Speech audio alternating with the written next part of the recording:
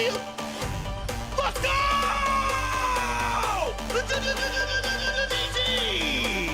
Look. Oh, I love you too. Huh? My eyes!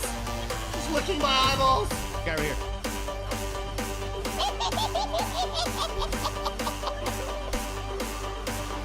What are you doing, bro?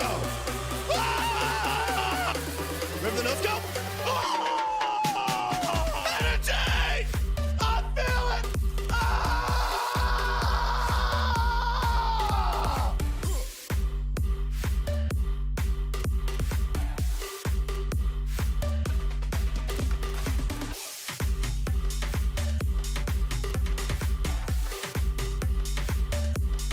I wanna be you, bro. Thunder Fury! Bro, are we nuts right now, dude? He is him, bro. I don't like the sound of that, dude. Ah, what do you even mean? Why would you make this game?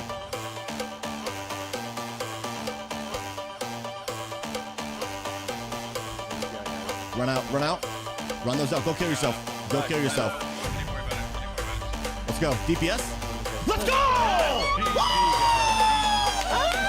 Let's go, baby!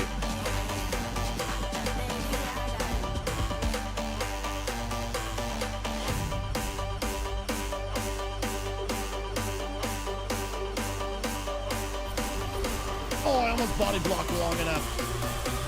I'm insane! Are you kidding me, bro?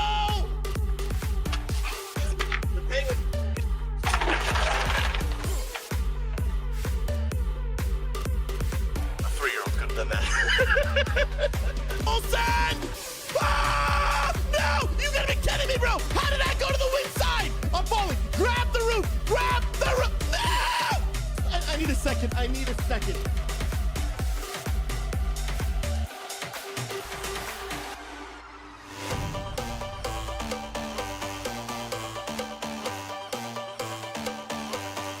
Get the grab behind us. Dude, look at all those concentrates, dude. All paladin range for the win, baby.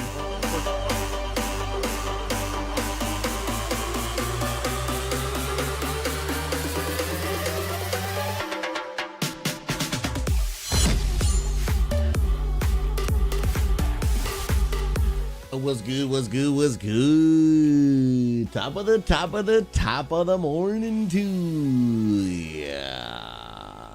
Bro, peep the new post in Fellowship, bro. I gotta check this out, dude. Let me just go ahead and pin that comment real quick and then boom.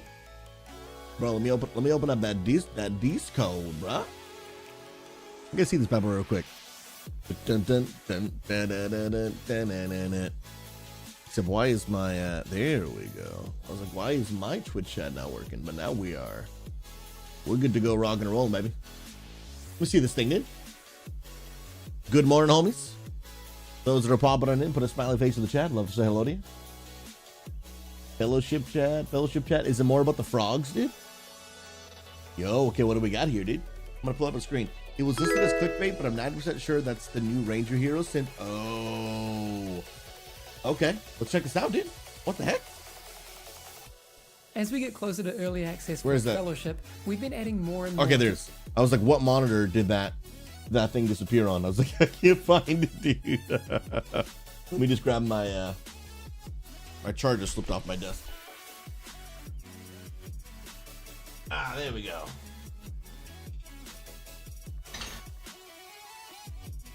There we go, man. Ox, how was your Thursday night, bro? Was it legendary? My wife and I had a nice chill date night last night. Played some WoW. Went for a nice walk. Good quality time. Lit, he did.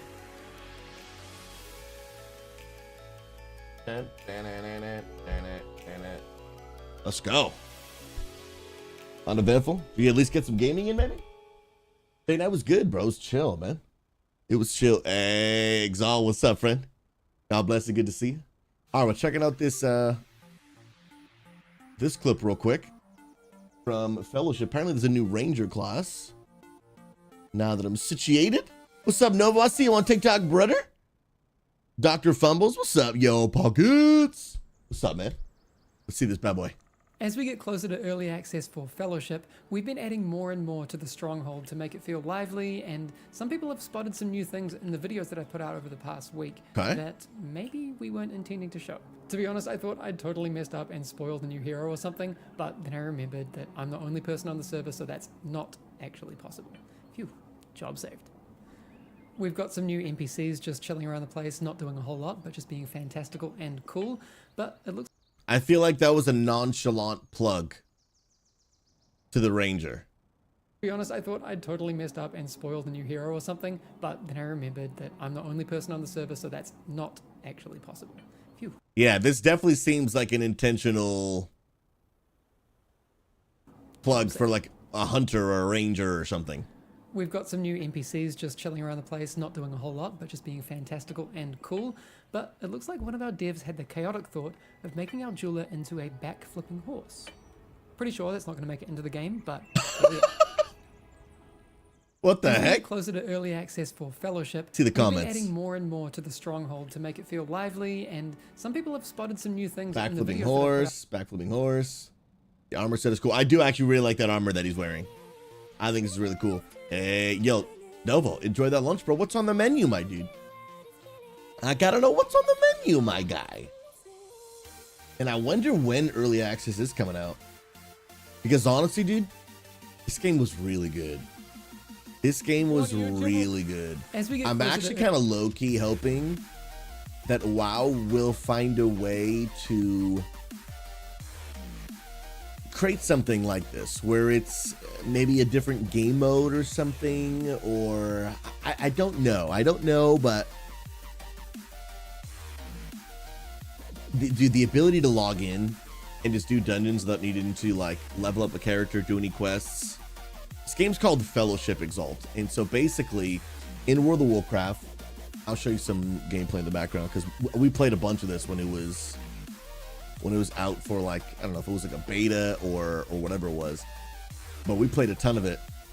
And basically, if you think of World of Warcraft and you think about Mythic Plus dungeons and raids, right?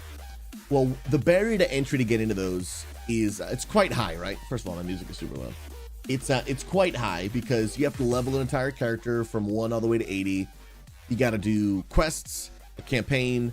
Then you have to get a bunch of gear before you can even really step into a Mythic Plus dungeon. So the amount of time, excuse me, before you get to even that content is pretty high. A lot of content. Well, this game has created something different, where literally you log in, you create a character, and when you create a character, actually, no, I should change my language. You don't create a character, you just pick a character. So think more like League of Legends. You log in, there's all these characters to pick from, but you don't customize them. You don't, yeah, like just like that. You don't, you just pick which one you want. You are ported into basically what feels like a town, a major city in World of Warcraft or mini MMOs.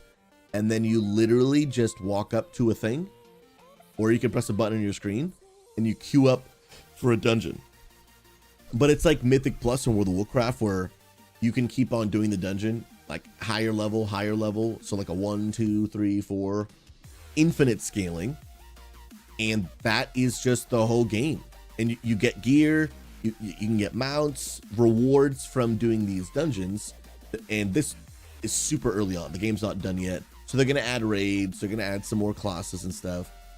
But it's basically like if you just enjoy the dungeon grind, but you don't want to do like a dungeon crawler or an ARPG, you actually want to play a normal MMO style game, but without all of the RPG elements that make it quite grindy and I have to do a lot of stuff before I can even get into a dungeon. This game solves that, and I'll be honest, bro, it was fun. Combat was good. It felt smooth. I enjoyed the graphics. It was a really enjoyable game. Oh, and well, the play test was free, right? But the game, I don't know if the game's gonna actually be free.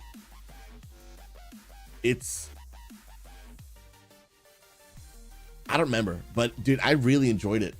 And I'm really kind of hoping Blizzard is going to find a way to implement this in a World of Warcraft. What's up, Sluda? God bless you, friend. Good to see you. I'm hoping they're going to find a way to incorporate it, man, because there's so much opportunity, at least I think, for something like this in World of Warcraft. Something like it. I don't know how, whether it's literally a separate game mode like Plunderstorm was, or what. I don't fully know. Again, I'm not a game developer. I don't have all the answers. Hoagie's not a game developer either, even though he thinks he can make better games. Hoagies, you're funny, dude. You're freaking funny, man. So, I don't know what the answer is, but I just know that it was really good, super convenient, and a ton of fun. And I think they should add it because I think it'd be super, super sweet, dude. I think it would be absolutely legit. Oh, reals, man. Oh, reals, bro.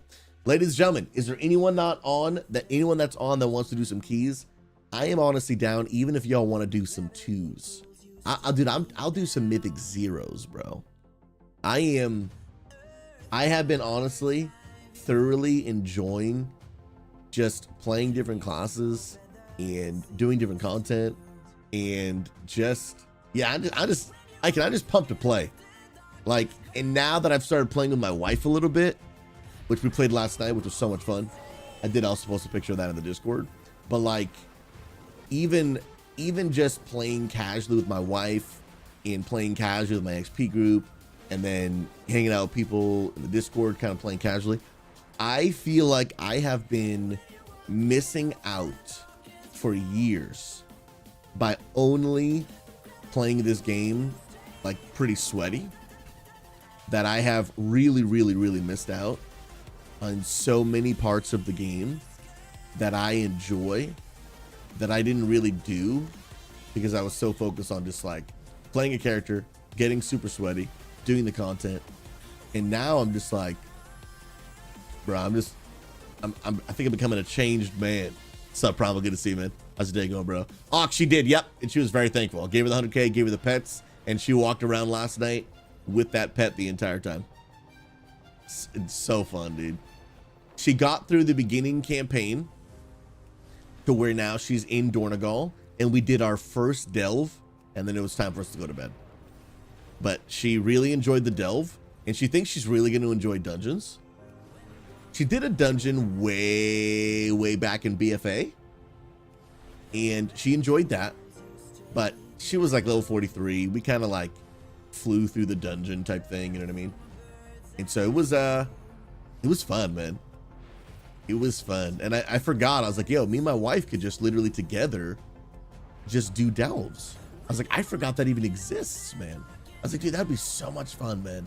And seeing her like laugh and chuckle over Discord when she discovers something new in the game just brings my heart so much joy. And yeah, just, dude, hits me in my feels, man. Yeah, like delves, for me, I prefer dungeons over delves for sure. And I prefer playing with other people than I do doing solo content. So without my wife, or without maybe playing with some people that want to do delves, I don't know if I really do many delves for me, because I'd rather do a dungeon. And especially now with the one button coming, which I'm very excited for, the one button rotation assist thing, and just doing like zeros and twos and threes, like it'll just be the opportunity to play the game because you simply enjoy it. Just play the game because you simply just think it's fun to play, rather than always feeling like, yo, I need to like get super proficient and crack in this class, and if not, then I can't play it. And that's kind of how I've treated WoW for a long time. And now I'm like, dude, now I just want to, yeah, I know, what a crazy concept. Imagine just like playing a video game because it's enjoyable. I mean, why would anyone do such a thing? Like, why in the world would anyone do that? I can't even. Like, why would they, man? Why would they? Let me see what eye level my Resto Shaman is. Because if anyone does want to do some lower keys, I'm totally down. But I wonder if my Resto Shaman is high enough eye level to at least try and heal something. I wonder if we could literally heal something. Yo, what's up, Marvel dude? I really need to get back in a WoW. It's been 1 month, bro. Come be a part. Right now is a great time to get back into WoW. It's mid-season, so all the content most people have access to. And if you can get some gear pretty quick, then you, I could totally do a lower key on this for sure. Absolutely. And you're going to be able to jump in and get some help, do some keys with some people. You could totally jump in, like a lot of our raid teams right now, because people have a lot of gear. If you don't have a lot of gear, you'd have to talk to the raid leader first, but they might be able to get you in and be like, hey, you know what? Even if your gear is a little bit lower, we can get you in because we have some people who their gear is like insane. So they'll kind of make up the difference. Come teach you, come get you, hang out. Like, it's a great time of the season. And then the 1 button rotation, dude. Bro, I'm excited because I might start raiding on like a ton of different characters throughout the season. Because I don't have to put in like 20 hours of research before I can play a class. You know what I mean? I can just go on, hit the 1 button. Now, here's the deal. When I play a new class, I know it takes me a few minutes to learn what all the buttons do. But what takes a long time is to understand perfectly how the rotation works and how all of your procs work. That's what really takes the time. But like learning the utility and learning your heals, like for me, because I've been playing the game so long and I understand it, and because I know a lot of the other classes, even if I don't play them, I know a lot of their buttons anyway. Like because I just been playing the game for so long. So like when I log on to a priest, even though I don't play it very often, I'm somewhat aware of like what their abilities are, what their interrupt is, what their buttons are. But also because of the way that I play, and I would encourage everyone to play this way if it's your cup of tea. I have keybinds that I use across all my alts. This will help you have your keybinds so much easier if you do them this way. No matter what class I'm playing, no matter what spec I'm playing, what tune, anything, all of my keybinds are exactly the same on all my characters, but not just the buttons, what I place them there. So for example, all of my stuns on all of my characters are my E button. All of my movement abilities on all of my characters are shift 3. All of my defensives on all my characters are shift 1, shift 2. All of my interrupts on all my characters are Q. Like I have a system of where I want my buttons. So then when I start playing a new class, I don't even need to like necessarily know like, yo, what's the name of the stun? And like, what's the name of the interrupt? I don't care what the name of it is. It's E. What's the name of the interrupt? I don't care the name of the interrupt. It's Q. Like they're all just the same buttons. So when I'm jumping back and forth between alts or playing a new class, it all ends up being the same. My movements, my stuns, my interrupts. I put all of my main rotations in the same area, defensive in the same area, cooldown. G is all of my offensive cooldowns. And when you start juggling multiple classes, that'll make things so much easier for you. Way easier for you. And it helps. That helps me a ton. So now, here's going to be the beauty for me. When the new one button rotation comes out, everything else I just said to you will apply. And then I'll just have that 1 button. So I could be on a hunter who I've never really played before. But tell you what, I don't need to know the rotation. I'm going to spam the 1 button. Oh, I need to disengage and get out of the way. I know exactly how to do that because I know what button that is, right? So for me, like something that makes you move faster is shift 3. So for me, this on my shaman is Ghost Wolf. On my paladin, it's the Pastor Pony. On my rogue, it's sprint. On my evoker, it's the, it's like the, what is called hover. All of those, like a sudden burst. But if there's a button that makes you kind of do like a leap effect, like on a shaman, gust of wind. On a warrior, heroic leap. On a demon hunter, whatever their leap thing is called, I don't even know. It's the button R. So like for me, because I do this, I will so quickly pick up new classes because again, all those buttons are the same. And then I just press 1 for my rotation. That's it. I'll be interrupting, stunning, defensiving, dashing, movement, all of that stuff. And then I'll just be spamming 1 to do my damage. and I'm gonna be able to play pretty much every single spec in the entire game at a proficient level. We got a new follow.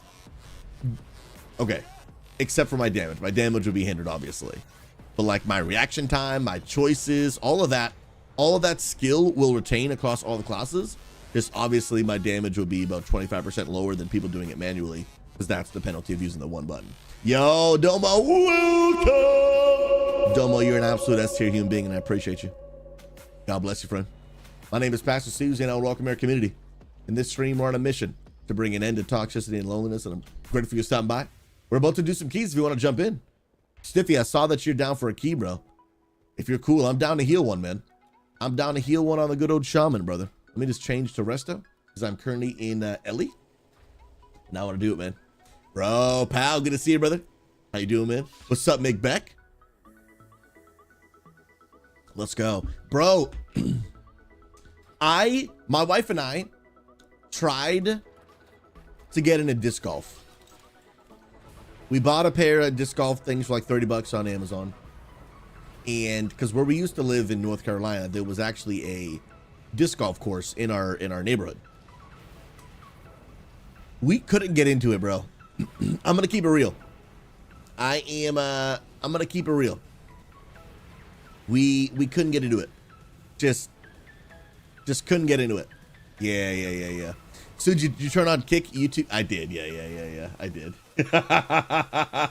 Yesterday, thankfully, was a fluke. But honestly, pal, one thing I DM'd my Mythic this morning. I have been trying to figure out how to live stream on Twitter.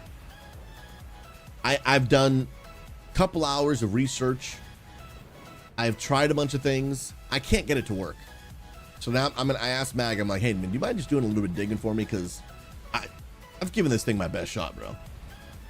And I just cannot figure it out. And normally, how to go live on a platform is not something I struggle with. Because, like, live streaming is like, you know, it's like kind of my thing, right? But for Twitter, I can't figure it out.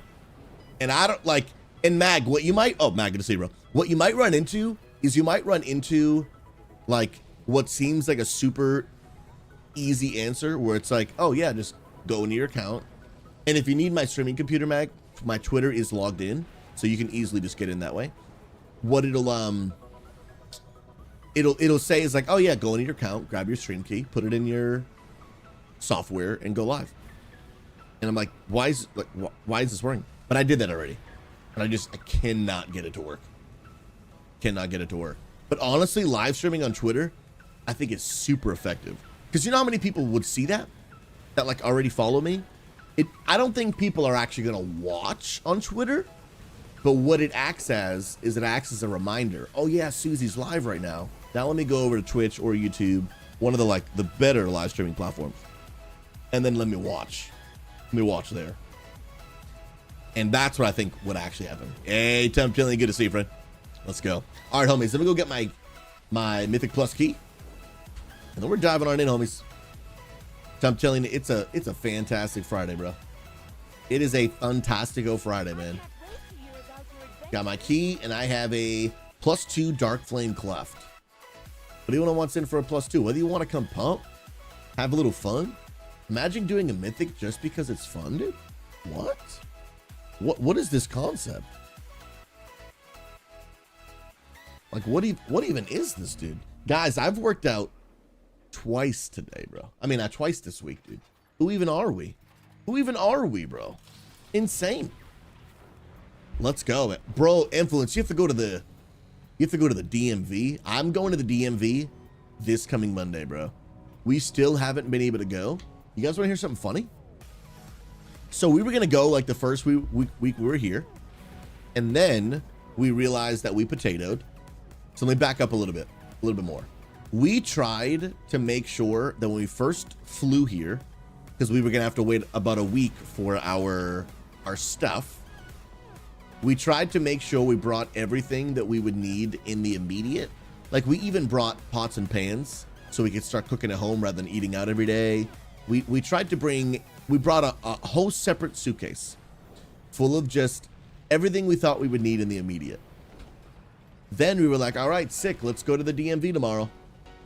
And then we were like, crap, we didn't pack our like documents.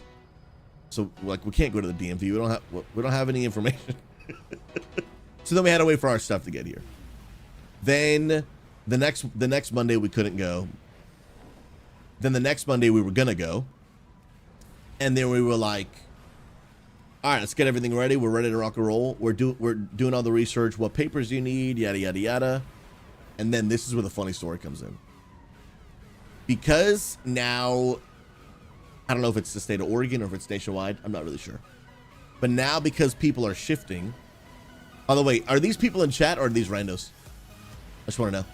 Now because the US, or at least Oregon where I live, is shifting to if you don't have a real ID after like, I don't know, some date this year, I think it's end of May, you can't fly unless you show your passport. So you can either show a passport or a real ID. Is that a nationwide thing? I'm not sure. And I was like, okay, well, that's cool. I'll do that. I had a real ID. Okay, it's nice. Okay, cool. Because I already had a real ID from Virginia.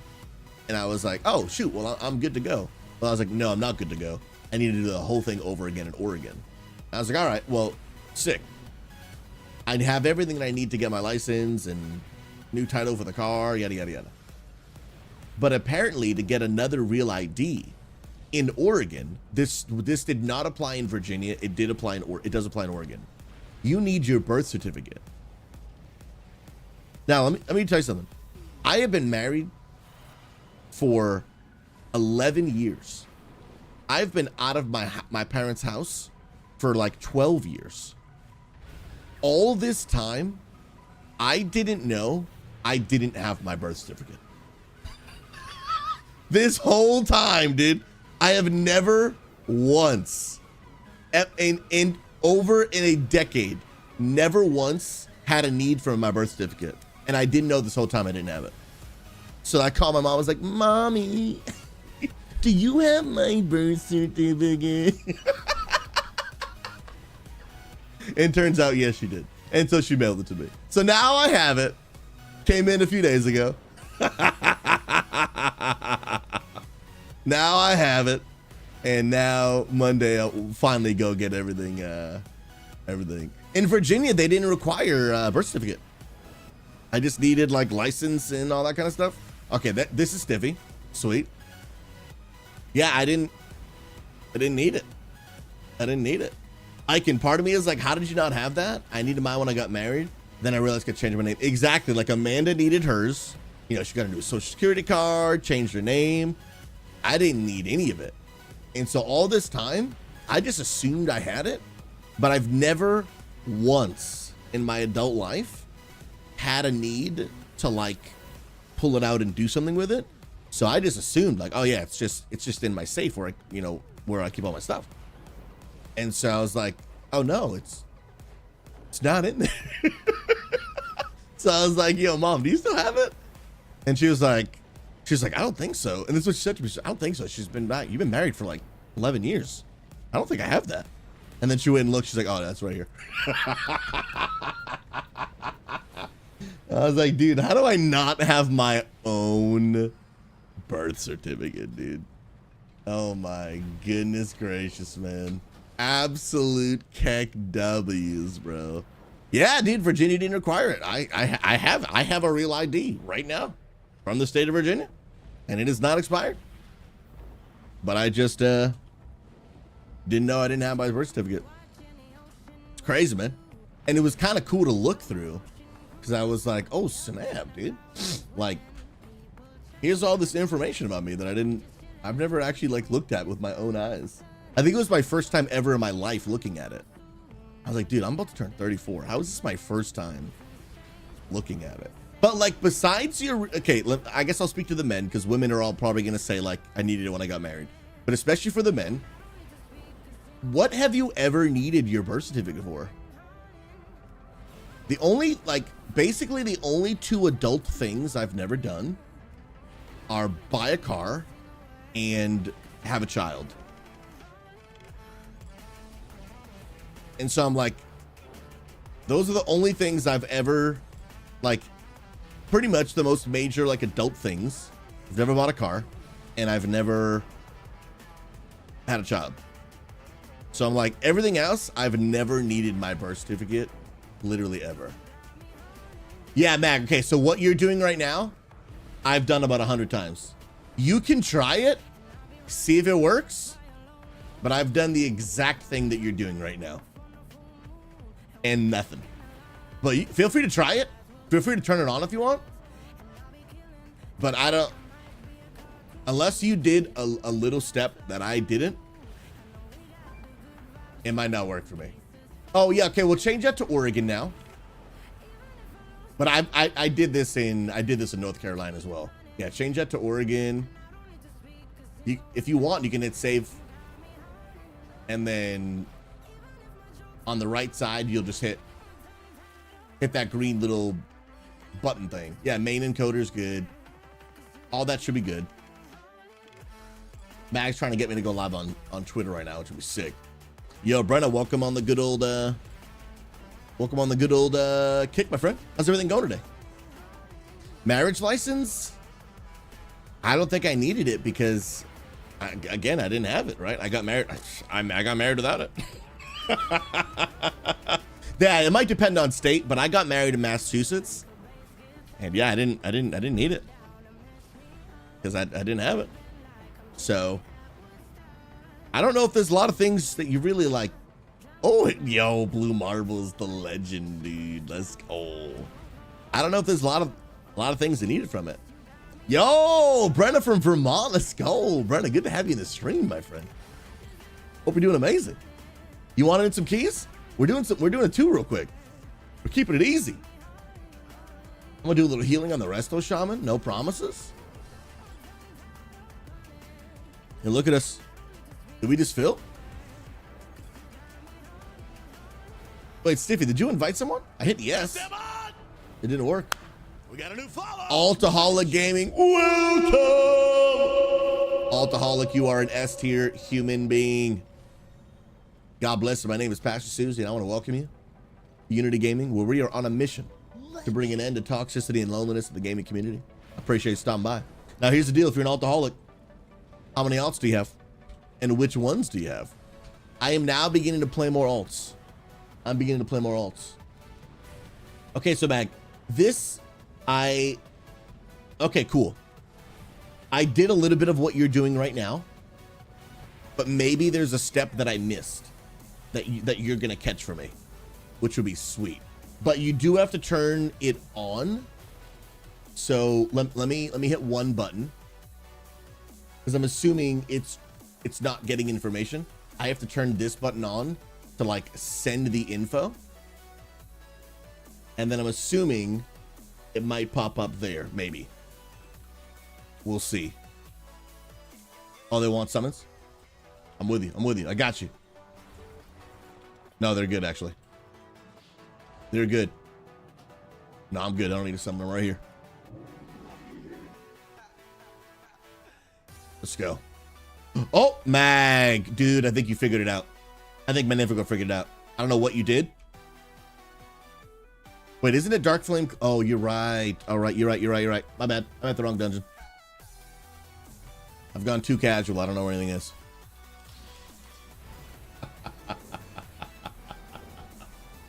Oh, Lord help us. Lord help us. Or just help me. I need his help every day of my life. Every day of my life. Mag, you are such a giga Chad, dude. My goodness. Oh, that is so legit, bro. So then, Mag, will I need to change that title every day as well? I'm assuming. And then I hit end. I wonder if it'll auto end when I end it on OBS. I guess today will be a test. It'll be Mag, thank you so much, bro. Guys, can we get hearts in the chat for Magnificor? I don't even know where my life would be without Magnificor. Dude's a beast, bro. Some things I just can't figure out, dude. Can't figure out. The dude's an absolute machine. And then let me actually just go, let me just double check. Actually, Mag, if you wouldn't mind, because I'm trying to fly, are you able to just go on Twitter real quick, just make sure it worked? Like, Am I actually live there? Everything looks good on our end. And Dark Flame is right there. I'm going, dude. Nice. Okay, perfect. Icon Lady confirms. We're live on Twitter. Let's go, dude. Oh, let's go, man. Let's stinking go, bro. Mag, thank you so much, man. I'm a little triggered because that was annoying the crap out of me, bro. And I had, oh man, probably put like almost 2 hours of trying to get that to work, dude. Not all at once. I tried like many times. And this morning I was like, dude, I need to do this Twitter thing. I was like, I'm texting my info, bro. I'll figure this out in 5 minutes. Now I'm like, should have just texted him earlier. Say sorry about that to the group. We should be good, bro. Am I in the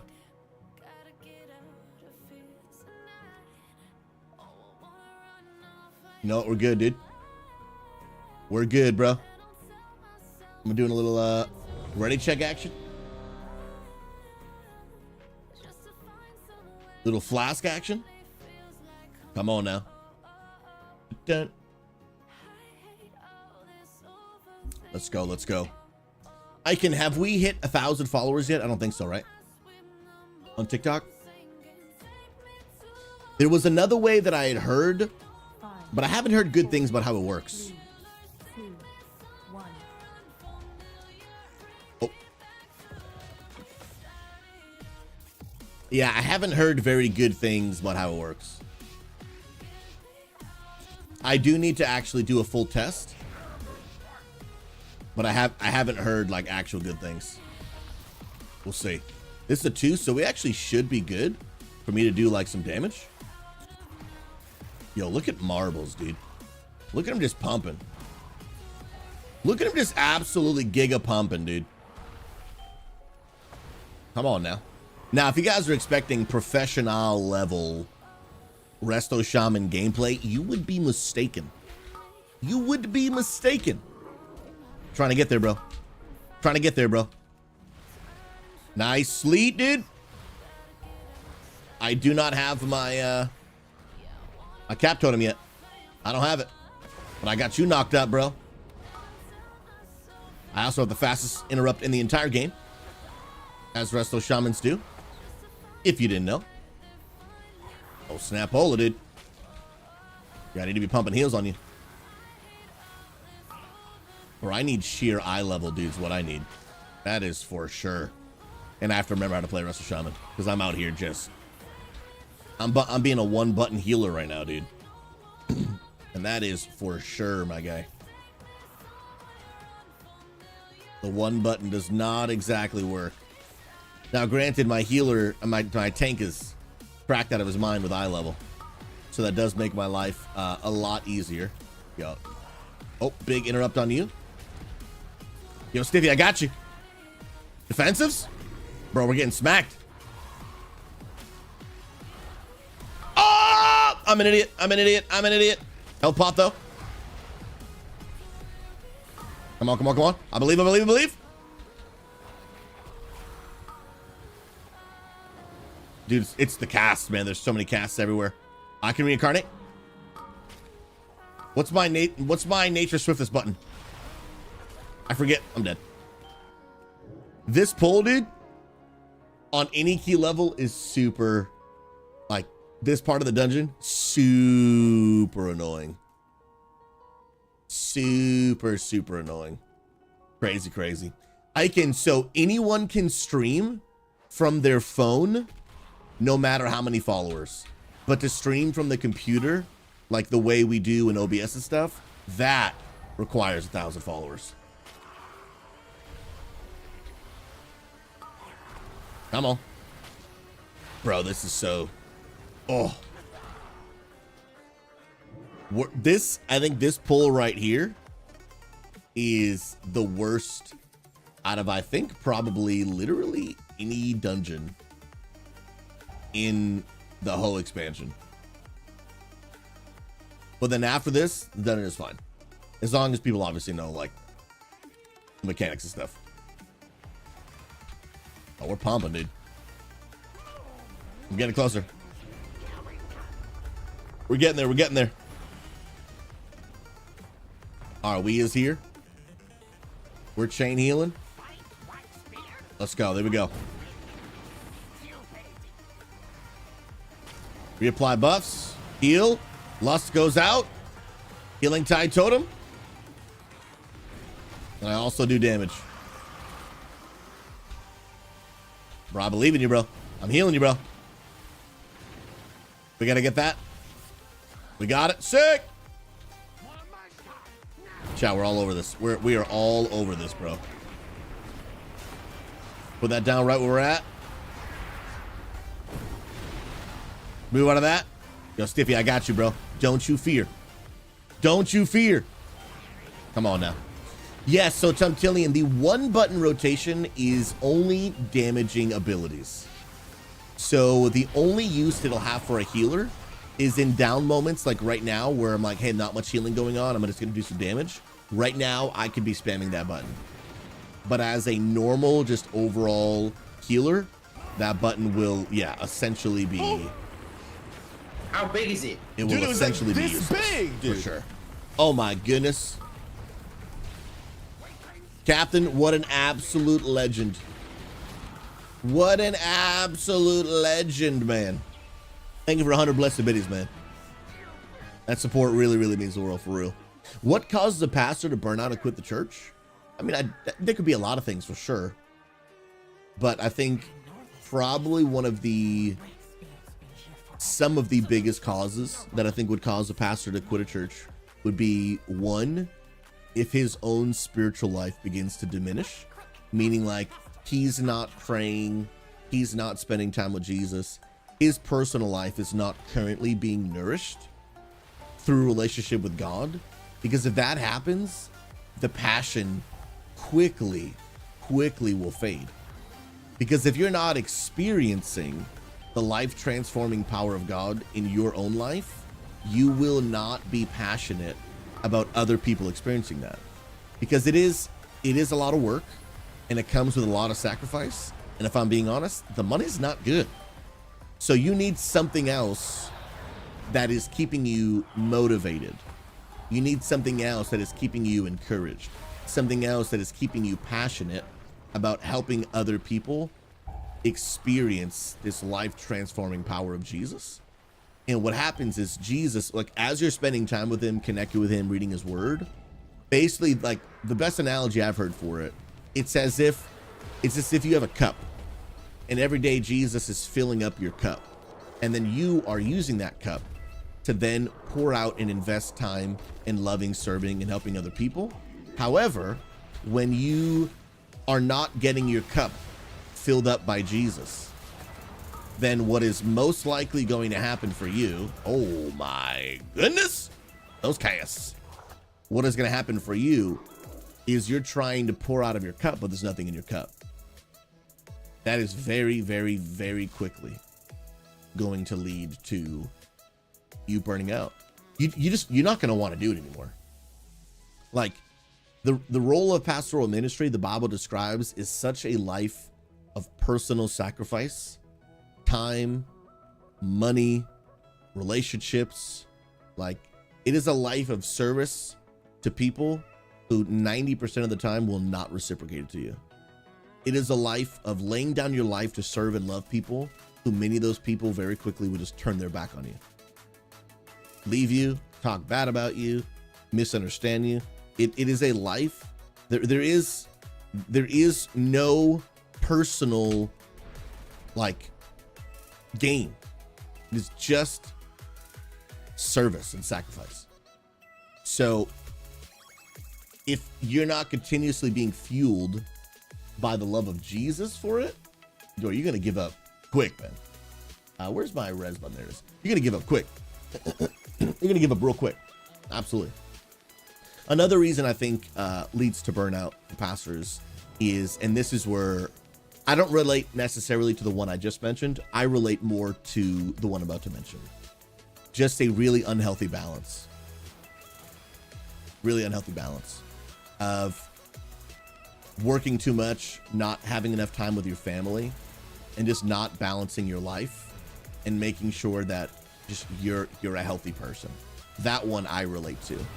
And if you're overworking yourself, because again, you feel the pressure of, man, there are so many people that need help, so many people that need encouragement. There's no shortage of work, and the role of the pastor is not a 9-to-5 role, and it is not a role that there's just like, oh, I can just like clock out and, oh, there's nothing happening right now. Now you have to be able to clock out because that is needed for you and for your family. However, there is a deep pressure to always be on, because there's always somebody hurting. There's always somebody that is struggling. There is always somebody that could use your help. There is always somebody that's going through something. And the more people that you have, the more chances of that are, right? Like, it's just more and more people, more and more needs. There's always something. And, you know, then sometimes you're dealing with, you know, people's expectations, where sometimes people think you should be available 24/7, which is not true or healthy. And if you let that become a reality for you, that will burn you out. That is the one that I relate to, of just not properly balancing my life. And I didn't let it burn me out. I was still passionate about doing ministry. Oh, this is not right. Oh wait, no, it is. But it led me to just become an unhealthy person. I became an unhealthy person. But it's your responsibility. It's your responsibility. Like, take care of yourself, right? It's no one else's fault. But that's also another hard part, right? Is that people want their pastors to like lay down their life to take care of them. And that comes at a personal cost to you and your family. And then if you allow you and your family to become unhealthy, well, then everyone is upset that you didn't do a better job taking care of your family. But sometimes it's hard because people are like, they wanted you to sacrifice so much of yourself, but then when you did it too much and then it became bad for you, now you're at fault because you didn't do a better job taking care of yourself. Well, it's like, it's a hard balance. It's a hard balance. So if you're not careful and don't do your best to take care of yourself, you will absolutely burn out. Absolutely burn out. So what I've just had to learn is that the only way to really stay healthy is to be okay letting people down. Because no matter what, you're gonna let somebody down. So am I gonna let down my family, or am I gonna let down at times the church? And I think the proper answer is like, you just have to always choose family. Obviously there's exceptions and there's always room for emergencies and things like that, but I've heard some people say like, dude, like when things go wrong, like I literally had someone say to me one time, no matter what my wife and I are doing, no matter what my kids are doing, if there is a problem, I will stop and solve the problem. Like, we do not agree, brother. I was never even that way. I was never that bad. I'm like, that's hardcore, bro. That's recipe for a quick little divorce. And I hope it never happens to you. Hope it never happens to you. Des Dwarf, also some pastors don't delegate enough. When they take time off, they still consider themselves on call. Bro. Yeah, I've never struggled with that. When I go on vacation, I literally tell my staff, unless something is like, unless the entire church is going to shut down in 24 hours, don't call me. Don't call me. Don't call me. Don't text me. Don't call me. I'll be back in 7 days. But it's also about properly delegating your team, right? So there's another deeper problem with that too, right? It's about properly delegating, training your team so that if you do go away, they can handle the problems that will inevitably happen, right? Like they can, I don't have any water, dude. They can handle the problems that will inevitably happen. Because if you don't do that, then yeah, you're going to need they're going to have to call you because you haven't trained them on how to solve anything. You haven't trained them on how to figure anything out. They are not, they're too independent, you know what I mean? Let's go. Someone is asking on YouTube and Twitter if you're not able to see YouTube chat. I should be. I turned it on. Like, intentionally turned it on. Oh, boss fight. Well, let me check after this boss. But thank you for that, Icon. No, dude, I don't have drinks, bro. I'm actually just throwing. I'm literally throwing, bro. Come on now. Oh, snap. Hold it, dude. Gotta get near here. Yo, break that candle. Bro, Resto Shamans are so fun, bro. They really just are, dude. Let's get some big pump and heals, shall we? Nice interrupts. You got those, then I got this one. I got this one.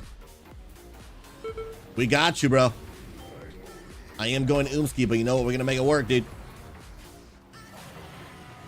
Oh. Little lust action? Yo, stand on my green circle if you can.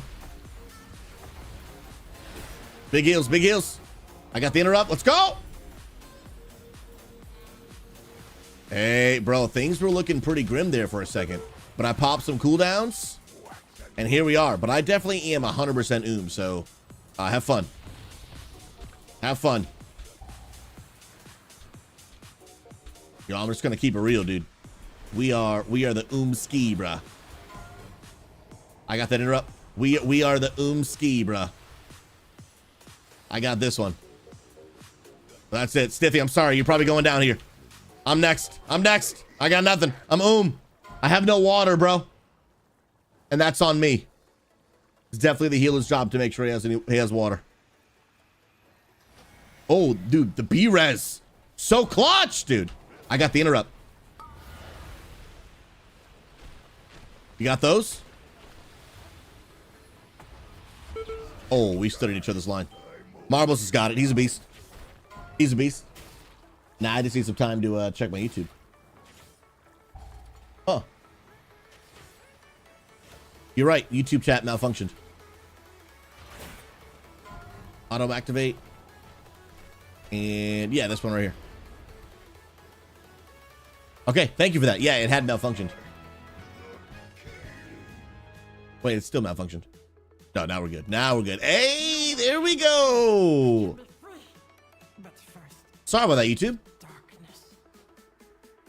We are indeed good to go now. Anyone have water? Because I definitely threw. Definitely threw. Yo, AJ Valdez. What's up, my man? Yeah, a mix of just not really being great at healing and then being is it's a tough spot, dude. It's a tough spot to be in, bruh. Oh, what a legend. I don't even know what you just gave me. Oh, he gave me water. Absolute Chadmeister 9000, dude. Water shield. Add water shield. Oh, I see the button. Oh, you're a legend. Does that help with mana? Ooh, you like that? You like getting interrupted, boss man? Courtney B, we're doing some keys. I'm on a Resto Shaman today. We're healing it up, baby. Guys, I think I'm just full sending the casual life and just enjoying WoW as a fun video game and not needing to be sweaty all the time. And honestly, it's giving me a whole new level of enjoyment for the game. It really is. It's giving me a whole new level of enjoyment. And I think it's one that a lot more people are going to relate to. Bro, like, I'm just playing alts and having a good time. You know what I mean? We'll see you back in a little bit, Fred. Like, I'm just enjoying it, man. You know, dude, like there's, and I have been a part of this, not verbally, but just through the way that I play. There is this both spoken and unspoken. Oh, snap. My dude's getting deleted. There is this spoken and unspoken mindset that if you play WoW, you should play it at a super high level And if you don't, then you're just a bad player and you're playing the game wrong, right? That is, unfortunately, both spoken and unspoken by when that's all that everybody does, right? So I do not believe that at all. I do not believe that if you don't play World of Warcraft and do Mythic Plus and are super high in Raider, you're playing the game wrong. False. If I don't pay, then I don't get to determine how you play. Okay, facts. But I do understand that when people watch a streamer and all that streamer does is like super high end. Oh, I'm trying to get the heals off. I'm trying, bro. And all that healer does, I'm sorry, all that streamer does is just pump like super sweaty stuff and Mythic Raid and all that kind of stuff. Whether you say it or not, it can kind of give off this like, this is what I should be doing. Like, I should be able to do content at this level. It can kind of make people feel that way. Like, this is the way people should be playing. And I know, because I've talked to people, it can almost make them feel like, if I'm not even willing to admit that I do keys unless I can do them at a certain level. I would just rather people just not even know that I do them. And I've never intentionally done anything to make people feel that way. But I do understand when I'm like, hey guys, like we're doing, today we're doing all 10s. And it's like all the people who can't do 10s, which is a ginormous percentage of all players who cannot do 10s. Then I'm missing out on the opportunity to play and serve them. And this is not to say I'll never do a 10 again. But it is to say, like, what does the majority of my content look like? What does the majority of how I play the game look like? And is it actually serving the goal that I'm trying to accomplish? And so, it's some good questions. It's some good questions I've been asking myself, and I've been really enjoying it. And I've been just really enjoying playing with a ton of different people, many of who are new to WoW. What's up, Necro Pally? God bless you, brother. How you doing, man? Akil, I have a fresh level 80-100. I come with DPS. Bro, come on now. Bro, if you want to get on in here, we get you in here, brother. Easy. Courtney, I love alts too. It's refreshing when you have work on a main semi-consistently. Yeah, like I like having my paladin that I know how to play at a pretty high level. But then I like just like, I'm on a resto shaman right now. I'm not very good. We're having a good time. Like we're just playing the video game because it's fun, And it's enjoyable. It is enjoyable, and I am very much looking forward to doing this more. Where is I just realized I never put on my shaman buff this whole dungeon, bro. The whole dungeon, I never put it on. F's in chat. Let's go. Okay, yeah, Manithar Marcus says, yeah. Trying to gear up to get into Mythic. Trying to do regulars and heroics, but everyone is doing Mythic Plus. Yeah. Like, sometimes people just need someone to just do, like, the other content with them. I'll pick it up. Move it. Let's go. I sit her up. Okay, they're going to get that one. Sick. I got a little cap totem. You thought you was going to cast. Oh, snap. Let's go. Big heals, big heals. Interrupts. Nice, dude. Wait, weapon healing enchant? Yeah, I ain't got none of that, brother. I'll pick it up. Ooh, bro, I just saved the day. Wait, no, I didn't. Someone else did. I respect it, dude.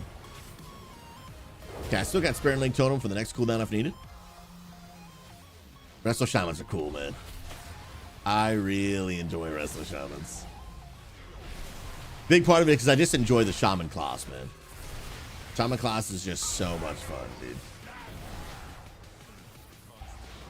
Bro, I got you. They got it. Sick.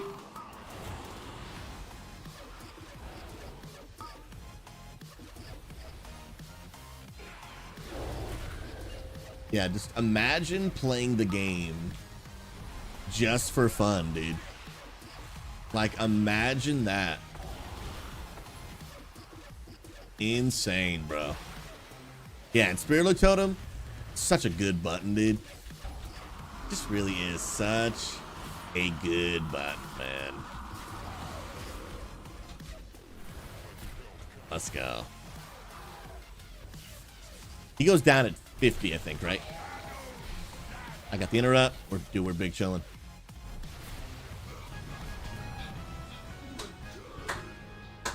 Let's go, baby. Let's go, baby. Bro, I want to try playing Priest as well, man. There's just like so many classes I want to try, dude. So many dungeons. Oh, so good, dude. So good, man. Hoagies, I need more classic in my life, dude. I really do. Wait, where's my macro at? Where's my macro at, dude? I need the macro. I gotta make sure I have this macro on all my tunes. Where are we at here? Where are we at here? Where is this bad boy? I need an open spot. There we go. There's one. Spam that macro, dude. Spam it. What did that key turn into? Turn into a 4 floodgate. Oh, shoot, bro. Oh, shoot, bro. Pockets, I want to try disc. I also want to try holy. And now with the one button, bro, I'm going to be able to try some freaking shadow, dude. For real. Going to be in the guild, do we have a raid team that does primarily Heroic Alley? I asked because my shaman could really use a few more raid pieces. In terms of which ones are on Heroic Alley already, I'm not entirely sure. We do end up with multiple teams doing AOTC every season. But are we already there? I think would be a question I might not know yet. I know normally Crit Happens gets AOTC. Solo Nomo gets AOTC.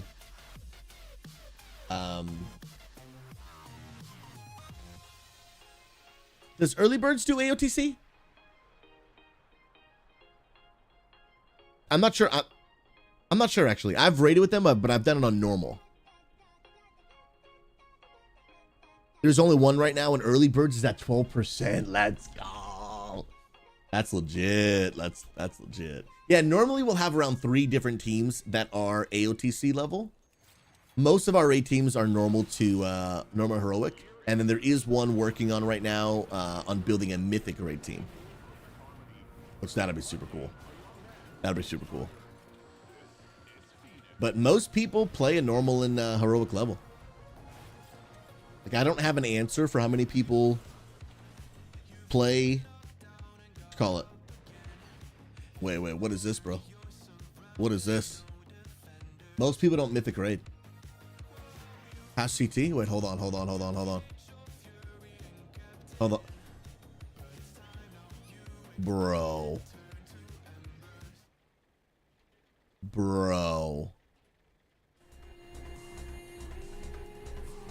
This is Pastor CT. He watches my stream like every day. He's a legend. We've known him for years.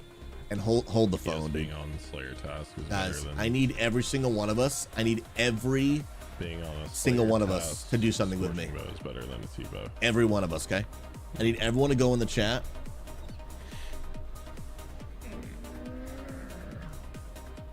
Yeah, that's true. Everyone Yeah, copy and paste that. That makes a difference. But we're going to do it all at the same time. I'm going to give us a countdown.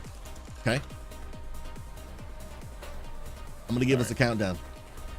Is he doing Zaya? Let's get it. Remember, Ivory got Oh, the Zulrah. first That's what it one, is. sure. True. This is what it looks like to do a solo boss in I still RuneScape. can't believe he pulled All right, y'all ready? Y'all, that is insane to me. We have a T-bow in our group. Nutty. I need to check that, but I'll check it. y'all ready? I'm going to count us down. 5, 4, 3, 2, 1. Go spam it. Everyone go spam it. That's his link in chat right there. Press CT. 0. Nice. Yo. What's up, Mr. SouZy? How's it going, sir? Go spam it. Good to Everyone see the spam it. legend And himself. then of course What's up, follow. man? Yo. What a Chad, dude. Working good. Thanks for the follow. Appreciate it. What's up, Photoshop? What's going on? Oh, we got all the people, dude. Oh my goodness. Yeah, what's going on, everybody? How's it going?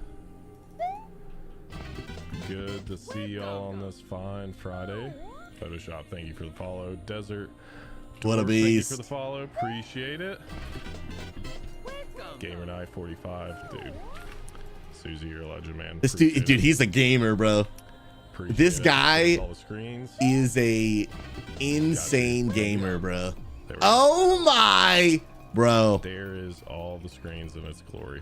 My brain cannot comprehend SouZy, I appreciate it, man. What you up to today, sir? this epicness. Appreciate you guys for stopping in.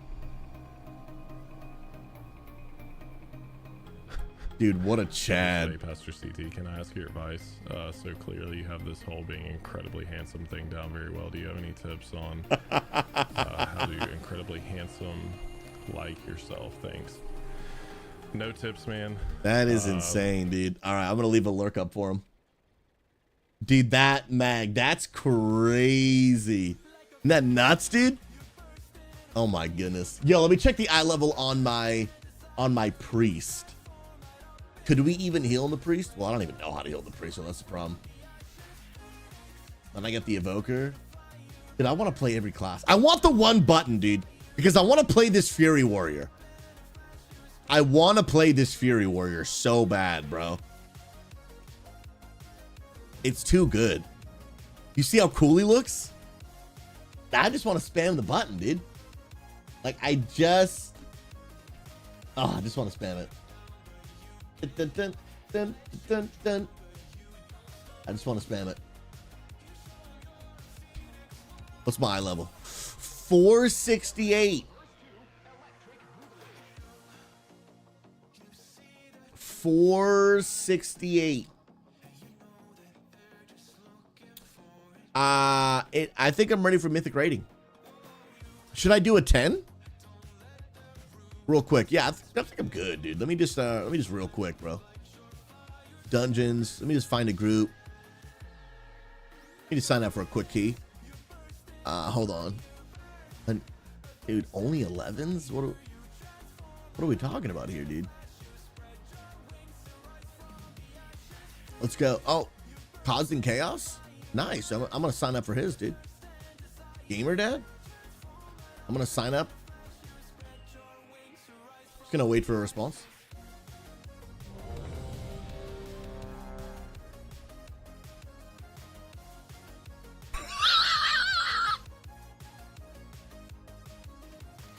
Bro, let me just real quick, dude. Real quick.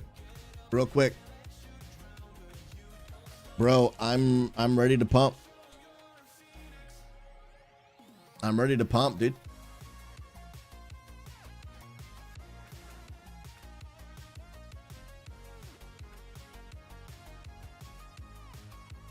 Dude, absolutely.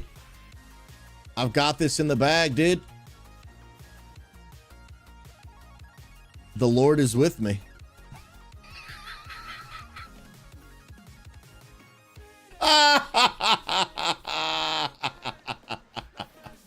I got into an 11 key at 468 eye level. JK, we're not really gonna do that. JK. It's a nice little clip though. Little clickbait. Bro, have a great day, man. LOL, dude. You love to see it. You absolutely love to see that, dude. 10 out of 10. Dude, the fact he accepted me just for the lulz is hilarious. Hilarious, man. Oh my goodness, bro. Yeah, no way that I'm gonna be doing a key on a 468. No shot, dude. No shot, bro. You know what I would also like to do? I've seen people do these like 0 to hero challenges where you go in at like super low eye level and do content. And that seems pretty fun. That I think I would enjoy. I did that one time on a DK during Dragonflight, dude. I went into like a +8 or whatever with like no gear. And oh my goodness, bro. It was hilarious. Gaming Dad, there he is, bro. Bro, you streaming right now? Bro, when you accepted me, I died, bro. I absolutely died. Are you live? I'll leave a lurk if you are. No, you're not live. He's chilling and gaming. Bro, I respect the off-stream grind, bro. I respect the off-stream grind, my guy. I do indeed. Yeah, by the way, let me make sure I buy some water, shall we? Now, can you buy the most current water from a vendor here? No, I don't think so, right? Can you? I don't think so. No, you cannot. Dude, this may be a noob question, but where does one even buy water, bro? Like, where is there just a straight up vendor? Then we're gonna pump some more heals, dude. At the inn? Oh, I see. Yeah, we'll do another one on my shaman. Browse your goods. And what are the most recent? That's health. Cheesecake. Lava cola. That's health. Health. I think it's lava cola. Right? 2.1.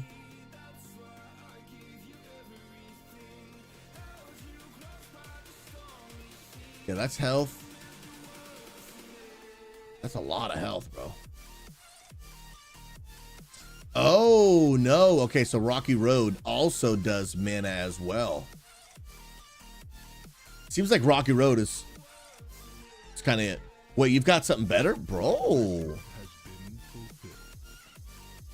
Kill, I'm going to make a group and you join us, bro. Right now, I've got a 4.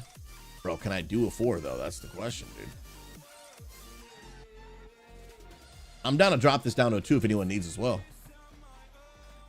Dungeons, pre-made groups. I'm going to start a group.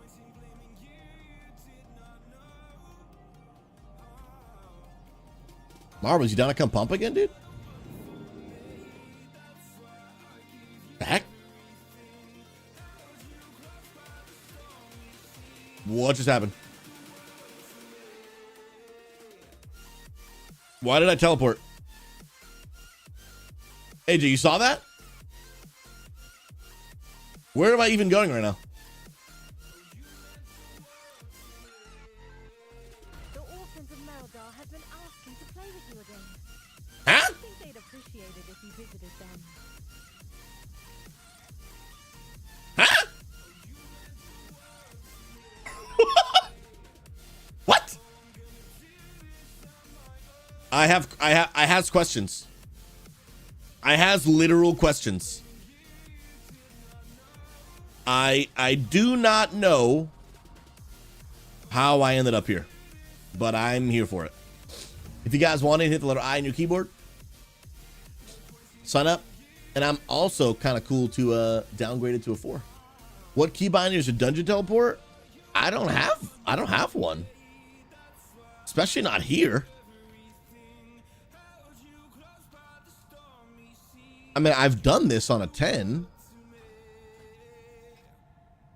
So I could teleport here, but I don't have it on a keybind anywhere. Which is weird. Necropally, if you want to come tank, I'm down for that, bro. I am totally down for that. Heck yeah, man. Oh, Mac, thank you for that, bro. Thank you for that. I'm gonna send this to Trenador. Let's go. Next long form. We got a new follow. Please and thank ya. Let's go. S tier, man. S tier. Yo, was that an Andy McKay? Welcome, my friend. Andy McKay, sincerely. Hope you know that you're loved and valued. You're an S tier human being. My name is Pastor SouZy, and in this channel, we are on a mission to bring an end to toxicity and loneliness in World of Warcraft and gaming. If you like lurking, hey, feel free. But if you like talking in chat, hey, let us know maybe what part of the world you're from, what games you play. Sincerely, I love to interact with people in a way that makes it feel like they're just another number below my screen and in my chat. But you matter, and I'm glad to stop by. Appreciate you being here, friend. Let's go. No, gaming dad, I've been, honestly, bro, I've just been full sending the casual and enjoying life with the community, man. There is still a Mythic grade team in our community, but I'm just, I'm not even on it. We've been full sending, bro. And honestly, dude, I've been enjoying it, dude. Not saying I'll never Mythic grade again, but it's been really fun, man. Just connecting, hanging out, chilling with the homies, trying new alts, and just vibing, bro. I've been enjoying it a lot, man. Enjoying it a lot. I think what I might do moving forward is I have 1 day a week or something where I actually do some higher keys, and then the rest of it just doing all different types of WoW content, whether it's lower keys, transmog runs, react content, like a bunch of stuff. To be honest, I'm not sure, Topillion. I'm not on it, so I'm not fully sure. Yeah, guys, if you want in, go ahead and request. I'm gonna get, dude, 670 eye level. My goodness. Sheesh. Crazy, man. Dude, you started raiding Friday nights at your guild. Let's go, man. Let's sink and go, bro. And then let me make my way over to you, Backfired. Okay, so I'm just gonna hurt the Dalaran. Not Dalaran, Dornagal. I'm gonna come to you. The key is a Operation Floodgate. And I'm coming back to Dornagal. I still don't even know how I got there, bro. Literally don't even know, dude. Don't even know. And then, okay, here's Necropally. Bro, what a pumper, dude. Absolute pumper, bro. It backfired. What do you got for me, bro? Oh, dude, what a Chadmeister. That is actually insane. That's gonna make my life so much better. All right, where did it go? Absolute legend, dude. But I do still need to actually buy like normal water, because that obviously that goes away when you log out. So I'm just gonna buy a ton of these. An absolute crap ton, dude. Now let me just speak on behalf of healers everywhere. Wait. Dude, Stiffy trolled me so hard, bro. He gave me water that restores 240,000 mana.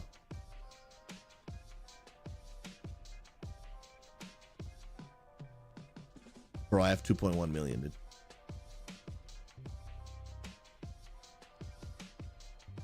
You're such a troll, bro.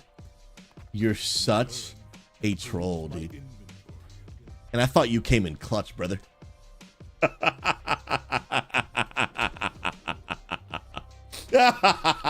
Stiffy, that's a good one, though. I respect it, dude.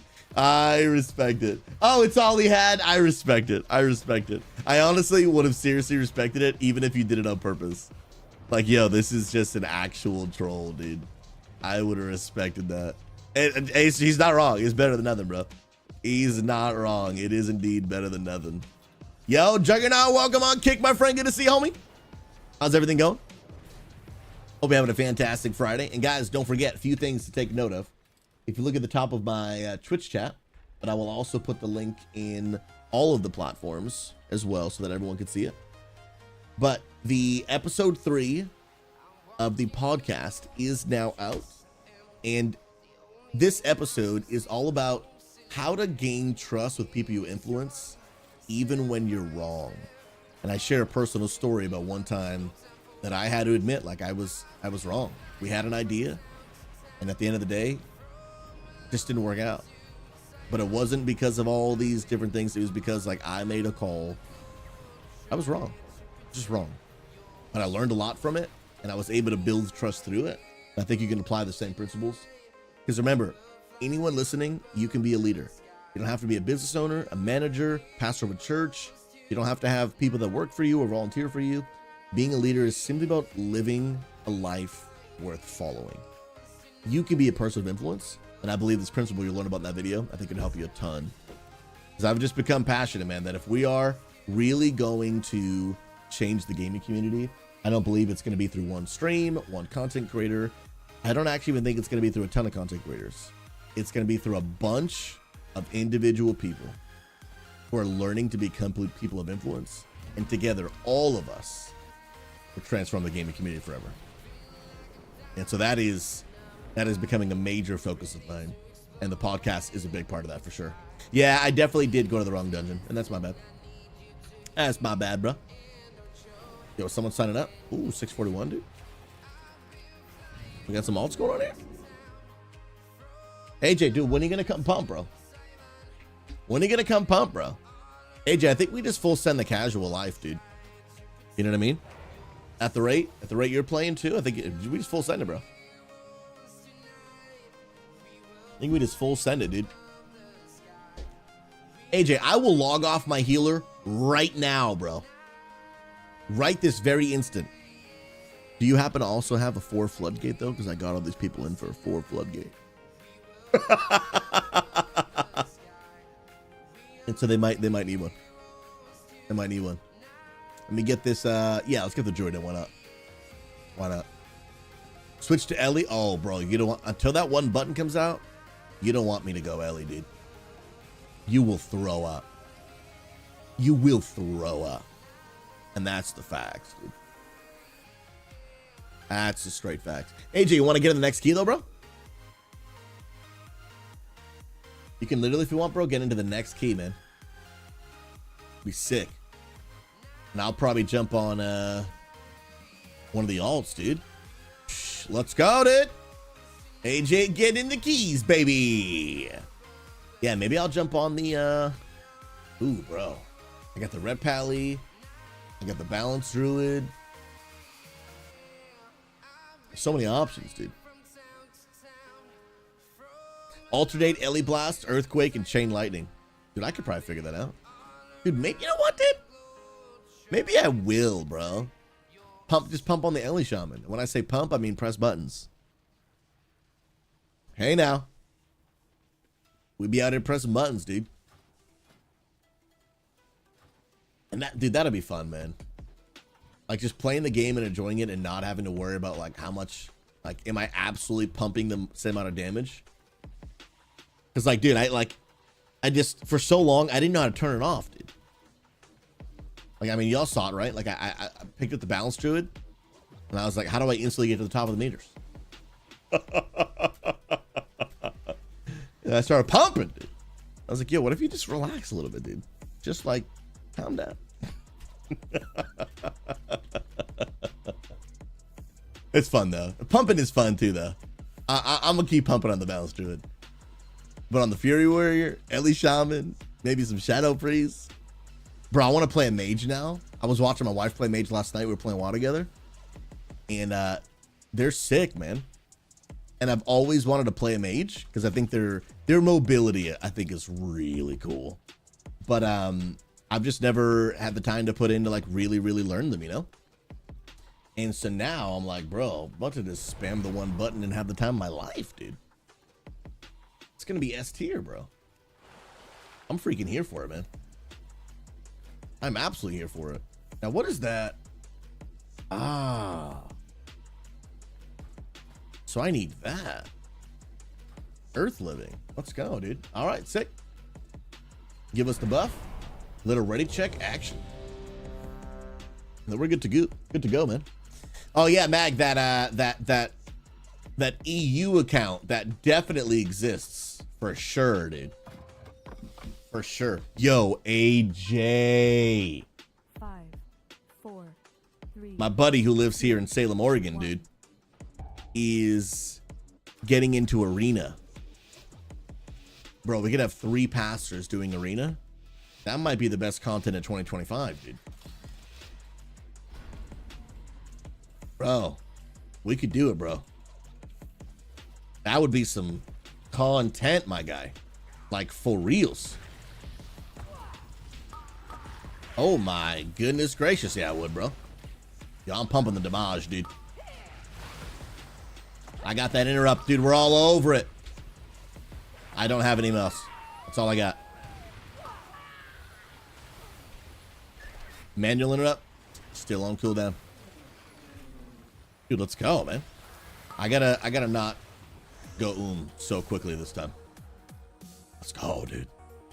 Hey, Jake 14, let's get it. What's up, man? Bro, I love seeing people on different platforms, man. It's so cool, dude. I just think it's so cool, man. I appreciate y'all a ton. Yeah, I'm knocking you all up, dude.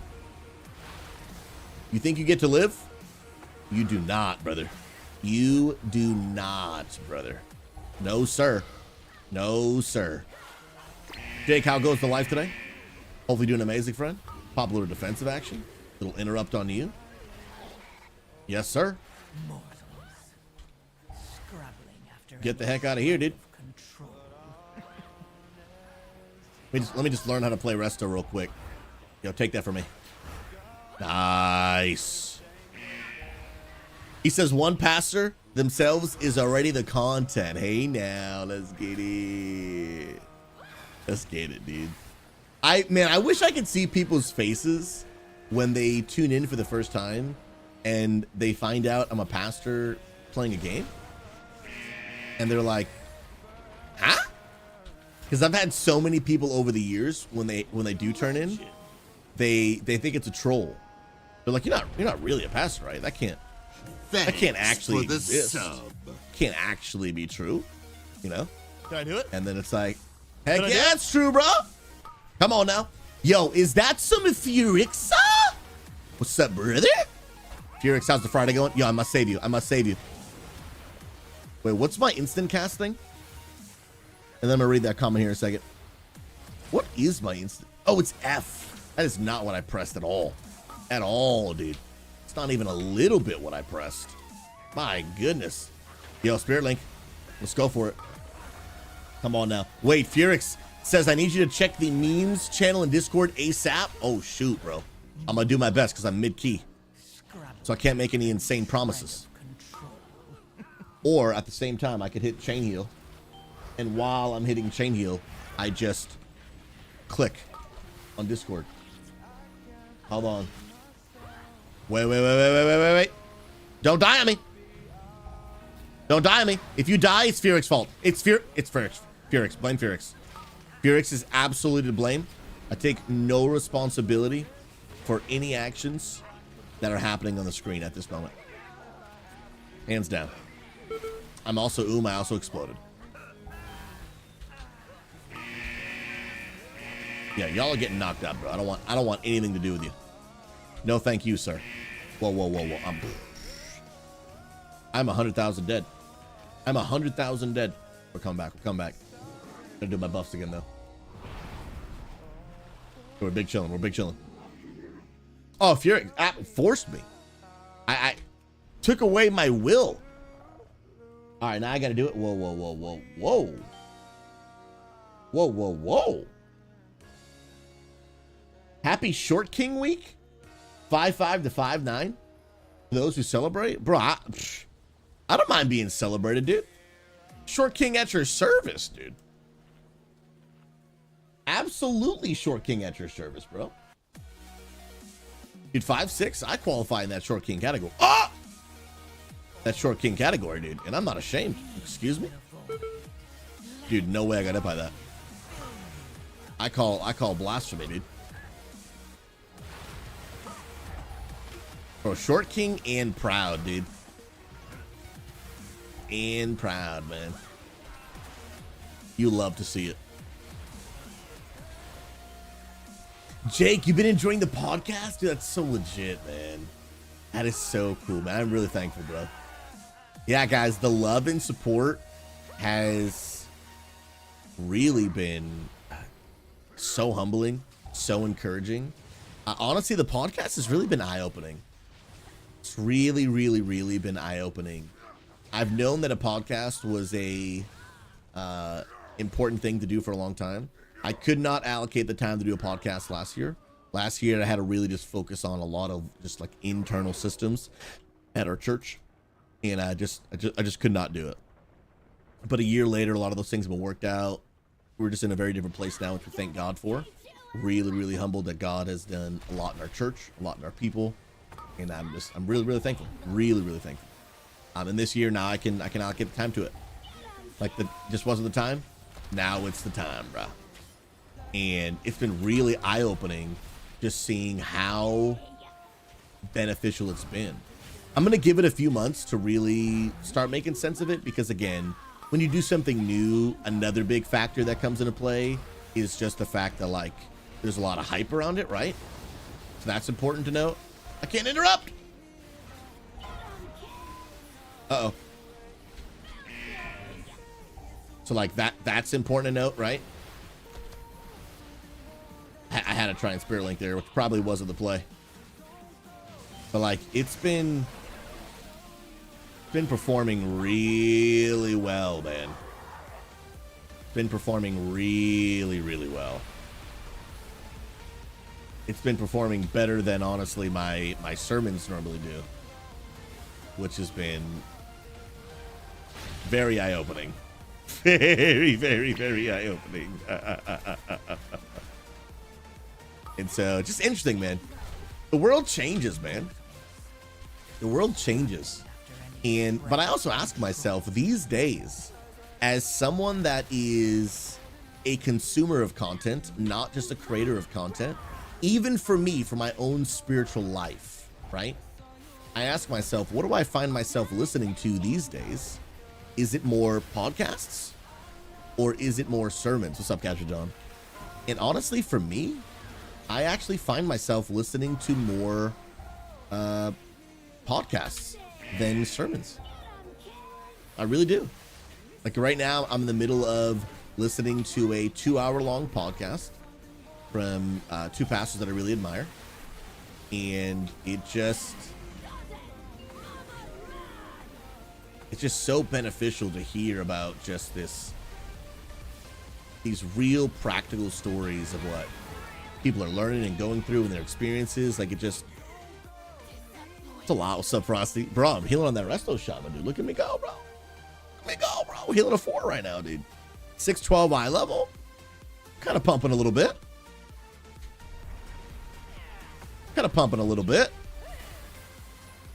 Oh, wait, this is the whole affix thing, isn't it? Okay. Or is it not? I'm not even sure, to be honest. I just put down a totem. I don't know what it does. Relocates or active totems. Okay. Well, I didn't have a totem down, so that did nothing. I literally did nothing, man. Jake, you love podcasts? Bro, me too, man. I listen to so many podcasts these days, bro. So many. Frosty, I'm healing, dude. Can't believe your eyes? I'll zoom in a little bit. Believe him, dude. Believe it. Believe it, bro. Because it's real, brother. It is indeed real, man. I got that interrupt. I'll pop myself so I can heal somebody else. Let's go.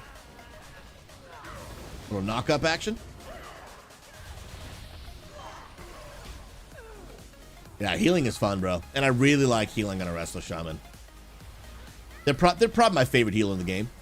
But then again, I haven't really given all of them like a real fair try. So I gotta do it more. Bro, Confliction. Brother, this is my mid-season request to pick up Final Fantasy 14 again. Bro, I gotta keep it real, man. I love Final Fantasy 14, dude. That game is so good. And one of our core council leaders, he just picked up Final Fantasy 14 again. And the other night we were in Discord. He's like, all right, guys, I gotta head out and I got a Final Fantasy raid. I was like, bro, I love Final Fantasy raids. I just can't juggle more than one MMO. I can't, dude. I just can't. And I'd rather play WoW Classic. Well, I mean, I don't know if that's fully true. That might not be entirely true. I'd rather play WoW Classic as a whole game. But Final Fantasy 14's rating, it is some of the best rating I've ever done, bro. Like it's different, dude. It's legit different. If you guys have never raided in that game, I highly recommend giving it a chance, because it is insane, bro. Like, for real. It's so good. No, yeah, I'm not pushing for cutting edge. I've decided to just, I'm actually not even on a raid team this year. I'm doing some raiding, but it's more just sporadic, hanging out with different raid teams in our community, popping around, just kind of saying hello. But I'm not even on a raid team. Maybe next season I'll actually join one. I've even thought about just doing one on my own stream, just one night a week. Just get some viewers in. Because one thing that I will say that I really do miss, I miss shot calling, man. I miss shot calling a lot. I love shot calling, bro. It's probably one of my favorite things to do in WoW. Here's the order which I would say my favorite things about WoW are. First of all, Arena. Arena is hands down my favorite thing in World of Warcraft. After that, then I would probably say shot calling in a raid, bro. Like, it is such a good feeling. Shot calling a raid. And then when you see people that are relatively like new and they don't understand like all that's going on, but because your call outs are just like so clear, they're able to execute on what needs to be done. Dude, it just feels good, man. Like, it just feels good, bro. When you see the big damage coming out and you look at what raid healing cooldowns are available to the team and you make that clutch call. Oh, dude, it's just so good, man. So good, bro. Absolutely the best. Maybe one day I'll play Final Fantasy 14 again, but I can't promise it'll be anytime soon. I love WoW, man. I love WoW. And I want to stick to what I'm good at.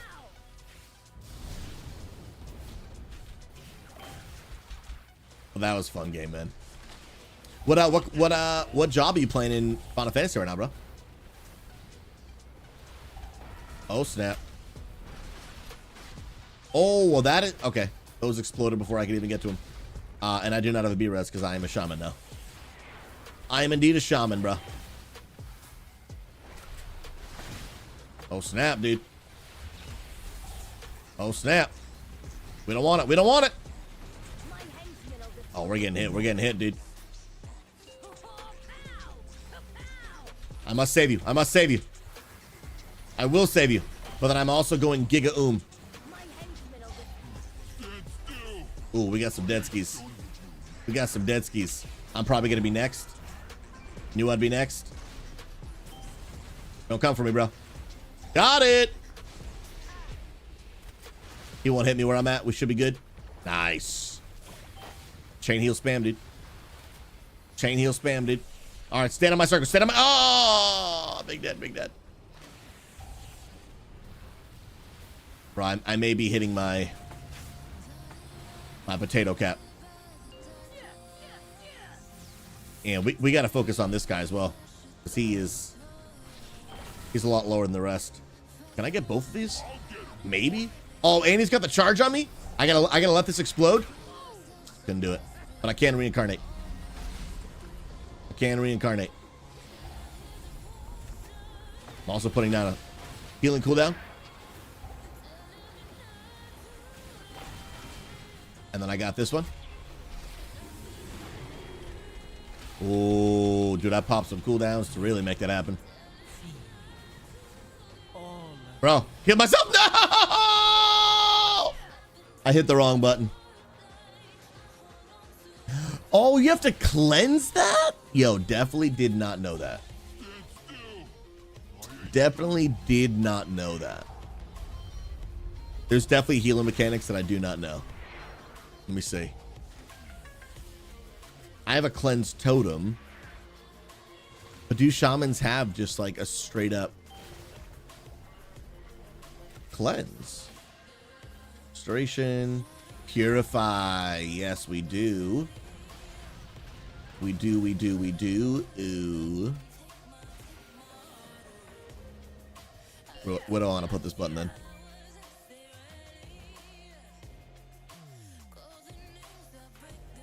Probably there. Okay, that's on me, homies. Apologies. I didn't know I was supposed to cleanse that. Oh, we'll get it this time. We got it in the bag. Let's go. Frosty, now that you're healing, does that mean you're bringing the shaman instead of the boomy? No, dude. This is 6'4", 6'12", dude. Literally 6'12" eye level, bro. This dude is a sack of potatoes, bro. For what boss are you guys on, man? Oh, shoot. Oh, shoot. Okay, we got this in the bag. We got this in the bag, dude. Put that on you. Big heal. It is definitely hard for me to heal when everyone is spread like this, too. Harder, anyway. But that's part of the fight, dude. That's just part of the fight. Okay, so I see him. That's on me. That cleansed it. Okay, now I get it. Now I get it, dude. Did not know that needed to be cleansed, bro. That makes a huge difference. Yeah, that makes a very, very large difference. Get to a bomb. There is no bomb, so I'll just cleanse it.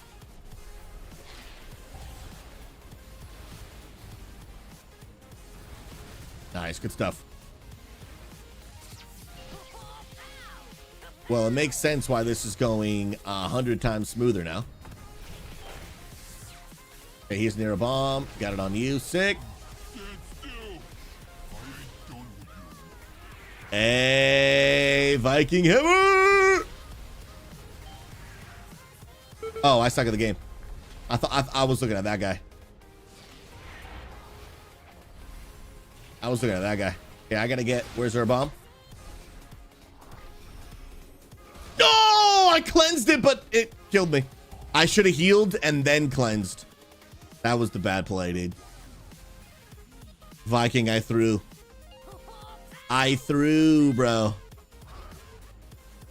Yeah, I used to have what I really miss about using LVI was the fact that it would show built into the UI. It would show, you know, like debuffs and stuff. It doesn't work as clean in the default UI, which makes me sad. I think the UI, the default UI has a lot of potential, but I do think that it still needs some work before it'll really be up to par. And not give people a reason to not have to download some other add-on. They definitely still need more. Oh, snap. Did they pull those? No, they did not. I'm coming, though. I'll be there. Start with a cap totem. Let's get it. And then chain lightning, baby. Yeah, shamans, dude. The shamans are so cool, dude. They're so freaking cool, man. Nice. I got a knock up here. We probably don't want to use all of our CC because the next pull is going to be sweaty.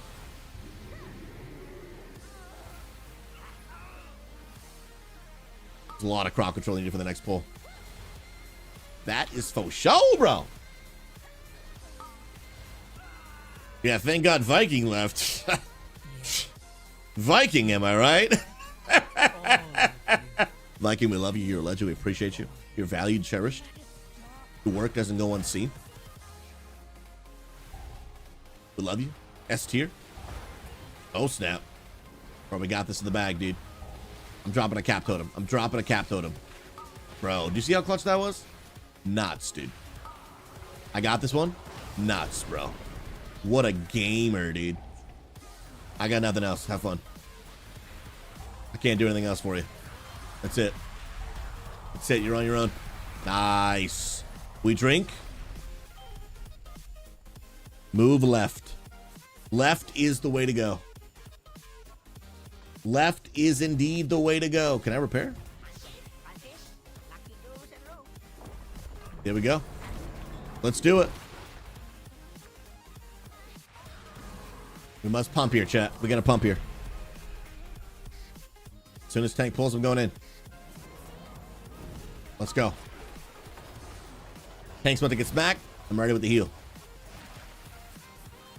I'm actually about to put a square in my head. We move, we move, we move. Let's go. Oh, we're getting hit harder right now, dude.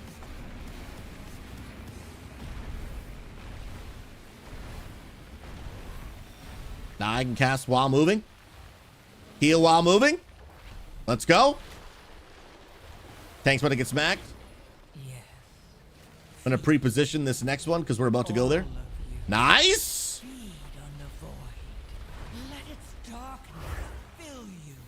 Bro. Shamans are so stinking cool, man. All right, stay together as a unit. If anyone gets hit, it'll get hit for 20% less damage. Oh, you'll love to see that, bro. Pre-position this already. Let's go. Another totem right there. Bro, we're making moves. We're making moves, baby. And I have one more major cooldown ready, which I'm going to use right now in case we need it. Instant casts. Let's go. I can finish this cast and then move. Bro, Giga Gaming is happening before your very eyes. And chat, that's all she wrote. Chat, that's all she... well, I can't help that. I can't do nothing about that. You know what I mean? You know what I mean? I would say executed.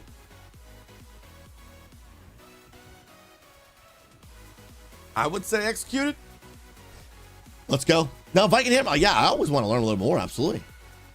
Weave Riptide with Chain Heal. Each Riptide decreases the cast time and increases healing of Chain Heal. Oh, you balance those two spells with Healing Rain and it's chill mode. Oh, shoot, bro. You have one go right here. If we go right here, it'll be pro status. Bro, okay, so balance that. Where is this? Where's this person? Let me read this again. Wait, hold on. Gotta keep people alive. Keep it alive, homies. Big heals, big heals. Oh, we're big chilling, dude. We are big chilling. So you balance those with Healing Rain and it's chill mode, dude. Okay. So weave in the Riptides. Yeah, and I'm definitely letting some Riptides, like, stay off cooldown for way, way too long. Way too long. Like, I have an extra charge right now. I've got to make sure that I'm actually using it when it's available. Otherwise, I'm just throwing, dude. Drink a little bit. Bro, you might go back to Prez. That was your first main. Let's go, dude. Preservation is something I've played a tiny bit about. And honestly, dude, it's mad fun, bro. It really is mad fun. Oh, shoot, bro. You got slapped up a little bit, dude.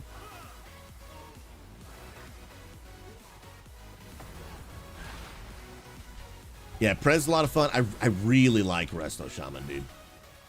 Like, a lot. But I like Holy Pally. I haven't really tried much of the Priest specs, to be honest. And I would like to, bro. I would like to try some of the Priest specs. Yeah, I got 2 Riptide. Oh, I see what you're saying about the reduced cast time, bro. I totally see what you're saying. That's legit. If you went Priest again, you would go Disc. I want to try Disc. The concept of Disc has always interested me, but I've just never tried it. I have to actually just give it a try. And I would very much like to do that. And honestly, bro, taking a more casual approach and playing with more people, I think it'll allow me to actually, you know, like, play a bunch of different classes and enjoy it. and just have a blast with the game, man. All of you. For real. Feed on the void. Let its darkness. Yeah, Resto Shaman is... I really enjoy the toolkit. I really resonate with it, dude. And I think the animations are so cool, bro. I think they're so cool. Oh, Mistweaver's another one I really want to try. The concept seems super cool, but I've never tried it, so I don't know how it actually is in practice. But it seems like an absolute blast, dude. Yeah, I do like that. Like, Resto Shaman seems pretty straightforward. Like, it just makes sense. Now, I would say that I think Holy Priest is probably the most straightforward. I would think maybe. But I really like Resto Shaman a lot, dude. Like a whole lot. Oh, snap hola, dude. Gonna weave in my Riptides, dude. Gotta weave them in. TikTok just shut off my stream and I don't know why. Scrabbling after any shred of control. I don't know why, dude. TikTok, why must you be this way? Why must you be this way? Yeah, when everyone stacks up close, dude, literally makes my life so much easier. I am so it's actually insane. Yo, let me drink real quick and then we'll be good to go. Due to inactivity, TikTok, I couldn't even be more here. I literally couldn't be more here, bro. I'm as here as it gets, bruh. I don't know what you want from me, dude. Yeah, everyone try and stack a little bit if you can. Oh, I weaved in a Riptide there. Let's go, let's go. The healing is good, brah. Do a little damage. Tank's about to get smacked. Riptide on him. Does all it needs, bro. Nice. Little Riptide on you. Riptide on you. Leaping Sparks. Come to me. Come to me. I dare you. Let's go. Now, what if I was really a good shaman, what I could be doing right now is throwing out some, you know, whatever that totem is that makes you run faster. Ooh, sorry, bro. I couldn't help you. Ooh, I could have done the insta-cast, but I did not. I threw, actually.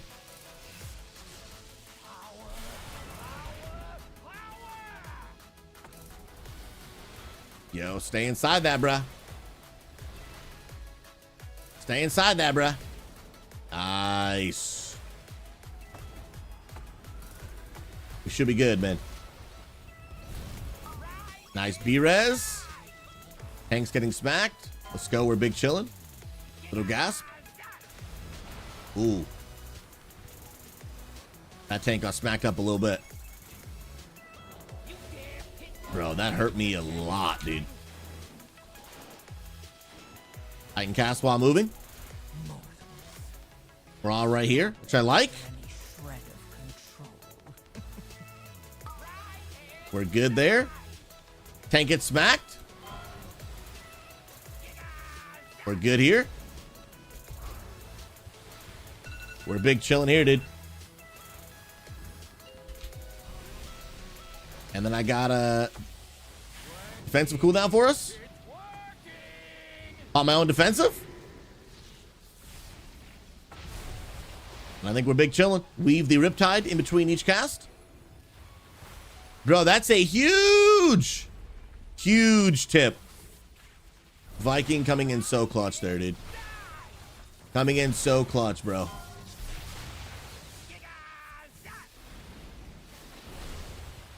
And are we gonna time this, bro?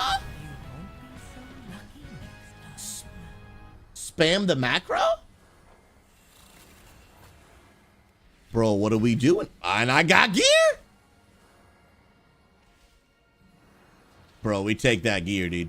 We take that gear every day of the week, good sir. Yeah, let this one guy die. I think this guy stood in bad, I think, maybe. No, I think the other way around. I think Luna stood in bad, backfired. I could have used my instant cast heal, like the, what is it called? Nature Swiftness to turn your next cast instant, but I just didn't react fast enough. So that was on me. And after backfired gave me cookies, man. Oh, am I gonna res him? Yeah. That's a thing that healers should do. Yeah, my bad. That's definitely a thing healers should do. Absolutely. Yep. The one thing I will say that I transferred from my tank knowledge and gameplay over to my healing gameplay is there are moments where I'm dying and a teammate is dying, and it doesn't seem like there's enough time to save both of us. So I just health pod and heal them instead. And I can do both very quickly. That's something that I'm like, because I play tank and like health pod is just such a part of my core gameplay now that I've transferred into my healing, which is kind of fun, dude. That I enjoy a lot, dude. All right, chat, it's time to stand up, bro. It's time to stand up. Oh, bro, kill no more, dude. I'm over here figuring out what buttons do as we play, dude. We're chilling. We are legit chilling, bro. Don't you fear. Don't you fear, my goodness gracious. And what did that key turn into? Turn into a 5. Can I handle a 5? Not sure, bro.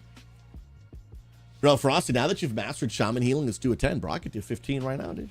I could do a 27, dude. Let's pull out a quick 27, world first, right here on the SouZy Live channel, dude. All right, AJ Valdez is getting in. AJ Valdez is going to be our actual healer because I'm a sack of potatoes. Yo, by the way, Gaming for Dad. Gaming Dad, I got you with a hydrate. Appreciate you. Yo, hear me scream. Welcome on TikTok. God bless you. Oh, it's Zenatonic. What's up, man? Bro, there's a PvP event. I know you're asking we should PvP sometime. There is a PvP event in Unity. Let me just double check the date for you. And if you guys are ever wondering when our events are, just go to the Discord and you'll literally see it's just the very first channel. Very easy. Go there and you'll see. I think it's the 24th, but I want to be mindful. Let me see. Hide and seek on the 17th. And then yes. Okay, I was right. The 24th, there is a PvP event here at Unity. It is gonna be so much fun, dude. I love PvP, and I just need more reasons to just do it and do it and do it. And you're more than welcome to come hang out. Yo, Akil got you that phone quest, bro. AJ Valdez got you that invite. Let's go. Hide and seek's gonna be a blast as well. Let me see the day that again. On the 17th. Yeah, I think unless something comes up between now and then, I think I'm gonna be able to make it. Which is gonna be pretty cool. I'm actually very excited. Frosty, since this PvP event is against each other again, are you and I gonna gang up on Coach? Bro, I am down to just get 7 people to just destroy Coach, dude. It's what it's gonna take. It's what it's gonna take, man. We're gonna have to all gang up. It's Coach kind of cracked, dude. Kind of cracked, man. Oh, reels. All right, friends, who wants in for even a 5, dude? Let's get you in, bro.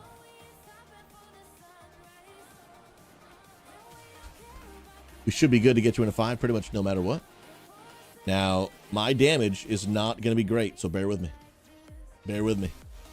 Bro, the all-out brawl last time was hilarious, man. Dude, it really was, dude. It really was.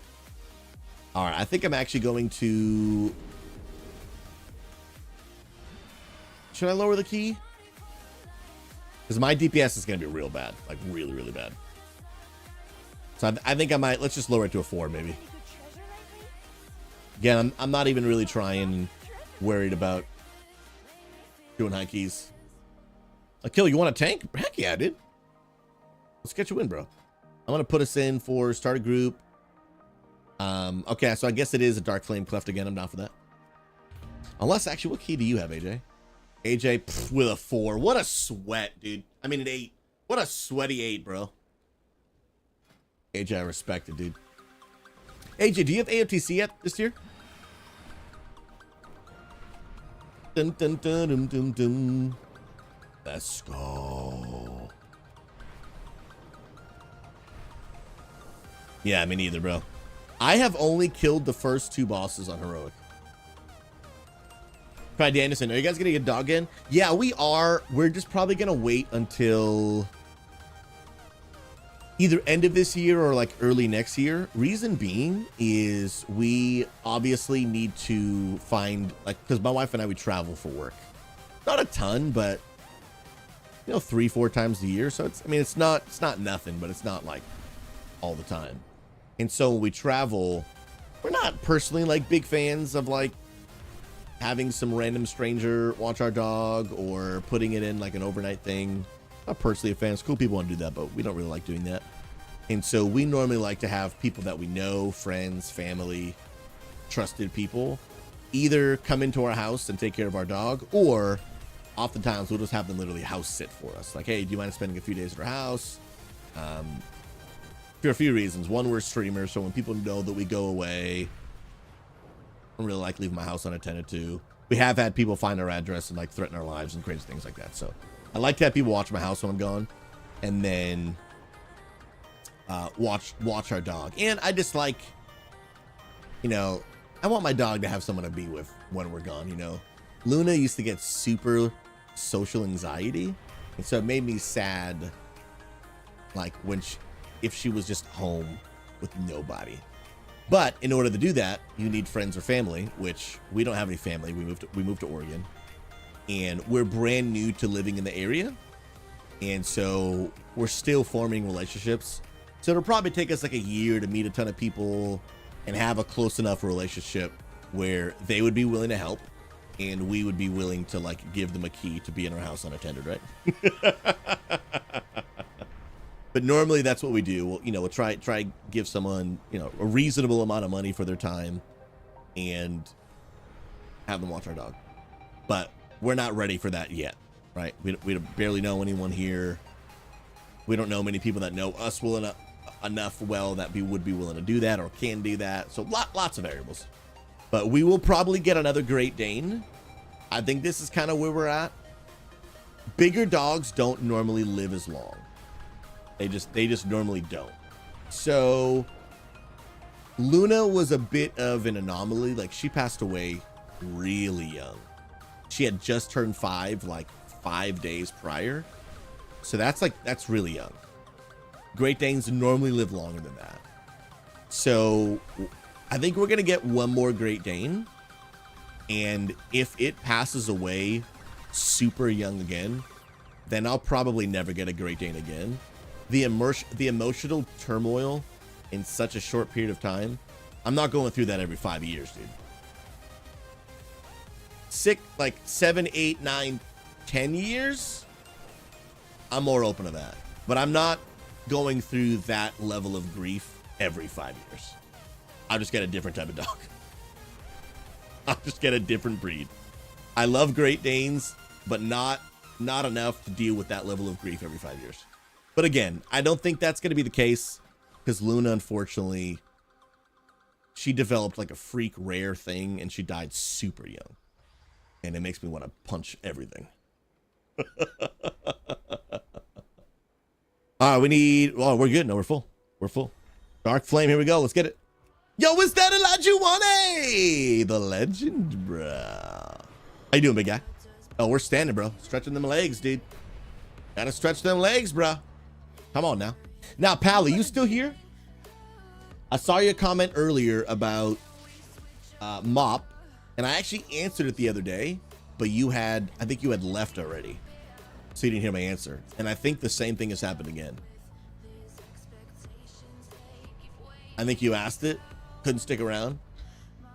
And so I won't bother answering it if you're not here again.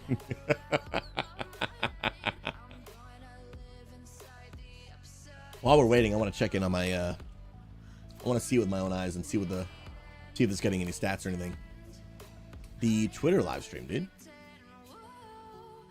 Let me see. Are we live? Okay, it says live. Dude, we're live. Sick, dude. Is there a way for me to like share that live so it pops up on my feed? This is new to me.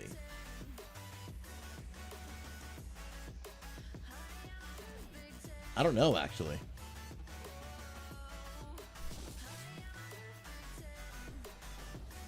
It's been around for a little while. It should automatically pop in your feed. That's what I thought, but I don't see it. I see my going live post from this morning. Icon, how was lunch? What was on the menu, friend? Yeah, I don't know if maybe it just pops up on the timeline, but like I don't see it. Maybe it's under media. I don't know, but it is absolutely working. It is absolutely working. Yo, AJ Valdez is about to heal it up, dude. The absolute legende, bro. Look at this man. Bro, AJ, what is that? What is that fit, dude? What are we looking at, dude? Bro, AJ, are you cooking up a quesadilla, brother? My man's cooking up a good old quesadilla, dude.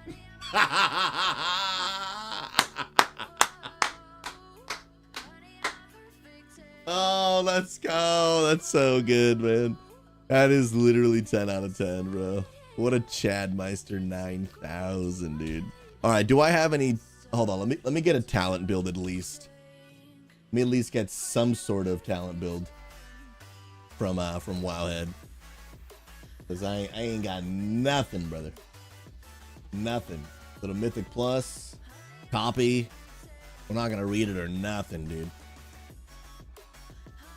We ain't reading nothing. Hit import. We're going for it, dude. I can chicken tenders with sriracha mayo made with Greek yogurt. I see it in the timeline all the time for people. One sec. Okay. Yeah, let me know. Because I see it for people all the time as well. I just don't know if it pops up in your own timeline. Why is this not on my timeline, dude? I will throw up. I will actually throw up, dude. And then where is my... Here we go.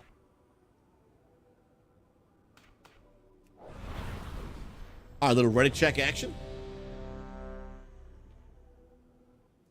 And if everybody's ready, timer's going down, dude. Frosty, by the way, speaking of classic, I'm slowly working on getting gear on my mage on SOD. Ran AQ20 last night. Let's go, bro. So getting closer to Scarlet Enclave. Come on now. Dude, there's been a lot of guilds in Sea of Discovery, including the one that I'm in, which is Jerome's guild, that just decided like it's too sweaty. We're just not even gonna bother. We're just gonna be doing it. Just gonna be doing like Nax and all the other raids. Like that's literally it, bro. Like they've just decided, which is pretty crazy, man. Yo, give me that Maelstrom, bro. Grab my dots. Maelstrom. Dude, look at me absolutely giga pumping right now. Below the healer. I'm actually different, dude. Actually different, bro. Wait, where is my... Hold on. Earthquake is the AoE one. But then there's a single target one. Where's that at? What button is that? There's a single target equivalent. And I don't remember. Nice cap totem, boys.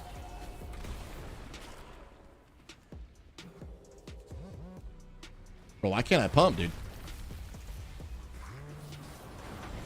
Yo, AJ is consistently doing more damage than me, and I'm gonna throw up, dude. I'm actually gonna throw up. No one can pump as little as me, Sly Guy. Short King, brother. Absolute Short King. Dude, where is that button? Did they remove it from the game?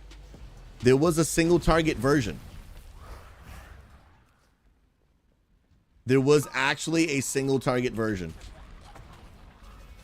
And I can't find it anywhere.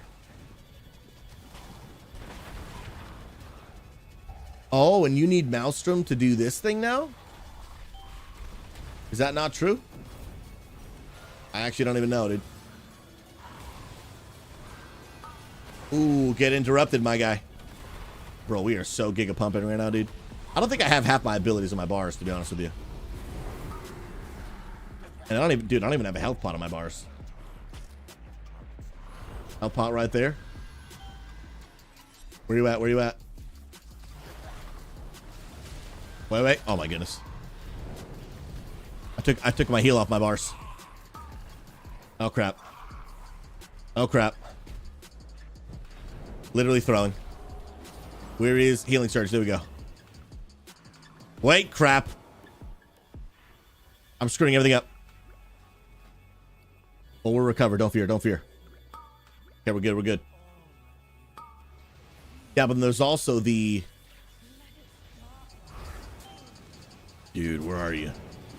Oh, Frost Shock. Yeah, that's not on my bars. Ice Fury's not on my bars. There's a whole lot not on my bars right now, dude. There's that. Okay, dude, I'm contributing so much value to this run, dude. Wild. Wild, bro. Dude, who needs to kill you, man? When in like 6 weeks, I'm gonna have one button, brother. Let's go. You can just pop the live link in a tweet. Oh, so like if I go to the live and it will give me a link, like a URL, and I can just pop that into a tweet. Oh, smart. That is actually smart. Let's think and go. All right, homies. It's time for the Lost Action. You're about to see some insane damage. Like, you guys are not ready for this, dude. Not ready, dude. Look at these numbers, bro. Like, are you seeing what I'm seeing right now? We're giga pumping, dude. Guys, look, I'm beating the healer. I'm nuts, dude. Team Liquid's currently writing up a contract with my name on it, dude. Absolutely nuts. We're just different. Oh, so I can, what that means on Twitter is people that have at least clicked on it. I wish they made it more clear. At least to my current understanding, that's what it means. It's not like, yeah, it's not like 16 people watching right now. It's just 16 people that have seen it. But that's what I mean, right? Like, that's huge.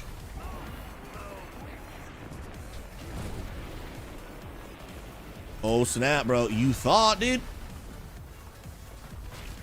And then we're pumping. Let's go. Team Liquid, yeah. Max has me on speed dial. At some point, I'll have to remember to actually save his number on my phone, but he's got me on speed dial for sure, dude. For sure, bro. Guys, do you see this DPS right here? This DPS is Trash Master level. Trash Master level. Okay. Insane, bro. Literally insane. Watch this. You're about to see the numbers. You're about to see them. Let's go. We're pumping. Dude, this feels actually really different than than they used to. And I kind of like it. I'm pretty sure they got rid of the single target one, though. Like, I don't see it anywhere, bro. You would build up your Maelstrom, and then you had a choice between using it on single target or AoE. AoE was Earthquake, and then was it Earth Shock? I think it was called Earth Shock, right? Yeah, there's no Earth Shock anymore. I don't see it. Earth Shock or Ellie Blast are single. Do you have to talent into it or something? Oh, you have to talent it. Ah, mucho different. Yo, that cap totem is going to be all up in that, dude. Bro, I'm going to heal myself. Let's go, dude. Yo, AJ with the insane heals, bro. Guys, we'll just blame it on my eye level. You know what I mean? We'll blame it on the eye level. Top left of the tree. Don't see it. Earth shock. I don't know. Somewhere. So guys, here is what I had mentioned before, right? About the whole, like, if you are someone that doesn't properly know how to play a class and you start using that one button rotation, it will actually end up doing more damage for you. I will absolutely be one of those players. Like, no doubt about it. Literally no doubt about it. Right now, what you're watching, I'm below the healer. If I was spamming that one button and it was actually doing the rotation, at least semi-properly for me, I would be doing more damage. So I really think it's actually going to help some people, which I think is actually pretty cool. I think it's actually pretty cool. Yo, somebody grab that. Nice. I'm getting ready. Oh, snap, dude. I don't think I did that right. And we move. Oh, dude, I threw. I moved too soon. I really tried to min-max that. I really did. Oh, yeah, dude, Illidan. I think it's going to be awesome for you, man. For real, bro. It's going to help you a ton. Moon, I do more DPS as Resto Shaman than I do as Ellie because I just don't understand. So, Moon, there'll be a few buttons you're going to press then. You're going to hit the letter N on your keyboard. You're going to go to Specialization. You're going to change to Ellie. You're going to hit the letter P. You're going to drag the ability from the top right to your bars to the one button, and you're just going to spam. What's up, Casual John? I see you, bro. Unfortunately, TikTok changed, Casual John, the way that they do their, like, program. And so as of right now, I'm not able to get the TikTok chat combined with my other one, which is unfortunate. Multi-streaming is still so new to the world that the tools for it that exist are still really bad, man. Really, really, really bad. They're really bad. Oh, okay, so I see you take Elemental Thing or Earth Shock. And in this recommended build, it had me take Earth Shock. I mean, Elemental Blast or whatever. I see, bro. Oh, dude, we're pumping, man. Crushing it, dude.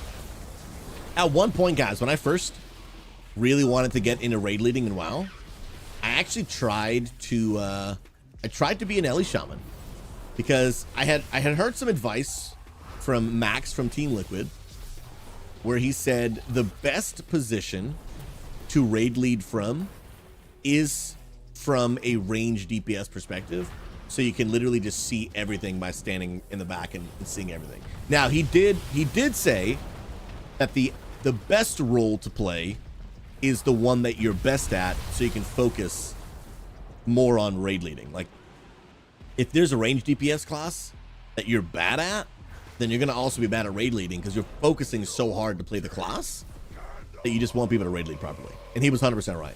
So I actually tried to do it on an Ellie Shaman, and I just was so bad, dude. I just was so utterly bad, bro. Like, it was just painful how bad I was. And so I very, very, very quickly went back to my prot paladin. And ended up being fine. I was able to mythic raid lead as a prot paladin. And we were fine. But I do think there are advantages of being able to see everything. And then when you're raid leading from a tank, like, at the end of the day, every raid leader makes a mistake, right? But if you are DPSing and you make a mistake, the only consequence of making that mistake because you're calling a shot or something is that you're just going to do a little bit less damage, right? But if you make a mistake as a tank, and you either don't pop a defensive, or you don't taunt in time, well, then the mistake that gets made is that either you or the other tank are now dead. So it's very punishing when you raid lead from the tank. But it's still personally my favorite because I'm personally just best at tanking. And if I'm being honest, I think tanking is the easiest role in raiding. I don't think it's the easiest role in Mythic Plus, but I do think it's the easiest role in raiding. Oh, nice. For real.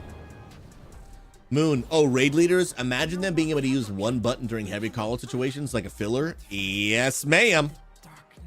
Absolutely.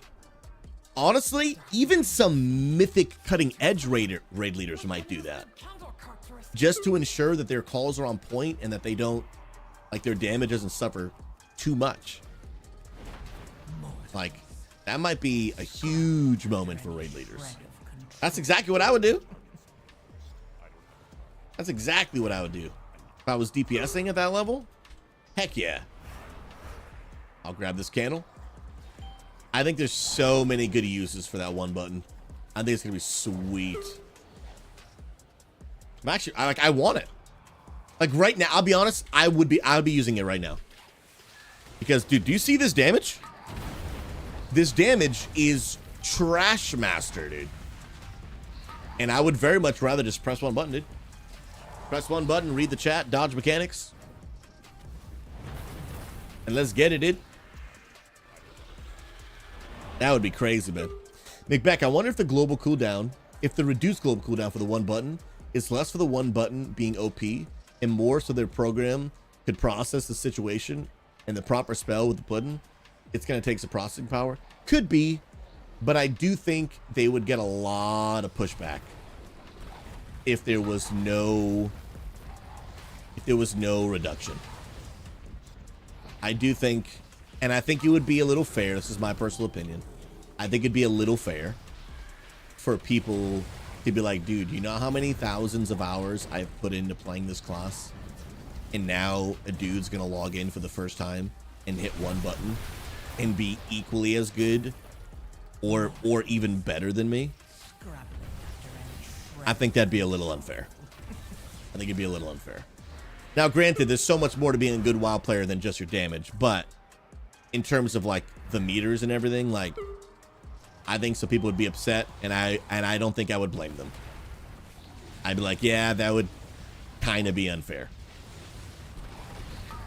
Because then if you're doing mythics together and that dude is like beating you or keeping up and you find out he's playing one button, I don't know. Yeah, I don't know if that would go over so well. One button can't fix improper stat prio. Correct. That is true. But I still think it, at least in my opinion, I think that would be too strong. Too strong, dude. Yeah. And again, like sometimes what leads to your damage being so high is proper positioning, better preparation of mechanics. That can all lead to you actually doing more damage if you prepare properly. But I don't think it'd be fair. Like personally, I wouldn't care all that much. It's like I wouldn't care all that much, but I would be like, I would still think, I'm like, but it shouldn't be this way.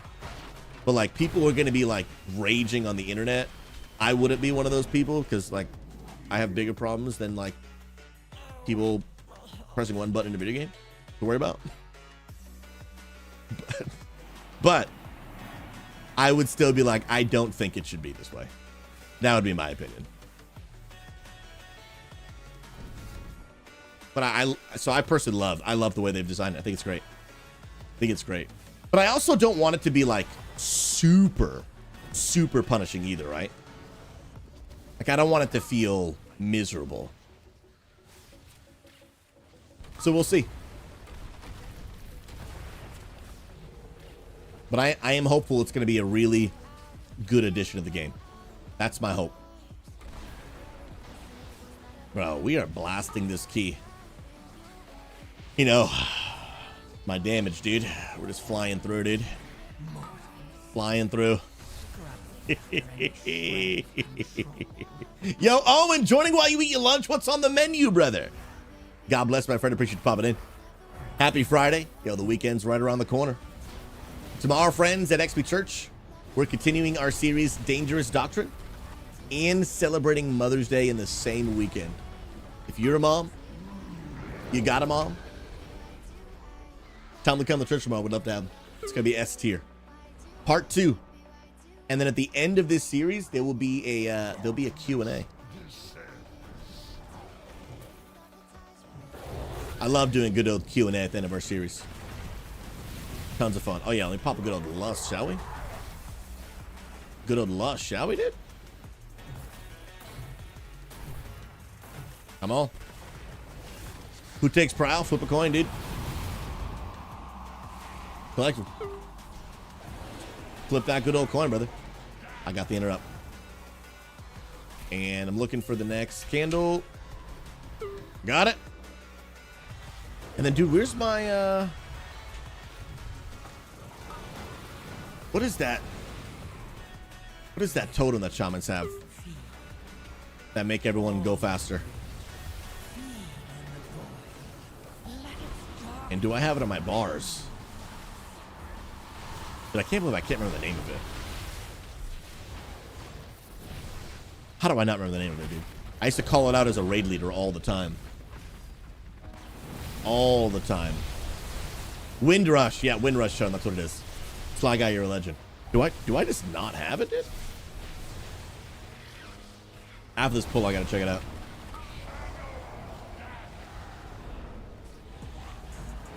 Oh, snap. Oh, okay, so it's not in the Mythic Plus build. That's sad. I love utility, bro. I want it in every build I play. Every single one. Pop a defensive here. Oh. Let's get it. Dun, dun, dun, dun, dun. Cracked, bro. Dude, Saluda, after church on Sunday, I'm gonna go see my mom. She's 92 and still sharp. Dang. Bro, 92. That's wild. That's wild. Terrence, I agree on TikTok, man. It shortens the one button, shortens the skill gap, but without actually lowering the skill ceiling. Yo, thank you for the ring. You guys are legends. I could not agree more. That was my exact point as well. Look at this gear, bro. We're flying up here, dude. Look at these legends, man. But I should not play Ellie Shaman again. That was really bad. That was so bad, dude. Now, here's the deal. If you guys don't care about my damage, yo, let me play Fury Warrior, dude. Because Fury Warrior looks so cool, man. It really does, dude. Fury Warrior is absolutely lit. I am going to be playing a lot of that when the one button comes out, dude. Because the one button, dude, it's going to change a lot for me, dude. Yeah, the one button's on the PTR, bro. And, dude, it's cool, man. It feels really good. I like it a lot, bro. AJ, you got time for more, or are you busy today, bro? This man's been working non-stop, dude. He's got to jump out. Dude, respect it, man. Respect it, brother. Much love to you, bro. Lajuan, is Fury Warrior the way to go? I'm running arms. Bro, play whatever the heck you want. You know what's the way to go? Spell it with me. F-U-N. Fun. Fun. It's the way to go, bro. It's the way to go, dude. You're going to love it. You can go Fury, I'll heal. Bro, psh, pump me up, dude. Pump me up, dude. I'll switch it, bro. Little Fury Warrior action, dude. I don't know, Jack. I've been really busy, but I've been working on my DH. What's the eye level now, dude? What's the eye level now, bro? Bro, I don't even know. Whoa, I got mail? Someone sent me mail. I don't even know what my eye level is in this guy. It might be like 12. It could legit be 12. Could indeed. Friends, here's the deal. Twitch is about to force an ad on us in 39 seconds. So here's what I'm gonna do. I'm gonna play an ad right now. If I manually do it once an hour, then it'll stop ads for the next hour. If you're a sub, you'll never see an ad. And if you don't want to see ads ever, consider subbing or subbing for free with what is called Prime Gaming by connecting Amazon Prime. If you have it or somebody you know has it, you can get their password with their permission. Connected to your good old Prime account to Twitch. And then you never see an ad again. I love your faces. I'll play some clips. Quick bio break. Stream me back in 3 minutes. See you back. Let's go. All right, friends. Before we get in the next key, let's play those clips. I'll be right back. Almost there. Oh, bro, this thing is sick, dude. Hold on, hold on. Oh, bro, look at the detail on it. Hold on. Sheesh. Now, we spent Echo Truths with the 28 months, bro. You're a beast. Dude, check this out, bro. My very own Hero Forge D&D Paladin. We've got the Warhammer. We've got the staff for the support style healing that Paladins do. Of course, got the protection shield. And we did go with a gold and white theme with some blue accents on the shield, the gem on the helmet, obviously the back of the cape, and then some even blue gems in the bottom as well. Dude, this thing is gorgeous, man. This was well worth the wait. And I got to customize literally every tiny little detail on this. Ooh, and it looks, oh my goodness. How did they make it life-size, though?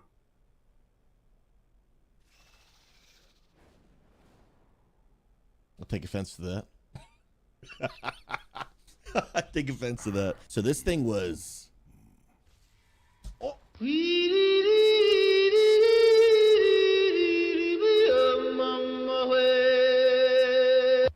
Bro, I just broke it!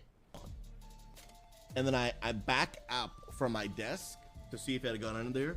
Bro. Cockroach the size of Japan, bro. And dude, the legs. Bro, the freaking... The legs, bro.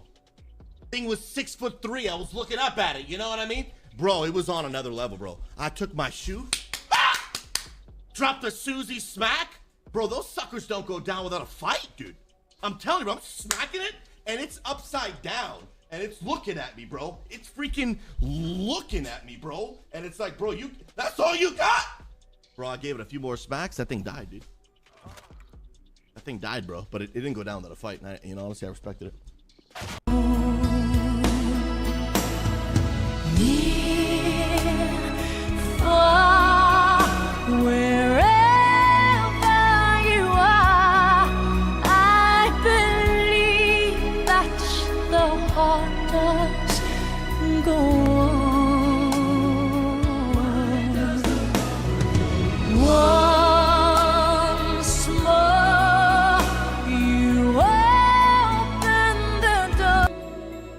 I think I figured out why the boat sank.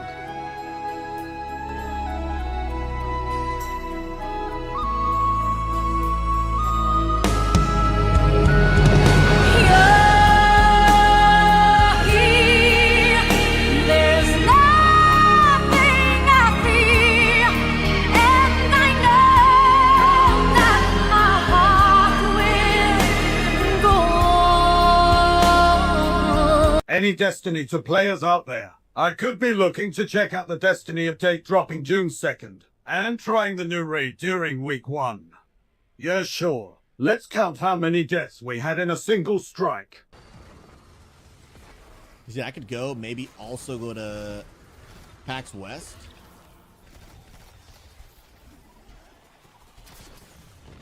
Oh. Well, I got obliterated. Oh, that's true, bro. And a lot of... Oh, come on now. Yo, is that the wild... Moon, you got me killed. I don't know how, but you did. And I also don't want to keep feeding the whole SouZy played Final Fantasy 14, and that means he's quitting WoW and abandoning Unity mindset.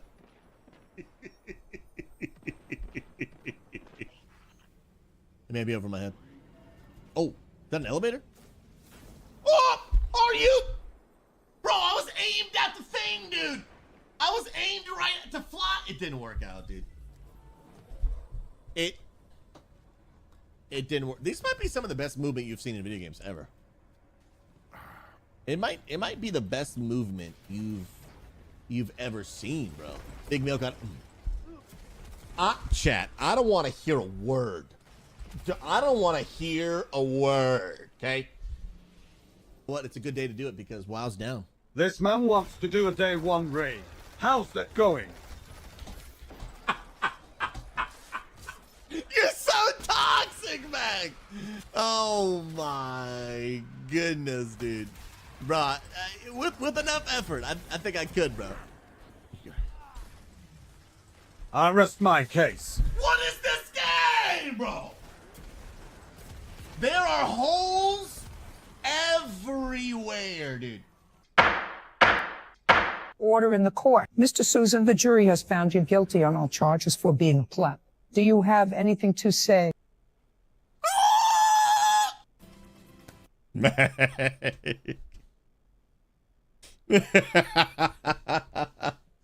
Oh my goodness.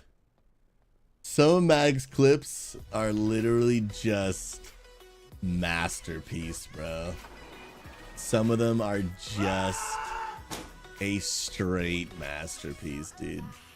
This man is, he's not lying. Duncan Ponuts with the 49 months, bro. Bro, you know what, dude? Let me give you a slosh little bow. Bro, thank you so much, my friend. You're an SG human being. Duncan Ponuts, seriously, man. These years of support have really meant the world. God bless you. How's everything going, brother? Appreciate you stopping by. Thanks for being an absolute S-tier human being. Come on now. All collective. If that add-on turns off, that's rough, man. But you know you can just actually built into the game block guild invites.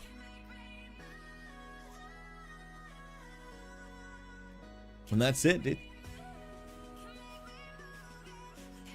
Right there, homie. You're welcome. Let's make a TikTok clip.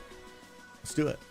If you are tired of getting absolutely spammed by guild invites, you can actually hit escape, go to options, go to the top right, and just type in the word guild, and you will actually see this option pop up that says block guild invites, and you will never get a guild invite again. And if you do want to actually get one from a friend, just simply unblock it quickly, add it back, and you'll never have to deal with that again. You're welcome.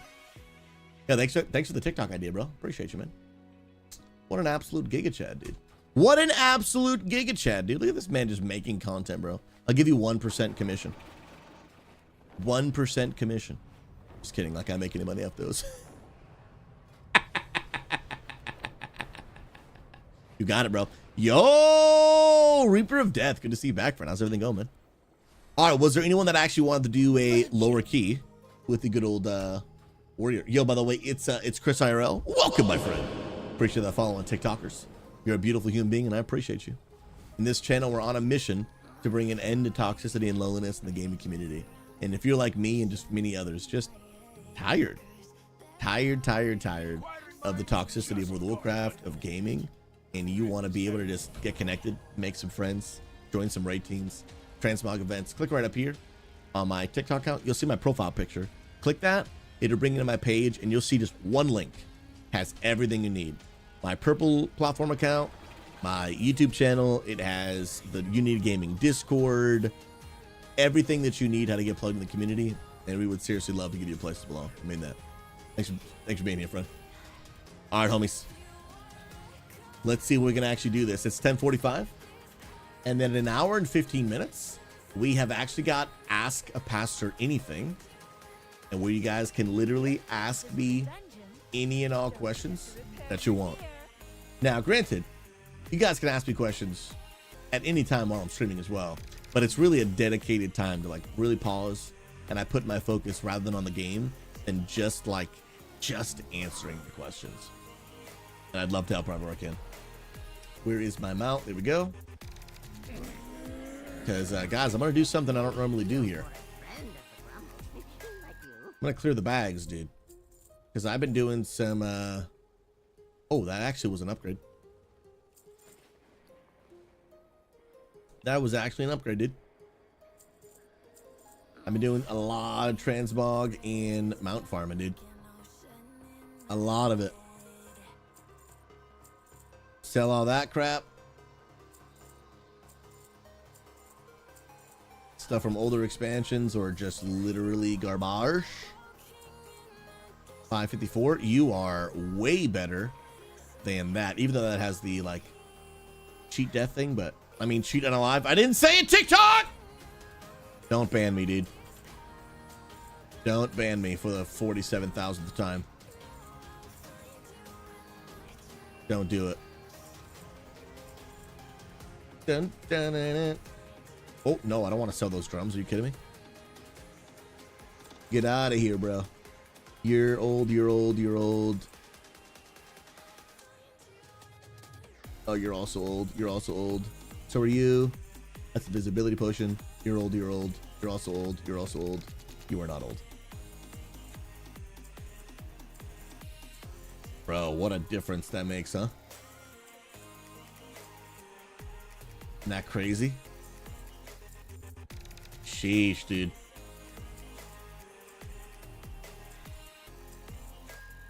Look at those bags now, bro. May your feet find good trails. Look at those bags now, bro. Bro, that's actually an upgrade on my chest there. Quite a significant one. I have many lucky doos you like. Do we take those, man? Good fortune to our friends. I don't know, Jack. You're more than welcome, bro. I am also on a Fury Warrior that does not know how to play, and my item level is 48. Bro, I have so much more room for mog farming, dude. Absolutely. Bro, I would go for a nice mog farmer right now. All right, well, my key is a... Wait, hold the phone. Hold the phone. I don't have one. I thought I talked to you already. Looking for someplace new to explore? Now I got it. Theater of Pain. Ooh! That's crazy. Or is it just community? There it is. I don't know, Jack. There it is, friend. All right, I'm going to throw up a queue for a little Theater of Pain. If anybody wants to come carry me, I mean, I'm not going to say no. Oh, I think I know what happened. I must have accidentally clicked here. And then, oh, that's how I teleported earlier. That makes sense. Okay, that makes sense. Start a group. +2. Let's go, man. Let's go, dude. While we're waiting, I do want to pull up a Wowhead build. I got nothing here, bro. As you can tell, my talents aren't even done, dude. Little Fury Warrior. Bro, it's just going to be so much better when I can just literally press that one button, dude. We're doing newer content. It's going to be way better. Oh, look at this legend. Dude, you're 671, dude. That is wild, bro. That is some serious eye level, dude. Fury. Yeah, Elijah, I just like Fury because I really like dual wielding two-handed weapons, dude. Like, I think it's just so sick, man. We delete this old Mythic Plus. That's literally from Dragonflight. Add a new one. Apparently Mountain Thane is what they want me to do. Yo, Xander, welcome back again, friend. How's everything going? Hope you're having a fantastic Friday, homie. Anything not on my bars? Thunderclap is not on my bars. And so we definitely want to put that there. Dun, dun, dun.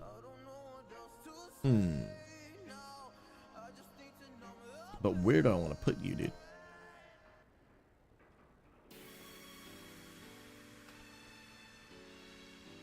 And then Ravager's not on here.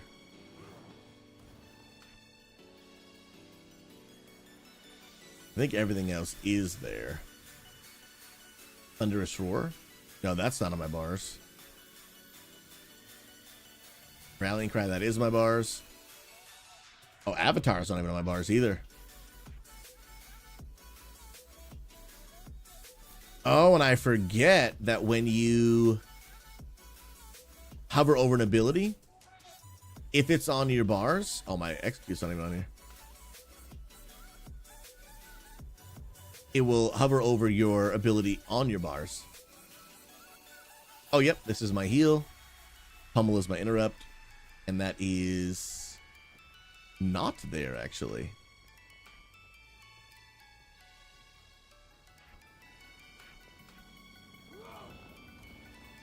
Yep, that's that button. I don't need Shield Slam. Shockwave, I definitely need. Slam never gets used. Spell Reflection. Stormbolt's my stun. I like to at least have Taunt on my bars for the very rare scenarios. Whirlwind. Yep, that's a defensive. That's on there. That's on there. That's on there. That's on there. Cool. We're good. We are good. Now, who are the people that are actually trying to get in? Check your talent tree for Mystic stuff as well. Oh, you're right. And you can do the whole, like, missing from action bar. Now, that is definitely on my... Oh, it's because I'm on the mount. That's why. Missing from bar. Okay, so nothing. Yeah, no, we're good. But good call, Stevie. Good call. So I would have forgotten, to be honest. I totally would have forgotten.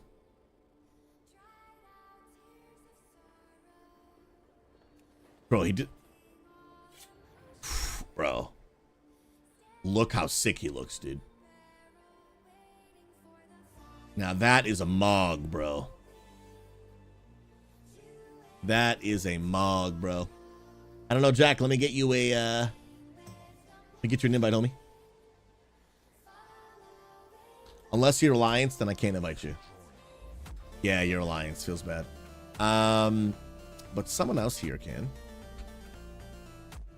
Stiffy is Horde. You are a Blood Elf.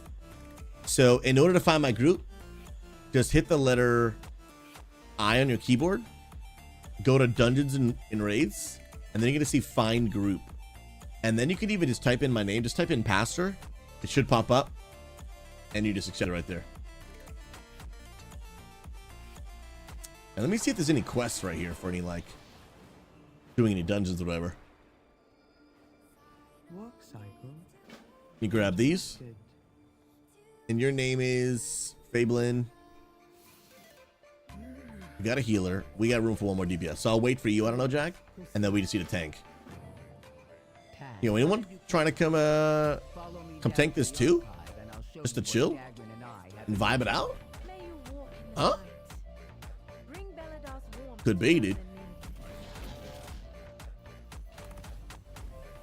Oh, you're already in the party. Oh, sick. I thought you weren't for some reason. Cool.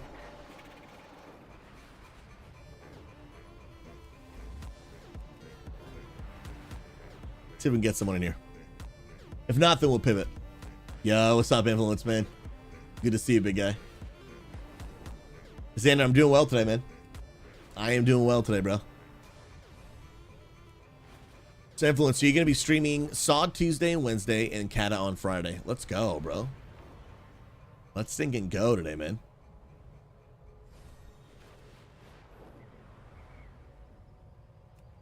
Click Flay. Today we'll be doing keys with the stream. And then at 12 p.m., I'm doing my weekly segment, Ask a Pastor Anything. Where people can ask any and all questions they would like. Yo, use both hands. I appreciate you coming to DPS. Legend. Oh, you're going to tank. Oh, nice. What a beast. And then, yeah, I'll just get this Evoker in. Let's do it. Bring a little lust for us. Bro, coach, date night with the wife tonight. I'm excited. First one in 11 months since before our son was born. Sheesh, man. Well, hope you guys enjoy some time together, dude. And then if you can, try to find a way to make it more regular. Even if you don't leave the house, dude. Once the kids are in bed, spend just a little bit of time, but on a regular, consistent, protected basis. Easier said than done for sure. But if you can, that would be amazing, bro. Coach, I'm just telling you, bro. My wife and I, we are not perfect. Especially by me, she's a way better person than I am. But date night, bro, is sacred, dude. Like, and it's just a standard you just make in your own home. Like, we're just deciding that date night is sacred. Like, it just is. And I want to encourage you, like, to, if you can, coach, it's up to you, right? Make that a standard in your home. Sit down with Caitlin and be like, hey, in our house, every single week, let's figure out a time where can we find even 1 hour, even if it's just 1 hour, where we're gonna be together, try to put our phones away. We're not answering DMs. We're not talking about the bills. Date night is not spent talking about, you know, what responsibilities got to get done around the house. It's just spent connecting. It's just spent connecting, talking to each other, find ways to have fun, play a board game, play a video game together, go for a walk. So many things you can do, bro. Lots of things you can do. Praise God. But like, just, it's beautiful when it is a weekly protected time. Because here's the deal, right? There's 8 million reasons to not have a weekly date night. 8 million reasons. And if you leave it to a, like, we'll do it when we can, or we'll do it when we get a chance. I mean, you guys are adults. Like, you know, 8 million things come up and then it never happens. It's got to be I know we have 8 million things to do. I know there's a bunch of responsibilities. But at this time, you know, your kids are still young, so they go to bed early. So you're actually right now at probably what would make that a little bit easier. Like, for example, right, Phoenix and Influencer are in that stage, right? Their son's in bed by 7. And then they can have a little date night action. Obviously, with me with no children, obviously that is a little bit easier for me to pull off as well. But if you can find just, dude, even if it's 45 minutes, bro. It's one night a week. It's on the schedule. Of course, emergencies happen, and, you know, there's always exceptions, of course. But just a regular practice. Right now, I don't care what else is going on in the world. Right now, it's about me and you. And honestly, it doesn't have to be crazy complicated. Like, literally, I follow some accounts on TikTok where literally the point of the TikTok is to just give you marriage advice. And oftentimes, the video is like, here are 10 fun questions for you and your spouse to talk about. Save this video for later. And I'll save it for later. And then sometimes you just pull out that video and you're like, hey, here are like 10 fun questions. And then we talk them through. Some of them are really deep and thought-provoking. Some of them are lighthearted and fun. Some of them are spicy. Praise God. You know, and it's just a great way to just talk, dude. Connect. But you won't regret it. I have never had either a mentor of mine or someone that I have encouraged to do it. Never had someone regret it. Ever in my life. I told the story yesterday, but I've had an older couple that was like mentoring me and my wife. By the way, don't judge my damage. It's going to be straight trash. Let's just get that clear. I had someone that was mentoring me and my wife. And they told us a story about how when their kids were young, like, date nights were hard, man. They were hard to pull off, hard for them to do. Like, they had all the excuses in the world. And for a season of their life, like, what they did was they just woke up at like 5:30 in the morning before the kids were awake, and they just drank coffee together for 45 minutes and just had good conversation. And that was sincerely the only time in the whole week that they could find together. That was it. Literally the only time. They would do it they would be exhausted. Sometimes they would be like, oh my goodness, I do not want to wake up right now and talk to you. But they just kept doing it. And they just kept doing it and kept doing it and kept doing it. And they're like, dude, even though sometimes we didn't really want to, it was the only thing during that season that kept our marriage like thriving instead of just surviving. Like, it was the only thing that kept like my husband from becoming my roommate and nothing more. And so I've never had anyone regret it. I've never regretted it. I've never heard anyone regret it. We've had people in our XP church community start practicing it. I've had people in Unity Gaming who don't even share my faith in Jesus, but they're like, but I want a good marriage. They've started practicing it. Still to this day, never had anyone say, yeah, man, I really started investing time in my marriage, and that's just a horrible decision. You know, like, I've just never had it. I've just never had it, and I think it'll be a blessing to you, bro. For real, man. For real, for real, for real. But I'm never gonna say it's easy to pull off. But it's got to be an intentional choice that we're gonna do what it takes. You will never accidentally have a great marriage. You just will never accidentally have a great marriage. Never. And you will probably also never regret having a great marriage. Yo, how's the vibes? Dude, the vibes are immaculate. I'm dead.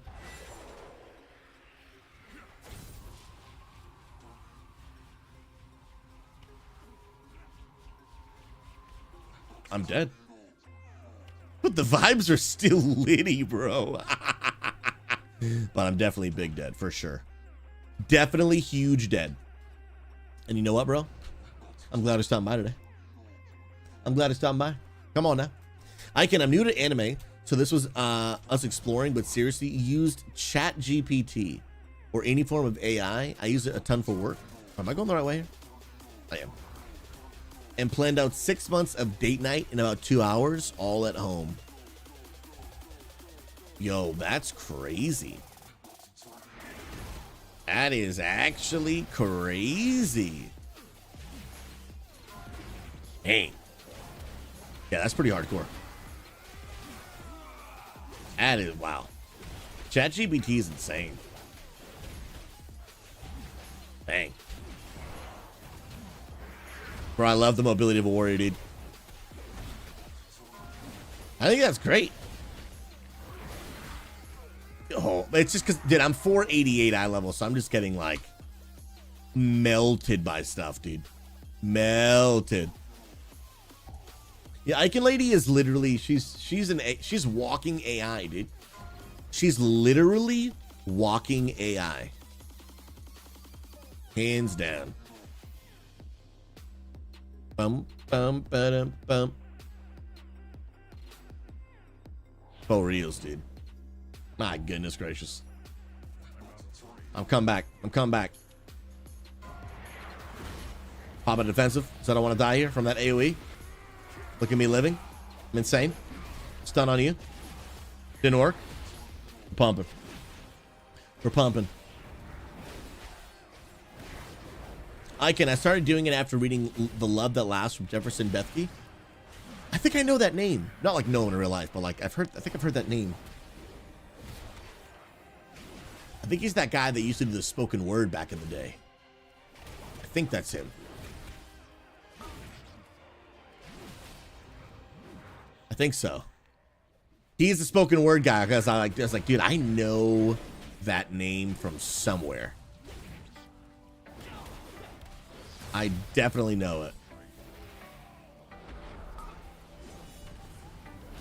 Bro, I just get hit so hard. Because my eye level is so low. I have no business being in here, bro.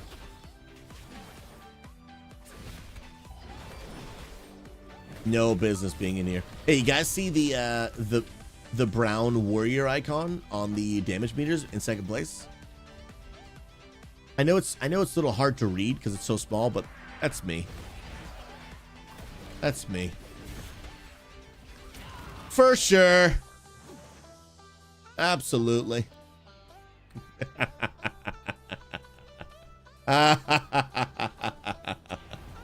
Wait, Icon, you were on his street team? Wait. So you've met him in real life? Mama Grizzly, God bless, friend. Good to see you. How's everything going, homie? Hope you're having a fantastic Friday. It's good to have you popping in.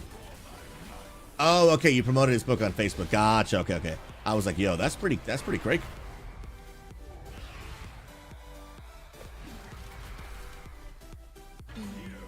Bro, I was jumping out.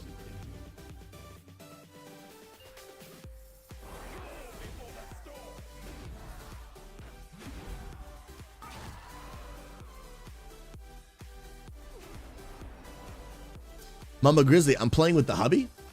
Which character is the hubby? Let me know. Yo, they're pumping it up, dude. Check this out. This is when we go full cinematic mode. This is where the widescreen really comes in handy. Bro, he slapped me mid-air, dude.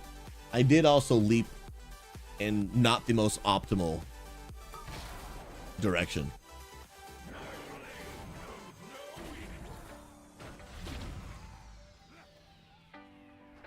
I'm all.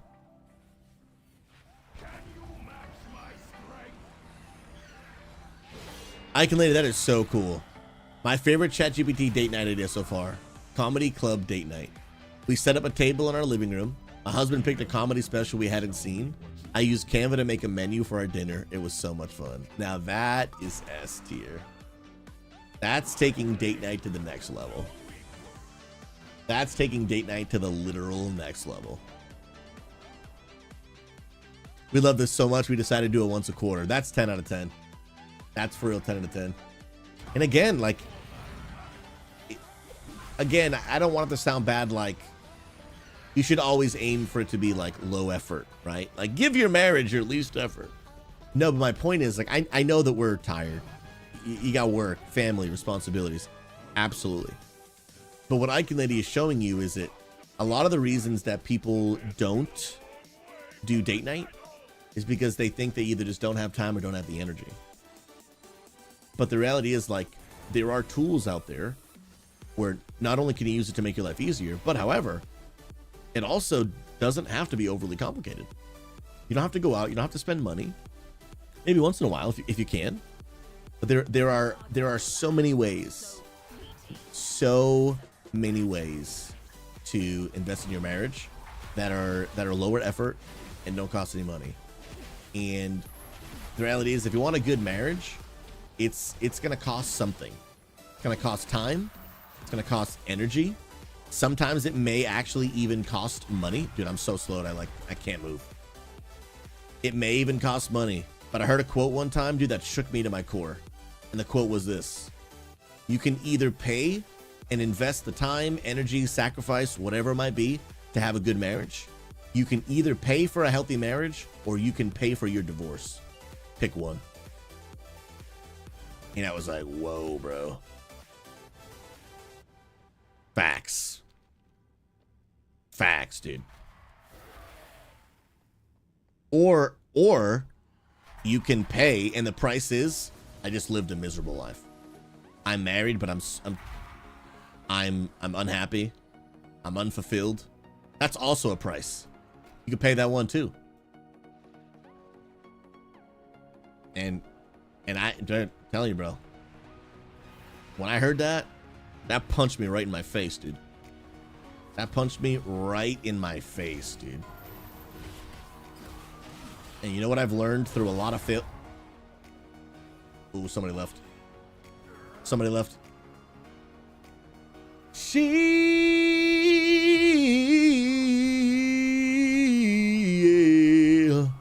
Maybe my eye level's too low. Maybe it's too low. We could probably still finish, to be honest. You guys are pumping, dude. You guys are absolutely giga pumping, dude. You got this, man. Yeah, we'll finish. You guys are nuts, dude. Yeah, I've learned that marriage, bro, can be way better than you thought it ever could be. On the other side of the effort. Like, it can be, bro. Later, dude. But it takes work and intentionality. And I'm definitely not perfect at it. By any means. Bro, that AoE that this guy does, I'm going to probably wait for the next one. It's not going off now, and I don't see it. There's a chance I go down there, he starts doing AoE, and I just go one shot. There is a big chance that it's going to happen. Here it is. I pop a defensive. Uh-oh. Uh-oh. It's happening. But, dude, my healer's cracked, though. Stiffy's literally nuts, bro. He's literally nuts, dude. Dun, dun, dun, dun, dun, dun. It's easy to get wrapped up in how trifling life is, especially with kids. I can't relate to, obviously, the kids parks. I don't have any. But I can relate to just the fact that, dude, life is just busy, bro. And there's just 8 million reasons to just not invest in your marriage. And I've been guilty of that, bro. I've been so guilty of that, man. So guilty of that, bro. So guilty, man. But it's not about what you've done or what you haven't done. It's just about what are you going to do next? Okay, so at one point you were not a great husband. At one point you were not a great wife. At one point you didn't invest. At one point, okay, well, what are you going to do next? What now? The past is great. What now? What now? We all done dumb stuff. Did things we shouldn't have done. Said things we shouldn't have said. Didn't say something that we should have said. Didn't do something that we should have done. We've all done it. We've all done it. What are we going to do next? We can't change the things we've already done or haven't done. But we can change what we're going to do next. We can change what we're going to do next. That's it, man. Can't live in the past. Can't live in what if or what was or I wish I had or what are we going to do next? What are we going to do next? And I have experienced what it's like to have a successful career at one point in my life. And I've experienced what it's like to have a great marriage. And if I have to pick one or the other, I will pick the great marriage every day of the week. Now, however, I do believe you can have both. I don't currently have both. But I would, in terms of like the, really successful career. But I would like to have both. And it's possible. I'll be honest, I just haven't figured it out yet. I figured out how to have a successful career. I figured that out. I've now figured out how to have a healthy marriage. What I haven't yet figured out is how to do both at the same time. It's possible. Absolutely. I believe it's fully possible. I just haven't learned how to do both simultaneously. But it's possible. I just have to figure it out. For sure. Ask Pastor is in 46 minutes. I mean, dude, you're more than welcome to ask a question right now. Really? Like, my entire stream is Ask a Pastor anything. But for some reason, it's because they're used to watching other Twitch streamers. And they're like, oh, he's playing a game. I can't ask like an important question.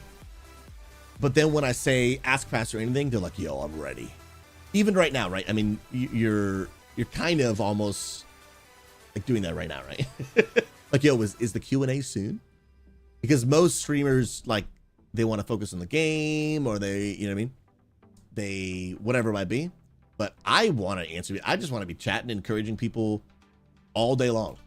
For me, the gameplay is really just kind of background so that you can look at and that we can connect because we play the same game or whatever it might be. But like for me, I just want to encourage, answer questions, pray for people, talk to people, make them laugh. The whole stream. The whole stream, man. The whole stream. We're going in. Wild Mew, good to see you back, friend. I was telling my wife last night about what you were saying in the chat yesterday, man, about you starting to pray and stuff. Now you begin to feel like this inner peace. Dude, so cool, man. Just so cool, dude. Really happy for you, man. All right, there's the tank buster. Draw souls coming out. Let's go, let's go. And then I thought I could fit. Wait, what did I? Death Spot. Yeah, I thought I could fit, dude. Dang it. Thought I could fit. I tried to min-max that. I probably should not try to min-max at 448, 488 eye level. That's on me, dude. I gotta be like super careful because one little mistake, my whole health bar is down, dude.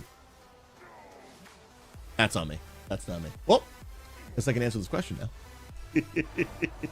What would be your advice on how do you find courage and strength to grow from your failures? Because sometimes even those failures can cloud your judgment and scare you into making the best decision. So I'm gonna read that through because I think when I see the word failure, I read it through my own lens, right? So I think of my own life, but I think you might mean it a different way than I do. Strength to grow from your failures, because sometimes even those failures can cloud your judgment and scare you make the best decision. I think the most important part is, dude, to just accept in your mind and accept in your heart. And I'm going to use a lot of my own faith here because, to be honest, I'll be honest, I don't really know how to give a lot of life advice that doesn't involve my faith, because for me, Jesus is the center of like all wisdom that I have. It's just the center of all of it. But for me, man, the Bible says, like, when you make a decision to follow Jesus, that the Bible says the old is gone and the new is come. And what that means is that God literally has the ability to give you a clean slate. And here's what I mean by that, and here's what I don't mean by that. A clean slate doesn't mean that obviously your failures just all of a sudden like disappear and they never existed. It definitely doesn't mean that there's no consequences for the mistakes we make. Like, you can be forgiven by God and go to heaven, but you still have a consequence. Like, for example, right? You could go outside and you could rob a bank, and then you could repent of your sins and follow Jesus. God will forgive you. You'll go to heaven, but you're also probably going to go to jail, right? Like, there's still consequences for our actions. But there's also that Jesus, he gives us this ability that if we'll trust him and follow him, that he literally begins to like transform us from the inside out. Like, he actually begins to change and transform us in a way that like our mind begins to change. Our life begins to change. The way we think begins to change. And I just preached a sermon on it this past Saturday that I would encourage you to go listen to. But there's a principle that Jesus teaches where I know it might sound harsh and it might sound difficult, but he teaches a principle about like dying to yourself. And that can mean a lot of different things. But one of the things that Jesus wants to do is like he's break down certain things in us. Some of that's our pride. Some of that's our desire and decisions to sin against him. But some of it is also like fear or belief about the way you view yourself. You might view yourself in a way that says, because I failed, I can't get back up. But the Bible says that a righteous man, meaning he who has given his life and made a decision to follow Jesus, you've been given a new identity. You're not who you once were. Like, you have a new life. You are now a child of God. Like, everything can be new for you. And if that's the case, the Bible says that righteous man, he falls, absolutely, but he gets back up again and again and again. And so when I'm talking about this whole thing of like Jesus saying like sometimes things in us need to die off, is sometimes it's your belief of not believing that I can be someone new and I only can be the someone of old. Sometimes through time with Jesus, praying, talking to God, interacting with him, asking him to change you. What God is doing is little by little, he's just cracking those beliefs little by little. He's just destroying that mindset that says I can't, but instead building up one that says through Christ I can do all things, so that you're not living out of failure from the mistakes you've made, but really it comes from a real, authentic, genuine belief of, if I can really simplify it, of asking God to help you believe that you really just do believe the Bible is true. Meaning, so if the Bible says I can get up and try again, it really means I can get up and try again. The Bible says I'm a new creation. I just really believe I am a new creation. The Bible says I can do all things through Christ who gives me strength. I really can do all things through Christ who gives me strength.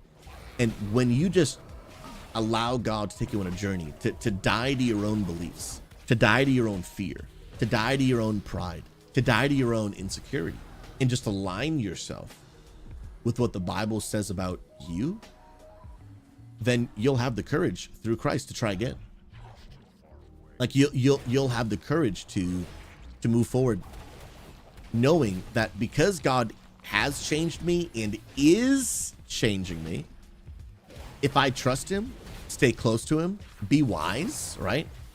Like not to put myself in positions where I might fall in the same mistakes, right? Like I'm seeing you, right? Like, hey, I used to be an addict. Awesome.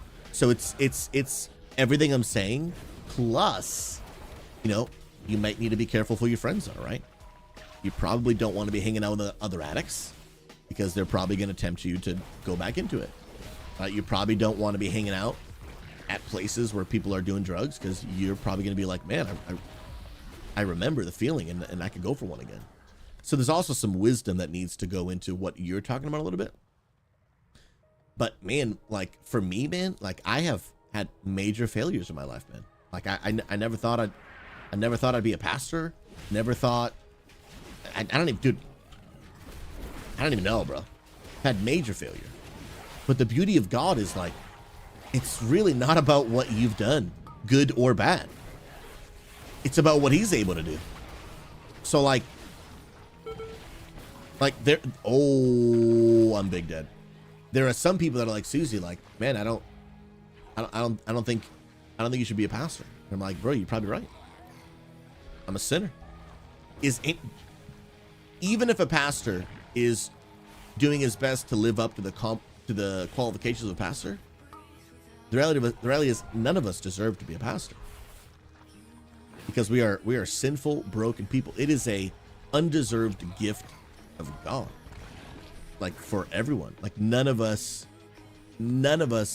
deserve it.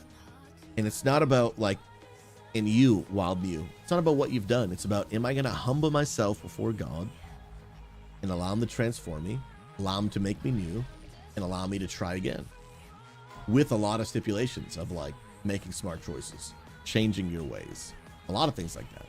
But it's really important to understand, like, your past does not have to determine your future, at least according to God. Now, will it always be that way according to other people? Not always. Some people might not forgive you for things you've done. Some people might not overlook the things you've done. There might be certain jobs, depending on mistakes you've made, might not be able to get again. There's a lot of stipulations, but not when it comes to God. God forgives. God restores. Brenna on Kick is saying, I'm currently an addict. I'm trying to get away from alcohol. Brenna, let me give you my personal experience. I wasn't strong enough to change my own ways. I had to run to Jesus. I had to run to Jesus. I'd ask him to help me. Because on my own, I couldn't. I couldn't change who I was. No matter how hard I tried, I don't have it in me to be who I want to be and who God wants me to be to the fullest extent. I don't have it in me. And so when I gave my life to follow Jesus, he just began to transform who I was. Little by little. I'm a work in progress. Absolutely. I don't always get it right. I have massive failure. There are things I have done that I will regret for the rest of my entire life. Absolutely. But what are you going to do next? What are you going to do next? I'm dead. That's really it. I'm either gonna live in regret, shame, fear, or I'm just gonna make a decision, starting again, forgiven by God. I can try again. I can get up. I can get up. I can get up. We could try again. With God's help, with his mercy, with his kindness, with good community, with good accountability, changing my decisions, changing the way I live. But I can do it.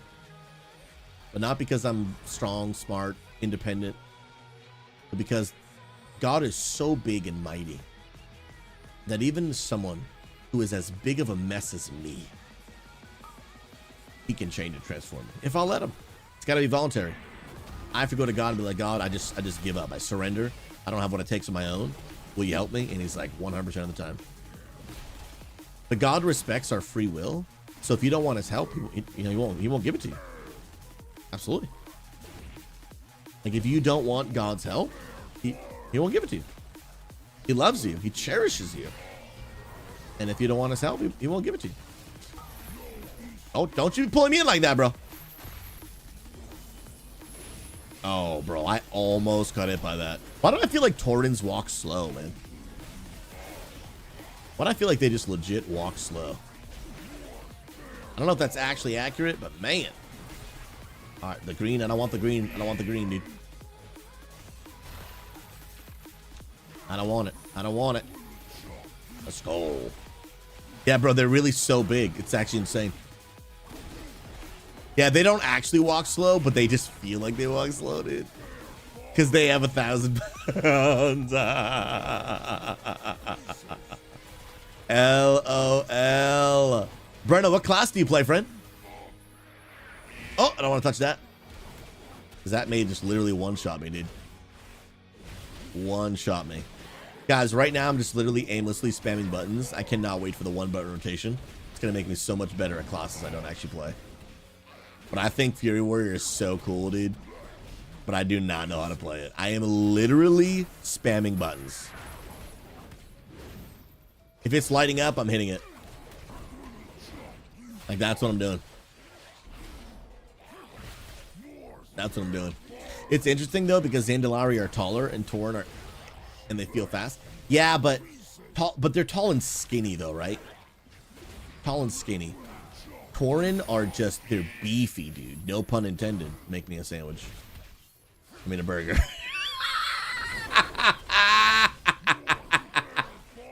I'm such an idiot. Oh, my goodness, dude. Like, they're just... they're huge, bro. What did you say? I don't know what you're talking about, bro. I didn't hear anything, Mr. Chick-fil-A. Give me a sandwich, bro. My goodness, dude. I said nothing, bro. You heard literally nothing, dude. Uh-oh, this is bad. This is bad. This is bad. I'm dead. That was bad RNG in that position. You know what I should have done? I should have jumped. I should have jumped over to right here. That was the play. That was the play. Yo, Brenna, Outlaw Rogue 670 and Prot Rep Pally 669. Let's stinking go. You're a Chadmeister 9000. You're actually a Chadmeister 9000. Come on now. All right, this will be my last key on the Fury Warrior until I get at least a little bit of gear. It's not fair to the team for me to just be dying over and over and over again. Whirlwind Thunderclap to apply AoE damage every 4 attack. Bloodthirst on CD. Mortal Blow in between Rampage on proc. Rotate CDs every minute. Yeah, dude. I don't know what you just said to me, but I appreciate it. Whirlwind is this one, right? And then Thunderclap is this one. To apply damage every 4 attacks. Bro, are we still gonna time this? No shot. Dude, we can actually still time this. No way, bro. We have 4. Well, we have 3.25 people in this group. And we're about to potentially actually time this key. No stinking way, bro. Like, that is actually insane.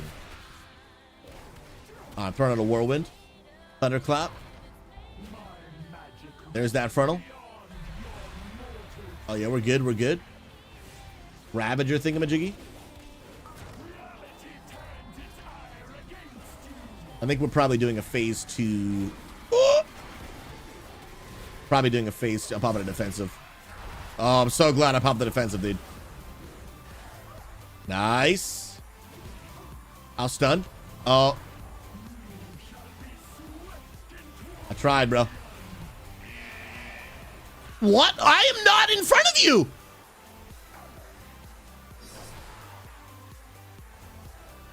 What? Bro, I'm writing a letter to Blizzard. I was not in front of the frontal. Was I? Dude, I'm going to throw up. I'm going to throw up. Brenna, I'm 50 points from 3K on the pally. I'm slacking it a few time 13s and I'm lazy. Yeah, we'll see. We'll see if I'll push for 3K later this season. Maybe, maybe not. We'll see. Combat Possum. Oh, you know what? I missed a question from you. You asked one earlier. I want to check back up. Possum, quick question on the XP Church side of things. Would the XP path be a good way to learn more about XP Church and evaluate possibly becoming a member? Combat Possum, that is literally the exact purpose of the XP path. So 100%. Let me get you a link, brother. Let me get you a link right now. Let's probably put a command to this in my chat. Dun, dun, dun, dun, dun. Resources. No, sorry, get involved. Putting a link in chat. Absolutely, man.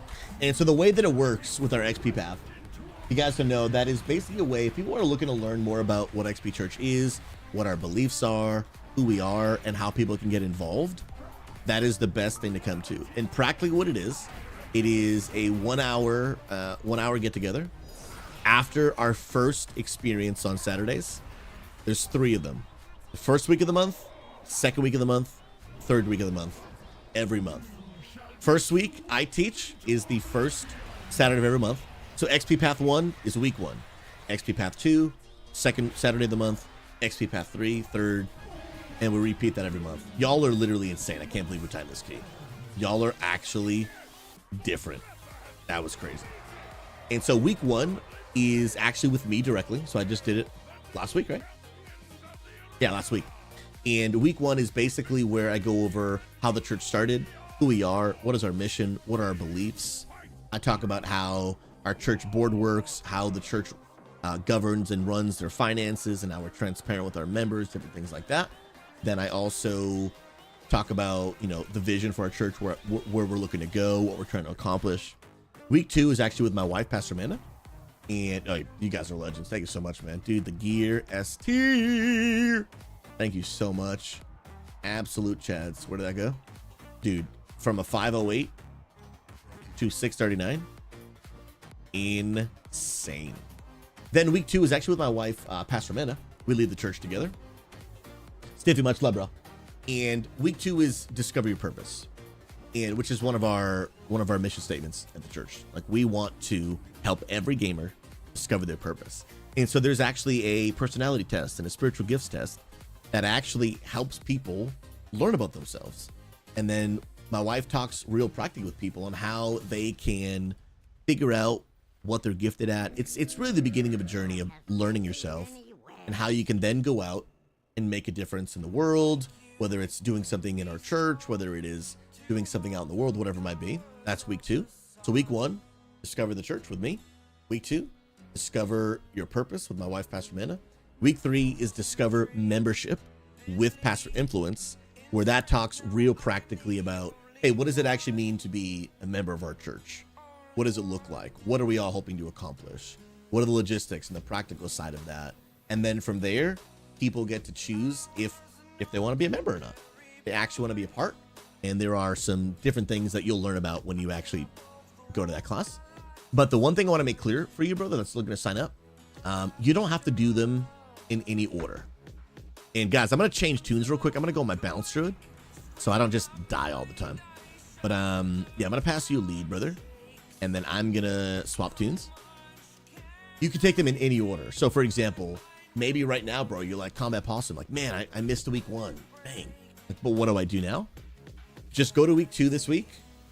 go to week 3 the following week, and then next month, go to week 1. You don't have to do them in any order. Let's say someone here is listening and they're interested in checking out of our church. And again, going to the class doesn't mean you're making a commitment. There is zero commitment to just showing up to the class. You're just here to get information. Then you do with that information whatever you'd like. Join, don't join, respect your decision. But you're not signing up for anything. Well, I guess technically you're signing up for the class, but that's it. And but let's say you go to week 2 and then Combat Possum. Let's say you're like, oh dude, I'm gonna go to week 2 this week. Sick, dude. But then let's say next week you're like, but dude, next week me and the fam are going on vacation. Totally cool, dude. Next month, take class 1, and then, you know, when you can, take number 3. You do have to complete all 3 to become a member, but you can do them in any order, any time frame. We've had people, their schedules are busy and they're like, it took me 4 months to finish all 3. Whatever works for you. Whatever works for you. Yo, can I get an invite back? Just invite Druzy-Illidan. I'll put it in chat. And then I've got time for one quick key. We're going to bring Brenna in as well. And Brenna's watching on Kick. We're going to bring Brenna in. And then after that, I'll pivot a little bit to like the full Ask a Pastor thing. Altaholic, where is your church? So Altaholic, believe it or not, our church is actually online. It is actually an online church for gamers. My wife and I started our church a little over 9 years ago. And literally, we have an online church service every Saturday at 1:30 and 7:30 p.m. Eastern. I'll put a link in chat. And we use video game analogies in our sermons to help explain the Bible, to help gamers know that God loves gamers just like you.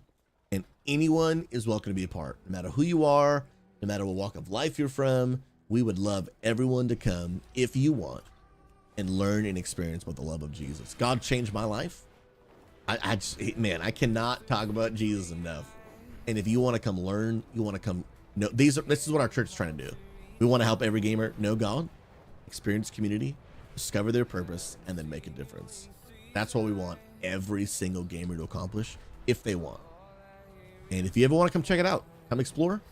I'll put our Discord link is in the chat right there as well. Come connect. We would absolutely love to have you.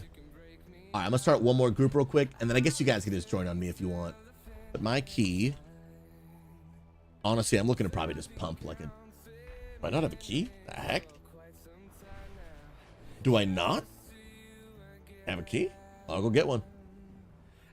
I'm looking to do like a 2 or 3, to be honest. Especially while I do Ask a Pastor or anything. If I keep playing, I want to do just really low key so I can just pump and really focus on the question. Dude, where is my key, dude? Hello?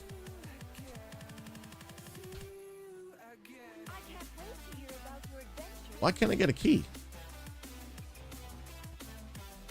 Something is wrong. I don't have a key in my bag, and I can't get one. Maybe /reload. Alcoholic, can we attend your church? Absolutely. Absolutely.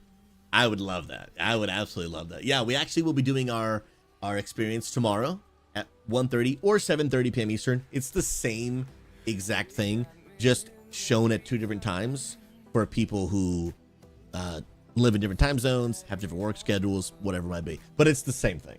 So it's not like you don't have to come to both unless you want to. Yeah, I've got my vault. I just checked. Nothing in the vault. And I don't have a key. Let me try and talk to her again. I don't know, bro. Well, for now, I'll do one of y'all's key. I'll do one of y'all's keys. I am gonna start. Actually, you know what? Can one of y'all just invite me? I don't know, Jack. Yeah, can we do your key? Do you mind lowering it to like a 2 or 3? Because I gotta blast through this key quickly. Actually, you know what, dude? Now there's only 20 minutes. By the time we actually get into the key, probably 15 minutes. We probably can't do a key in 15 minutes. I might have to. Actually, we could probably blast through a 2 in 15 minutes, to be honest.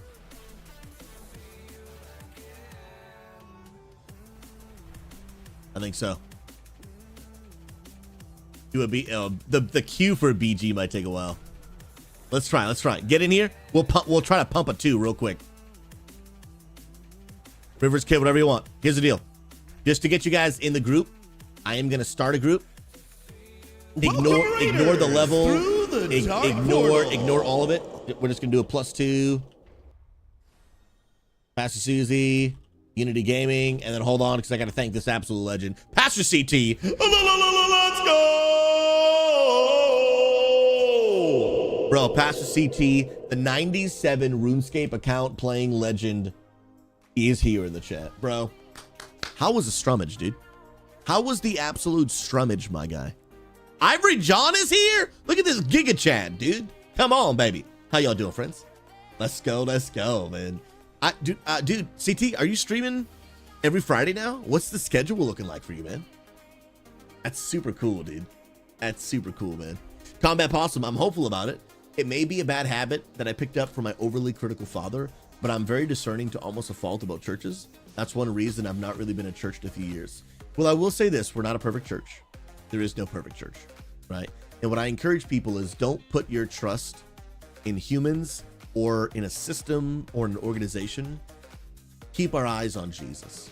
If you think that there is a church or pastors or leaders who will never disappoint you, you're really setting yourself up for failure. People are imperfect. People make mistakes. People don't get it right. Here's how I would describe any church for every single person that's in it. A church is a hospital for sick people, including the pastors. Everybody is sick and needs help. And so what's going to happen is sometimes if you go to a hospital, sometimes like someone might cough on you. They just might. But you're also coughing on people too. Because all of us are imperfect. We share in our brokenness and our shared need to need Jesus. And so in churches, yeah, you are, every now and then someone might say something that maybe offends you. And ideally they should apologize. Absolutely. They should apologize for sure. A pastor might say something that maybe shouldn't have said. There might be an expectation that, man, I feel like people should have been there for me better, and they weren't. And you would probably be right. We should have been there better for you. But what you're expecting is sometimes a perfect expectation, and we're just not always able to meet that standard. And so for me, I'm not just someone who leads a church. I'm also just a Christian who's a part of a church, right? Church family. But what I've embraced in my life is the Bible uses a lot of family language when it talks about church community. Because again, church is not supposed to be a service. It's not supposed to be a live stream. It's not like an event you go to. Church is actually, the Bible describes it as the people, the community. That's why sometimes you'll even hear me use the word for what we do on Saturdays. You'll even hear me use the word sometimes, experience. I to be honest, I actually don't even like saying like, hey, come to church, because it teaches this mindset that thing we do on Saturdays, that is church. But it's not accurate. Church is not what we do on Saturdays. Church is all of us all the time, living out our life, living out our faith. It's the people. It's the people. Let me just send a quick guild invite. And when the Bible talks about what church is, like I said, it uses a lot of familial language, brothers and sisters, family, different things like that. And I take family serious. And the reality is there are people in my family that have upset me. There are people in my family that have hurt me. There are people in my family that have not lived up to the standards that maybe they should have, or have not done what they should have done. But I don't just walk out on them because they're my family. We're going to sit down. We're going to have a conversation about it. If a brother offends me, the Bible says go to them. Talk about it. Talk it through. How can we find a resolution? And it doesn't mean that we just excuse each other's poor behavior. It means we talk it through and we learn to forgive, where forgiveness should always happen. But that doesn't even mean the relationship needs to continue. sometimes there are reasons why you may need to switch churches. And sometimes that needs to happen. But here's what I would encourage people. Don't give up on God because a broken person did a broken thing. Jesus is the only one who's not broken, who will never disappoint, who will never betray, who will never lie. And so really we lose out. Because I hear this all the time. I've left church because a Christian did X, Y, or Z. And the truth is, what somebody else does, it does not excuse their behavior. It was wrong. It should be repented of, should be apologized for, all that stuff, right? However, if I leave God altogether because a broken person did a broken thing, I lose, right? I'm not putting my eternal life in jeopardy because another broken person did a broken thing. I'm the one who loses. I'm not doing that. I am not walking away from Jesus, who gives me peace, strength, joy, purpose in life, because of someone else, something someone else did. I can deal with that hurt. I should talk it through. Hopefully we can find a resolution. But even if I have to leave and go to another church, I'm not throwing my eternal life away because of a bad thing someone else did. That doesn't fix anything.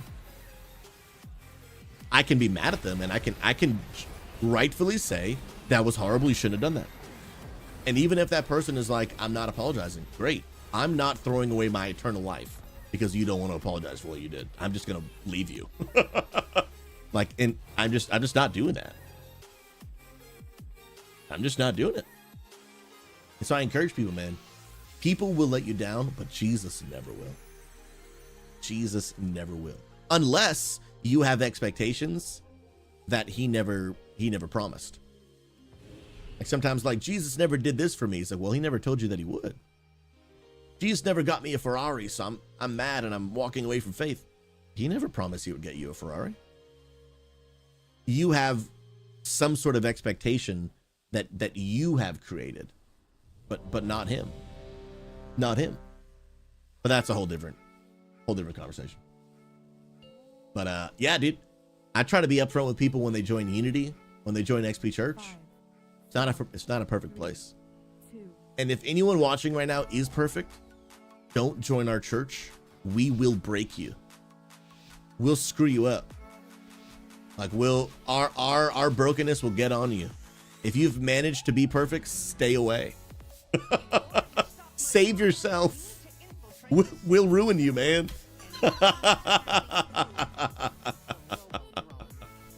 You'll catch our brokenness, dude. You don't want it. You don't want it. Dude, what build am I in? Oh, I'm in Mythic Plus. Let's go, dude. I'm actually in Mythic Plus. Yeah, dude, our brokenness will just get all over you, bro. Hands down. And you don't want none of that. No, you do not. No, sir. Hey, you get over here. You get over here. Oh, snapola. I gotta remember to spread my dots, dude. What am I doing? I can't be out here throwing. Absolutely, dude. The church is a hospital for the sick, and guess what? I'm a patient. I am both a pastor and a patient. I need it, bro. I need it. I need it. Come on now. Be fruitful and multiply your dots, dude. That's so great, dude. I love everything you just said. I love everything you just said, bro. Literal 10 out of 10. Love that, man. Combat, I agree. My issue is my dad, who was a pastor for several years, would condemn and abandon any church that didn't follow his exact standard. Yeah.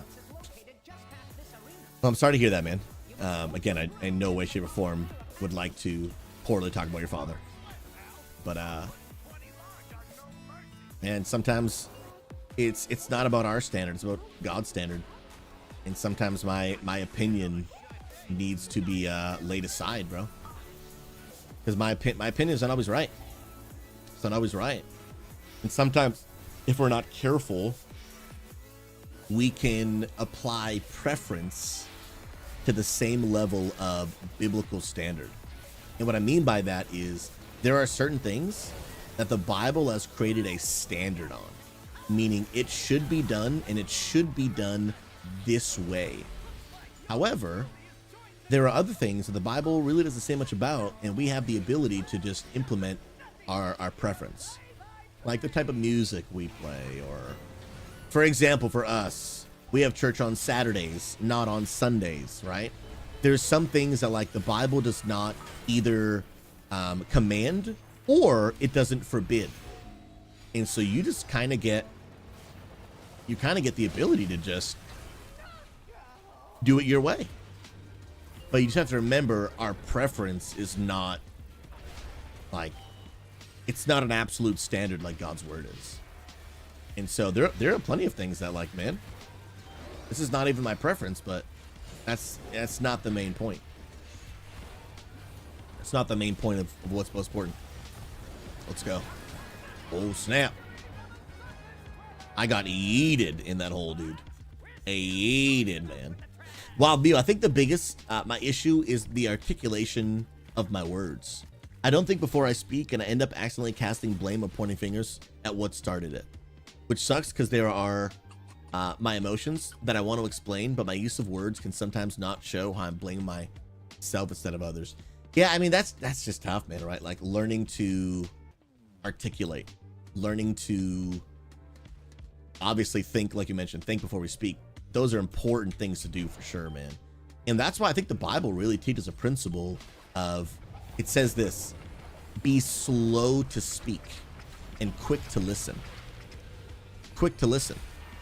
Meaning that oftentimes we get ourselves in trouble with the things we say because we didn't take the necessary time to just think it through. What are we saying? What are we doing? What implications will this have? And those matter a lot. They matter a lot.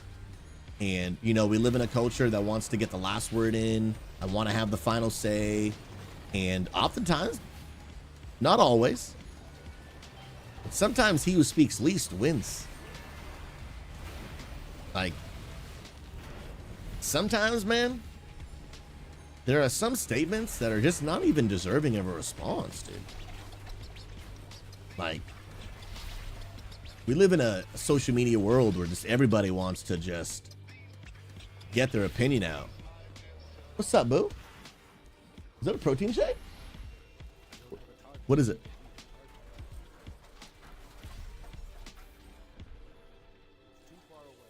Yogurt smoothie? Pineapple? Pineapple what? Mango? It was yogurt, Greek yogurt things in there. Icon Lady says sounds so good. She said it is good. I do. Hey, let's get it. Let's get it. Let's go. But yeah, we live in a culture that like everyone wants to share their opinion or get the final word or whatever it might be. Like everybody just wants to get their final thoughts in. You know what I mean? Like everybody wants it. And the truth is, sometimes the best response is just say nothing, dude. Like, there are just some things said on the internet that I'm like, dude, this is just not worth entertaining, bro. It's just not worth entertaining this just absolute nonsense, bro. People want a response about this absolute nonsense, and I hate to break your bubble. You're just not gonna get it. Like, you're just not gonna get a response here. You're just not gonna get it. Like, your life should be full of too much purpose and meaning that you just don't have the time for nonsense, bro. That adds no value. That does not build you or others up. It's just nonsense. And sometimes just not answering, dude, is the way to go. Sometimes, not in every situation. But the internet's wild, bro. Internet gives people the ability to think you can just say whatever you want, answer whatever you want, share your thoughts. Sometimes, bro, it's like, nobody asked, dude. Sometimes it's just like, dude, literally, nobody asked, bro. Like, you know what I mean? Like, nobody asked, dude.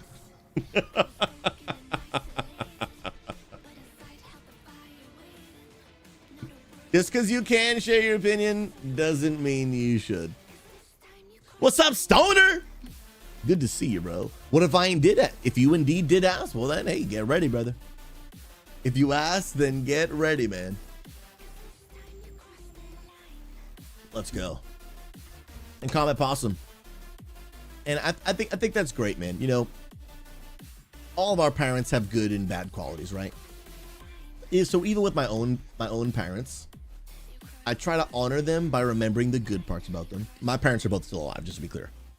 But I try to honor them by talking about and appreciating the great parts of them. So many. But I also, I'll be honest, like there are things that I'm still at 33 years old unlearning. So I'm like, this part, not so good. And I need to unlearn this. Unlearn it. You can ask my wife. And we all have that, man. But I think what you're doing right now, bro, is great, right? Because you're aware. I think, dude, being aware is half the battle, man. Just being aware. But I just can't stress it enough, dude. We are all just a work in progress, man. And what I really encourage, especially for those that are Christian, but I really encourage a lot of people is remember this. Don't judge one another because we sin. Because you got to be mindful. All of us are sinning. We just sin differently than each other. So don't look at someone and be like, I can't believe you would do that. Because the truth is, you just do different bad things. You just do different ones. That's right. Like you just do different ones. So some of your weaknesses might not be my weakness. But my weaknesses might not be your weakness. And we all got issues that we're working through. All of us. And it's important to know, like, we just got to push through, man. Have grace for one another. Oh, snap, hola, dude. Can we pump a little bit? Yeah, that's a strong opener, dude. I can get one more cast off. Let's go. It's a strong opener, bro. Still a strong opener. I have time to finish this cast.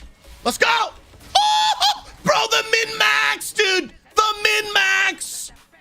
Finished my cast and got to safety. Bro, that was different, dude. We ain't playing a Fury Warrior right now, I'll tell you that. I ain't playing no Ellie Shaman right now, but I'll tell you that right now. Oh, I love this game so much, dude. This game is just so stinking good, bro. It's just literally 10 out of 10. It just really is. Oh, got it! You thought, though. You thought, dude.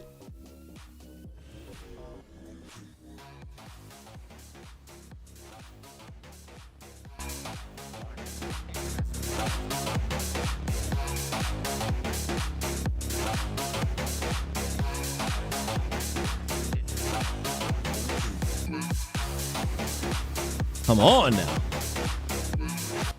I love World of Warcraft, can you tell? Yo, now there's just a dance party happening, dude. Oh, I'm gonna finish this key and then start up the XP Church channel, man. I gotta do it. Gotta do it. Gotta do it. You know what? I can just turn it on now and then we'll just start Ask Pass or anything. We turn it all on because it is indeed time, man. No countdown, no nothing. We going straight in. What's up, XP Church? Friends, I'm now live streaming on all of my own channels, as well as the XP Church Twitch, YouTube, Kick, and Facebook. And we are rocking and rolling. Cal never saw the go live from today. I don't know why. I put it everywhere. I did Twitter, Discord, all the things. Cal, I'm glad you're hanging out. How's your day going, friend? And for all the homies watching on the XP Church channel, welcome, welcome, welcome. We're about to dive in to Ask a Pastor Anything. Now, I do want to say something up front. Normally, they are 2 hours long. Today, I am only able to do it for 1 hour. Had something come up work-wise that I have to take care of today. So I can only actually do 1 hour today, but I am going to do that 1 hour. And I'm actually going to connect both my chats right now. And we're about to get this rocking and rolling, dude. We're about to get this rocking and rolling. You hit knock, did that not work? Says something went wrong, dude. Yeah, if you guys doing the key, actually, if you don't mind, give me just 1 minute. I just need to connect these chats. That we should be good to go. Cal, your day's over? Oh, do you have like a half a day on Friday or something? We do a little knock there? I don't know why that's not working. Oh, yes. Yes, I know exactly why it's not working. Because, you know what? Don't even need to say it. Don't even need to say it. Now we will hit that button.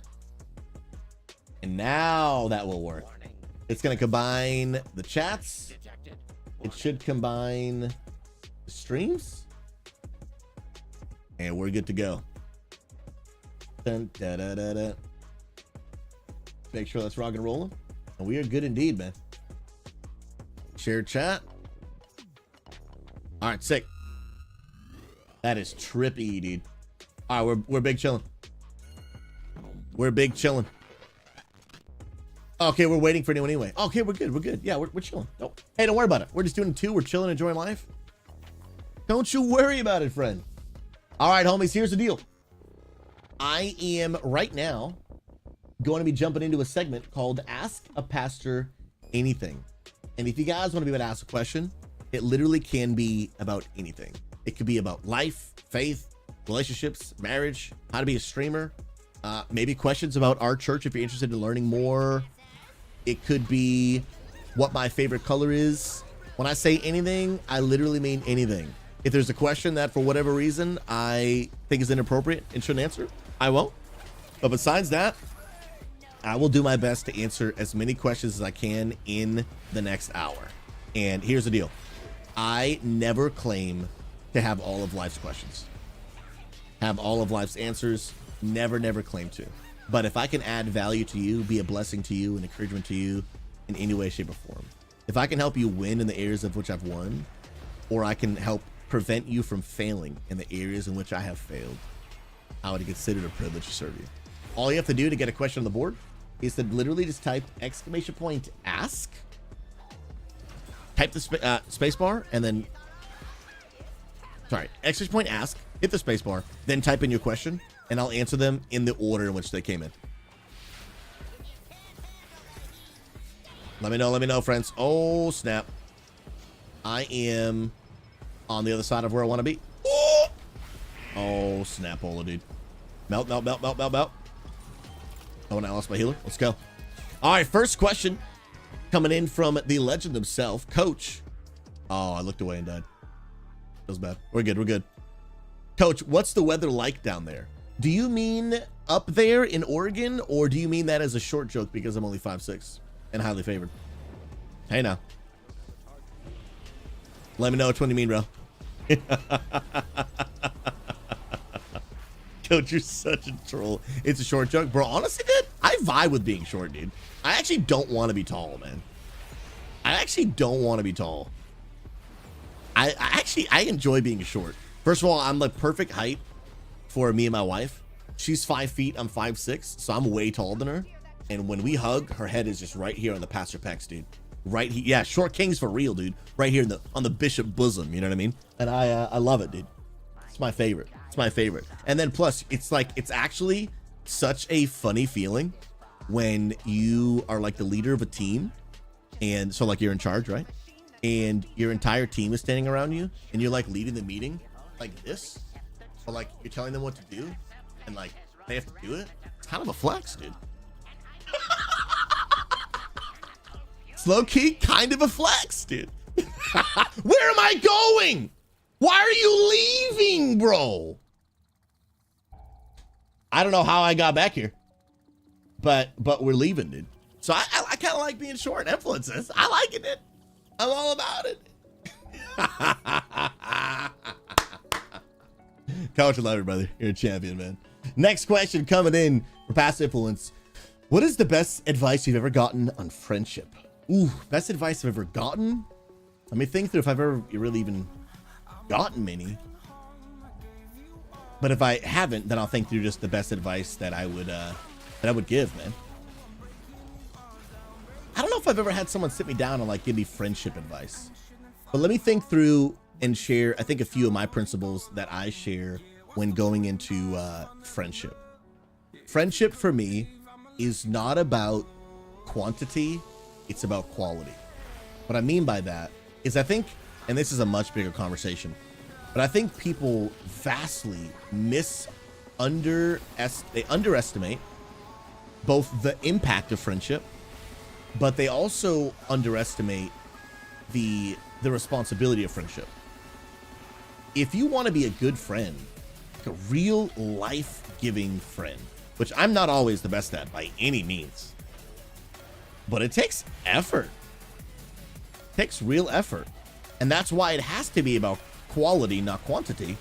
Because, bro, like the amount of effort, most of us do not have enough time in the day to actually serve your friends at the level which is required to build the type of deep friendship that I'm discussing. I'm not interested in like shallow level, how's the weather type friendship.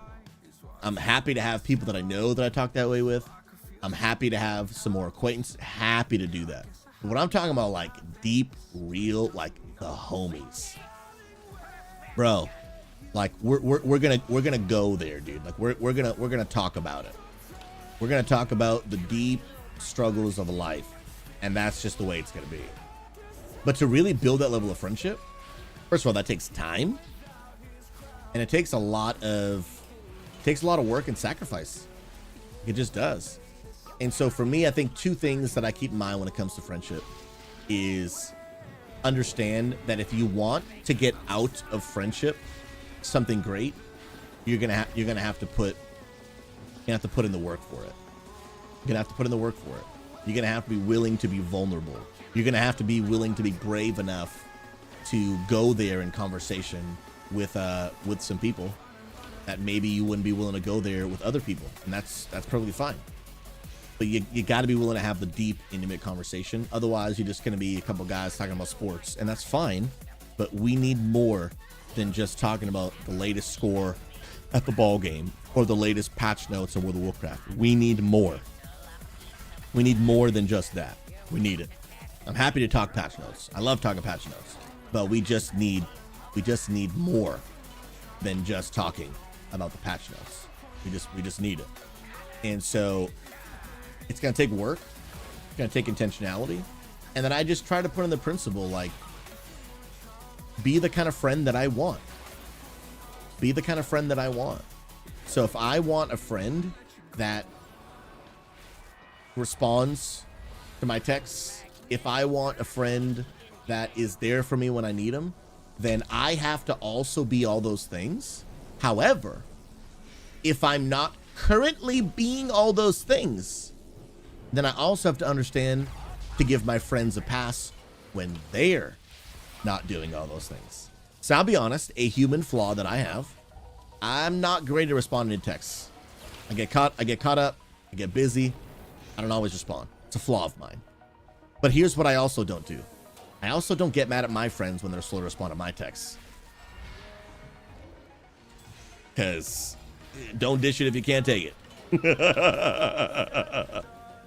But I try to be the kind of friend I want to be. Am I making my friends better? Are my friends becoming better people as a result of me being their friend? And if that's the kind of case, that's why, like, I don't want it to sound arrogant, but I have a high standard for friendship. Because I'm going to do my best to invest in you and live the type of life that you're going to be sharpened and challenged by. So I want that in return. I want the people I spend my time with, like, are you making me better? Not just making me, some people settle for just make me laugh. My life, our lives are too important, too valuable for my standard to just be, do you make me laugh? Do you make me better? And do you make me laugh? I want both. I want both. Our lives are too important. They're too valuable to just settle for, do we have fun together? And it's okay if you have some friends who you just like, yeah, we just have a good time together. It's a good laugh. But do you also have other friends that just make you better? They're just making you better. I'm down for another key if you guys are down. And so I want to be the kind of friend that I want for me. So if I want friends that sharpen me and make me better and challenge me, then I need to become the kind of person that is sharpening them. I want to be such a high caliber person, not perfect, but someone that's trying to grow and mature and develop and grow in my faith and be a better spouse, that when people are around me, they're like, man, I also want to be getting better. But if I'm going to live that way, I'm going to expect that from my closest friends as well. Not from every person I'm in an acquaintance with, but the people I'm going to spend the most amount of time with, if you're not sharpening me, like I will find people who do. Because we got one life to live, bro. And there are more important things than laughing and having fun. And plus, there are people who will make you better and sharpen you and be fun. Just got to find them. So those are the things I think about when friendship. It's just such a life-giving, experience, man. And it breaks my heart because most people, they don't experience the deep level of friendships that they can because they're not willing to go to the vulnerable part, you know? They're not willing to go to the deep level of friendship. They just want to talk about the patch notes, man. And that's cool. All I'll say is you're just missing out. There's more. There's more to experience. Talk about your failures. Talk about what's going on in your mind. Be honest. Apologize to one another. Ask for forgiveness. Challenge one another. There's more. There's so much more that people could be getting out of their friendships. One of you needs to take the first step to just go there, dude. Go there. Admit you don't have it all together. Admit you need some help. Admit you get it wrong. Admit you shouldn't have said the thing. Just go there and you'll start experiencing friendship with like one or two people, a small handful. I'm not talking about 15. I ain't got time to have 15 close friends, bro. And you don't either. And some people think they do is because they have a very small understanding of what friendship really can be. Because once you reach the level I'm talking about, you realize like, dude, this takes some work, bro. This takes time. Like it becomes a responsibility. And you might be like, well, dude, I got enough responsibilities. But this one is a responsibility with a deep reward. A deep reward that once you experience, you'll be like, yeah, dude, it's work. And you know, I got to put it in. But they're putting in the work too, and it's just a reciprocation, and it adds value to my life. It adds value to my life, and it's worth it. And I want that for more people. That's why one of our core values of our church is like experience community, and that's why I talk about this often. Because here's what let me tell you, here's what you don't need, right? For everybody listening right now, you don't need another Discord to join. Put a 5 in chat if you've already got. You're in so many Discords, you just barely interact with half of them. I'll put a 5 right there. You don't need another Discord. What most people do need is what I'm describing. But we think the two are the same. Well, friendship is like joining more Discords. No. Let me ask you a very important question. You may have a friends list, but that doesn't mean you have friends. You may have a list of people that from time to time you play a game with, but are you experiencing what I'm describing? People that, man, no matter what's going on, like they got your back and you have theirs. Like the kind of people that like you trust on such a deep level because they've earned it. And earning trust is not even, I've known them for a long time. It's, bro, we've been through the fire together. We've been through some crap together, bro. Like, we've come out on the other side of some things. And so now we trust them. Not I've known him for 7 years, so I guess I trust him. No, like, have you ever even seen each other really in the action of battle of friendship? Like, have you ever, like, oh, they're always there for me? In what way, though? Are you even sharing enough with them for them to be like, dang, bro, you did what? That's freaking jacked up, dude. But I love you, and let's work through this together. But dang, bro, I'm just getting to see your dark side a little bit.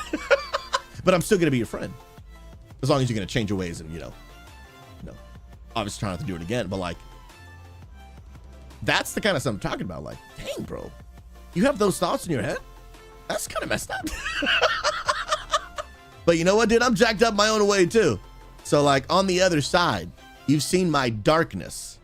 And now you're like, I still love you, bro. But most people don't get to experience that level of acceptance because they don't invite people into their darkness. I'm just a jacked up person, bro. So deeply in need of a savior. I don't even need the devil to destroy my life. To my own merit, I'll just do a great job just destroying it myself, bro. Like, you let me just live the way I want to live, think what I want to think, do what I want to do. The devil could go on vacation. I will ruin my own life just fine by myself. Oh my goodness, I need God.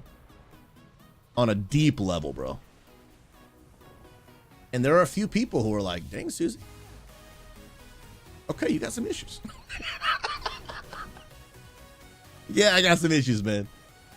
Now, what are your issues? Dang, bro. Let's just be messed up together. And encourage one another to be less messed up. In 10 years from now, we'll be less messed up than we are now.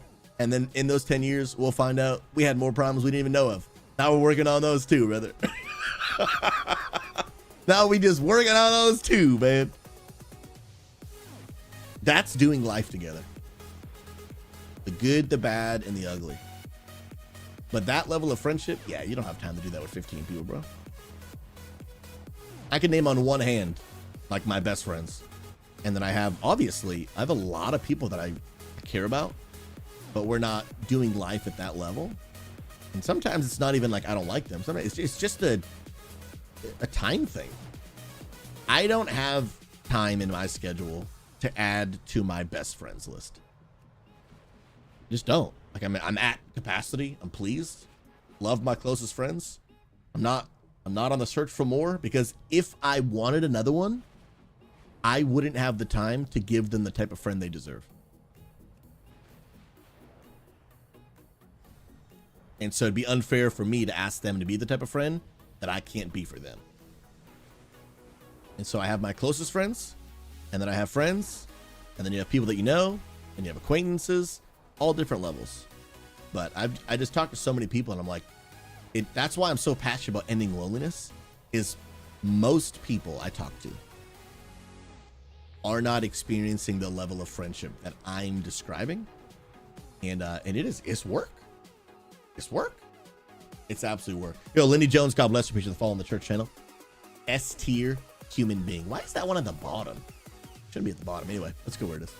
All right, man, I know I rambled on for a while, but great question, man. Influencer, love you, bro. Thanks for being one of my good friends. I love you. Thanks for being someone that challenged me, makes me better, knows my darkness. Pastor Influence knows things about me few humans on the entire planet know. And he still loves me. Love you, bro. What a legend, man. Next question coming in from IDJ. Hi, Pastor. How do I deal with heartbreak as a child of God? I thought this person was my husband, and he broke my heart. And no, I'm trying to rebuild my relationship with God, and it's been a bit hard. Thank you. Absolutely. I mean, obviously, I don't know the details of your situation, but I'm sorry dealing with heartbreak. Marriage is hard. I have dealt with my own hardship. I have been the cause of my own hardship. Heartbreak is real, and I'm sorry that you're dealing with that. Can we get some hearts in chat? I think what I would say, first and foremost, when it comes with heartbreak, and I'm gonna try to get another key real quick while we're waiting, so we can do something in the background. Dude, I still don't have a key, man. Spuds, I hate to ask you to drop your key to a 2, man, so I can kind of aimlessly do it in the background. Otherwise, we'll go farm some transmog or something, bro. We'll be chilling, man. But I think for me, DJ, and you asked how do I deal with heartbreak,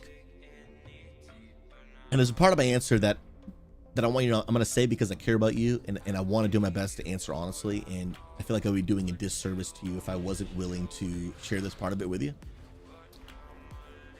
I think for the first part, when it comes to heartbreak as a child of God, being someone that's a Christian, following the standards of the Bible, the first thing I want to ask myself is two things that are going to be hard.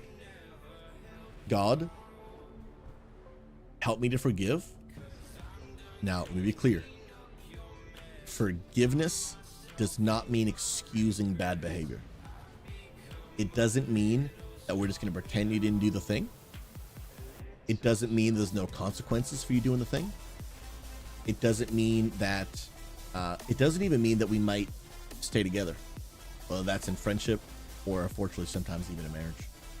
There are things that even Jesus says in the Bible that if these things were to take place, like adultery, that one party just they have a pass. They have a clear pass for divorce. And it's a tough topic, man. It's a tough topic. But God always wants us to forgive, not because what the person did isn't a big deal, but because if we hold on to bitterness, we are the ones who lose. First of all, Jesus teaches that how dare we refuse to forgive someone who's wronged us when Jesus was willing to forgive you when you wronged him. And the truth is, the sins that we have committed against God fall short in comparison to the things that we have done against God are way bigger than the things that we've done against each other. They just are. They just are. And so if God can forgive us, God wants to help us forgive each other. But I know that forgiveness is not just instant. It starts with a conscious decision. I am going to forgive you. I'm making a conscious decision. And then through prayer and asking God to help me, and through time, my heart will catch up with my decision. I think sometimes forgiving someone means I forgive you when I'm no longer hurt by what you did. When I no longer have any emotions towards it. No, but forgiveness sometimes is I'm making a choice to overlook the offense. I'm making a choice to take you off the cross and allow you to go free. I may still be upset, but I've made a conscious decision. And now I'm going to heal. And eventually my heart catches up with my decision. And that is a very, very, very big factor. You're not pretending that you're not upset. You're not pretending you're not hurt.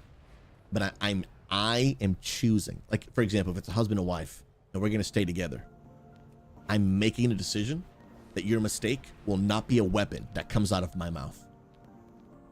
I'm hurt by what you did, but I am not going to use what you did as a weapon out of my mouth. Because if I am, then I haven't forgiven you. I am continuously holding it against you. But forgiveness is to say, I'm gonna let you free. I'm gonna let you free. I am forgiving you. I'm overlooking the offense. It doesn't mean you don't have to rebuild my trust. You might have my forgiveness, but you don't have my trust. You're gonna have to earn that back. Forgiveness should be given freely. Trust needs to be earned. And if it's broken, it needs to be re-earned. And I've had to do that in my life and in my marriage. I've been forgiven, but trust needs to be re-earned. We lose trust in buckets. We lose a ton all at once when we make bad decisions. And we gain it back in little drops. One drop at a time. Over time, over years. But it starts with forgiveness. Starts with forgiveness. That's the first step, I believe, to dealing with heartbreak as a child of God, like you mentioned. Second thing I would say is really asking the Lord, help me check my heart. I'm having to deal with heartbreak, but is there any part of this, even if it's only 1%, is there any part that I'm at fault and that maybe I also need to ask for forgiveness?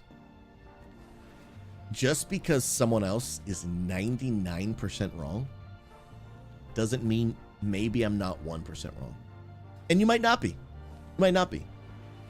But I think the healthy approach from both a mature standpoint and a Christian standpoint is to at least ask the question. David prayed a prayer in the Psalms where he said, God, search me to see if there be any wickedness in me.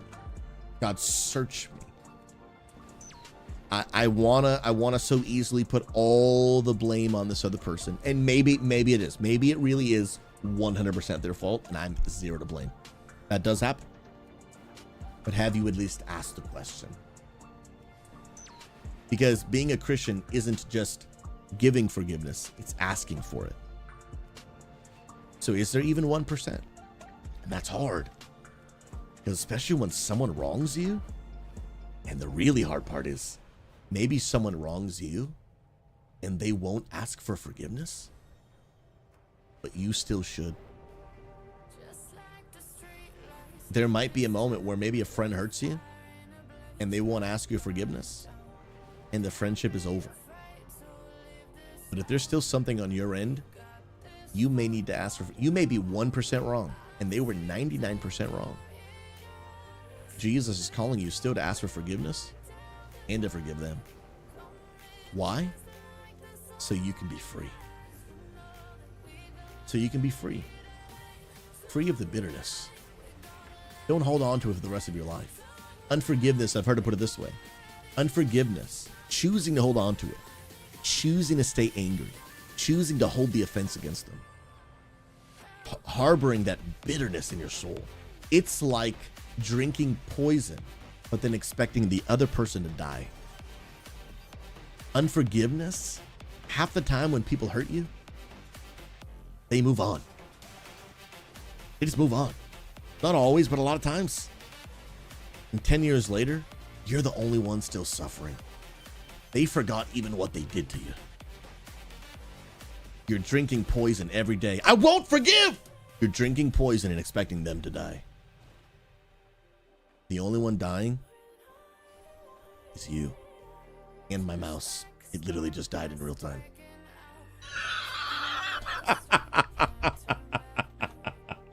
Let's see if I can plug this bad boy in.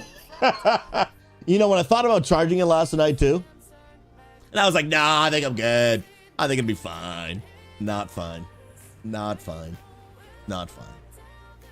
Then the third thing I'll say to you, my friend, is I would really, really encourage you, spend some time genuinely talking to God. Be in the presence of the Holy Spirit and allow him to comfort you. And you can do all three of these things simultaneously.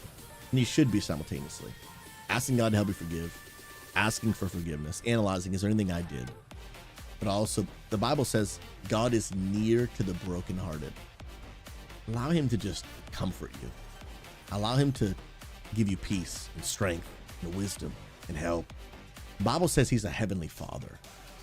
Allow the heavenly father to just encourage you, bless you. And I think it'll really go a long way for you. Last thing I'll probably add to that, get around some good people who can grieve with you. You know, it's another tangent I'll go on. It's important. Bible talks a lot about, let me actually pull up the verse actually. We're having a hard time getting a group, it's all good. Check this out. This is a part of what it really means to be a church. To really be a church. Remember, church is not a service, it's not an experience, it's not a building, it's not an event you go to, it's the community of people. It's the people of God. Galatians 6:2, carry each other's burdens. And in this way, you will fulfill the law and desire of Christ. Again, church should be family. I talked about this a little while ago. The Bible uses brother and sister terminology. It uses a lot of language to describe the closeness of the relationship we should experience. And when it comes to what we're doing for one another, oftentimes all we want to do in church sometimes is just encourage one another, say nice things about or to each other, and those things are great. And sometimes all we want to do is just pray for each other. That sounds great. But to carry each other's burdens is to do more than just pray. It is to sit with each other in the middle of the pain and allow someone to cry and they not feel like a burden to you. And they not feel like a burden to you. You just say bye to this group. Gotta head out, but thank you so much. They just not feel like a burden to you. Like, so because of sometimes how we treat one another, we make each other feel like a burden. And then what happens is we don't want to open up to each other because we don't want to be a burden. And so we don't really have anyone to just like really carry the grief with us. Like really carry it. Really to sit with us and sit with us in the pain. Sometimes the best thing you can do as a friend is just sit with your friend in the middle of their pain. You might not even need to say anything. You might not even need to say anything. But just be there. And when you can get some good people around you in the middle of your heartbreak, friend, it'll go a long way for you. I hope that helps, friend. God bless you. For real. I'm jumping down to the next question. Big Beck. What you just talked about on friendship reminds me of the Dunbar number. The Dunbar number. Check that out. What is the Dunbar number, bro? I don't know what that is, man. I don't know what that is, bro. Coach, wait, why can't you make clips anymore, man? That's weird, dude. Put that on the talk, dude. Put it on the talkers, brother. My goodness. Dude, you won't interrupt. No, Stonerockers, you're good, man. You are good. My goodness gracious. Hey, Purpose Driven Life, welcome to the channel, man. Next question coming in. Why does the church, denominational agnostic, I'm unfamiliar with that denomination, so I can't speak specifically, preach so much hate towards ourselves if we are LGBTQ? Let me be very clear. I actually just talked about this in my sermon this past weekend. First of all, there is never an excuse, ever, biblically, for any Christian, any church, any denomination to promote or act in a hateful way towards anyone or any group of people. That is not the way of Jesus. To act in a way that is hateful, to wish harm on people, absolutely, utterly unacceptable. Utterly unacceptable to preach or produce or act in a way that is hateful. However, there are definitely things in the Bible that God says, hey, like there is a standard that God wants us to follow. There's a way that God wants us to live that sometimes people may not be in alignment with. But just because someone lives in a way that is not in alignment with what I believe the Bible teaches, that is not an excuse for me to hate them.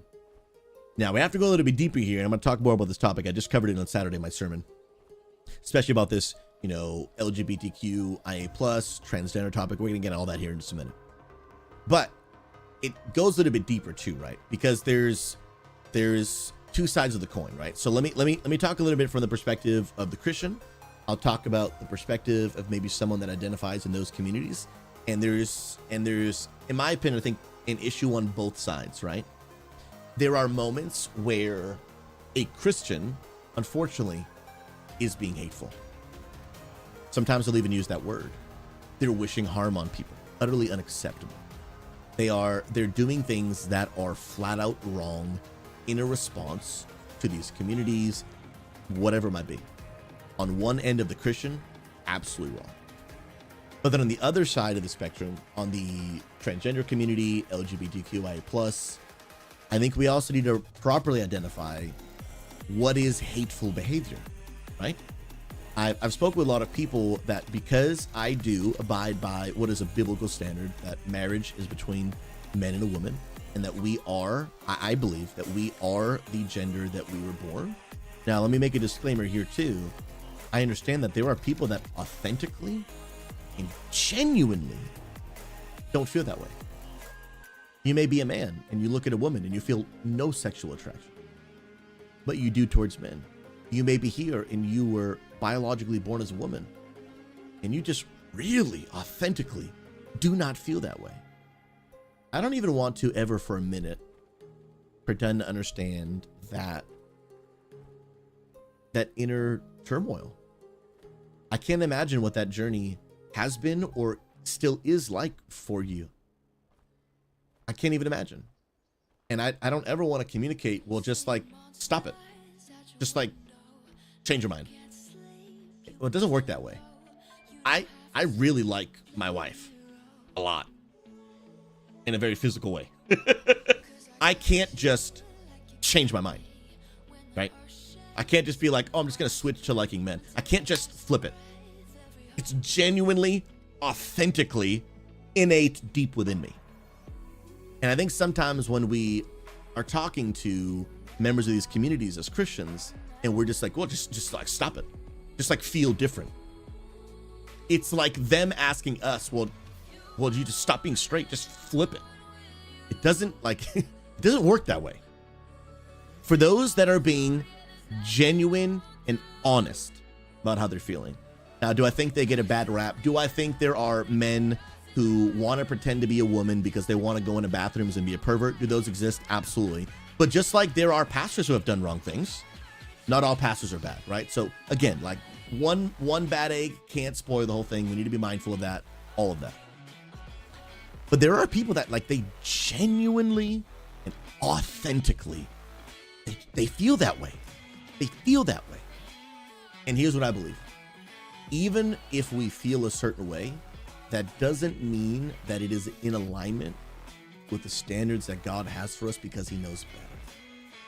And so here's what I really believe. You may be here engaging in a homosexual relationship. And let me say this, I'd love to be your friend. You and I may never agree. I respect your decision to choose how you want to live your life because I can't force you. You may be here a homosexual, you may be a transgender. I want to be your friend. I want to play World of Warcraft.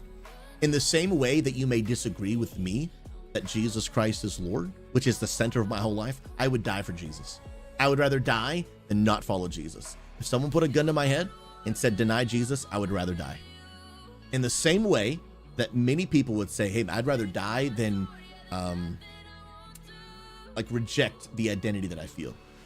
We both have something we would be willing to die for. In the same way that I respect that you might view the world differently than I do, but I'll still be kind to you and respect to you, and then I can just say, hey, we disagree on this. Let's play World of Warcraft. I just ask that people do the same for me, right? Because I have people that think I'm crazy for being a follower of Jesus.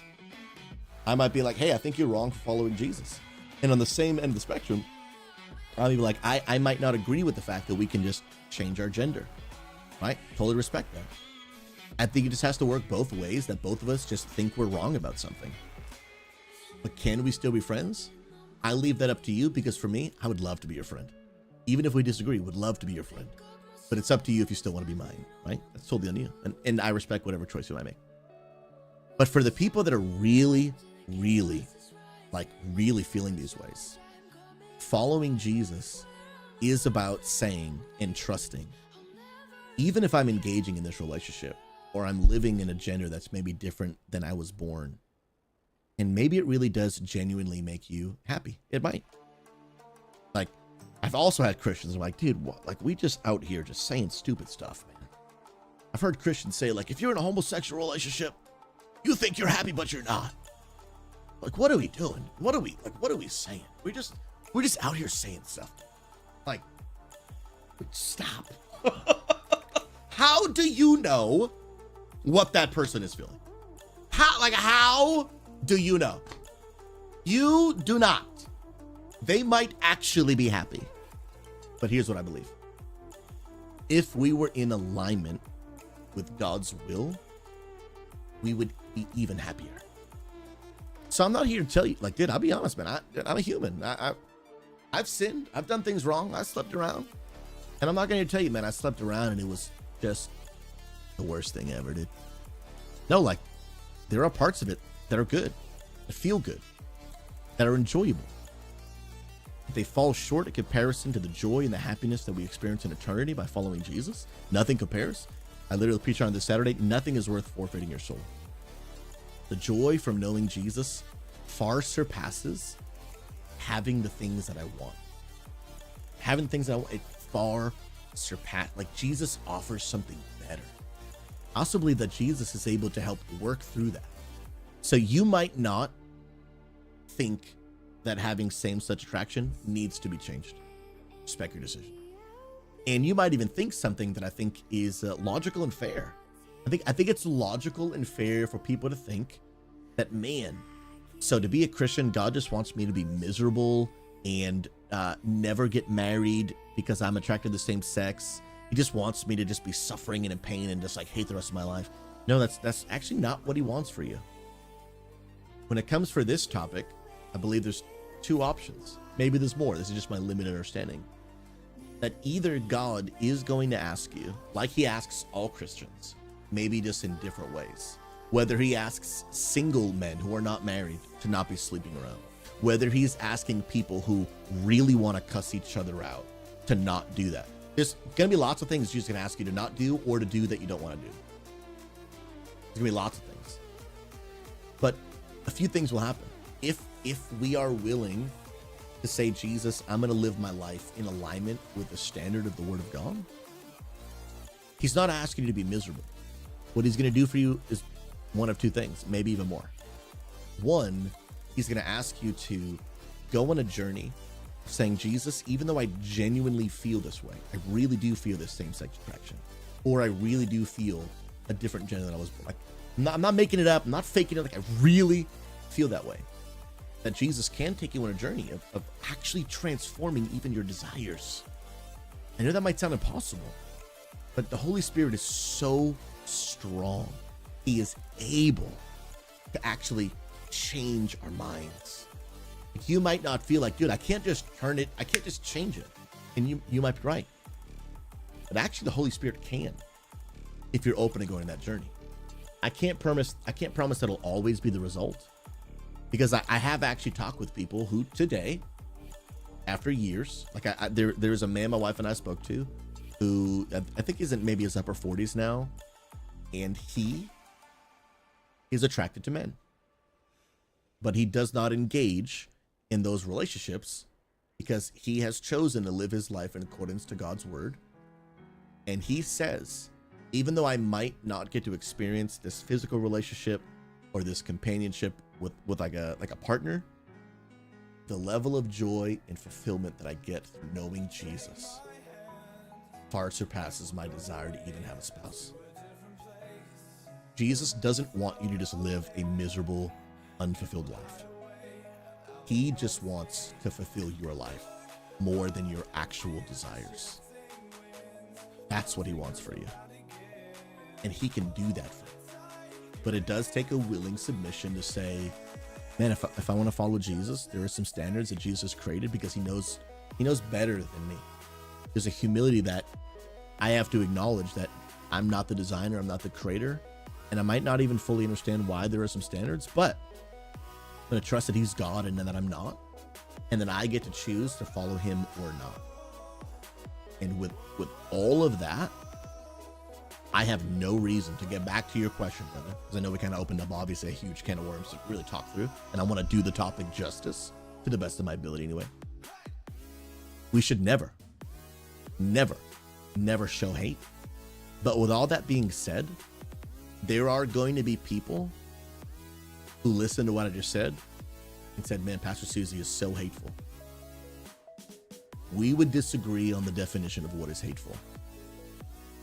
I do not believe, this is me, and if I have room for improvement, I'd love to grow. I don't believe that what I've said here is hateful. I think I've lovingly and kindly described what I think the Bible communicates. But for me to hate you would be for me to say, you're awful. Like, I don't want you to be happy. Like, that's people who make different decisions than I do, like, should die or be put in jail. Or I didn't say any of that. That's hateful behavior. I'm just saying, I believe Jesus offers a better way. And for anyone across any community, across any mindset, any lifestyle who would follow him, you will find eternal life and eternal joy. But it's going to come at a cost for all of us. For all of us.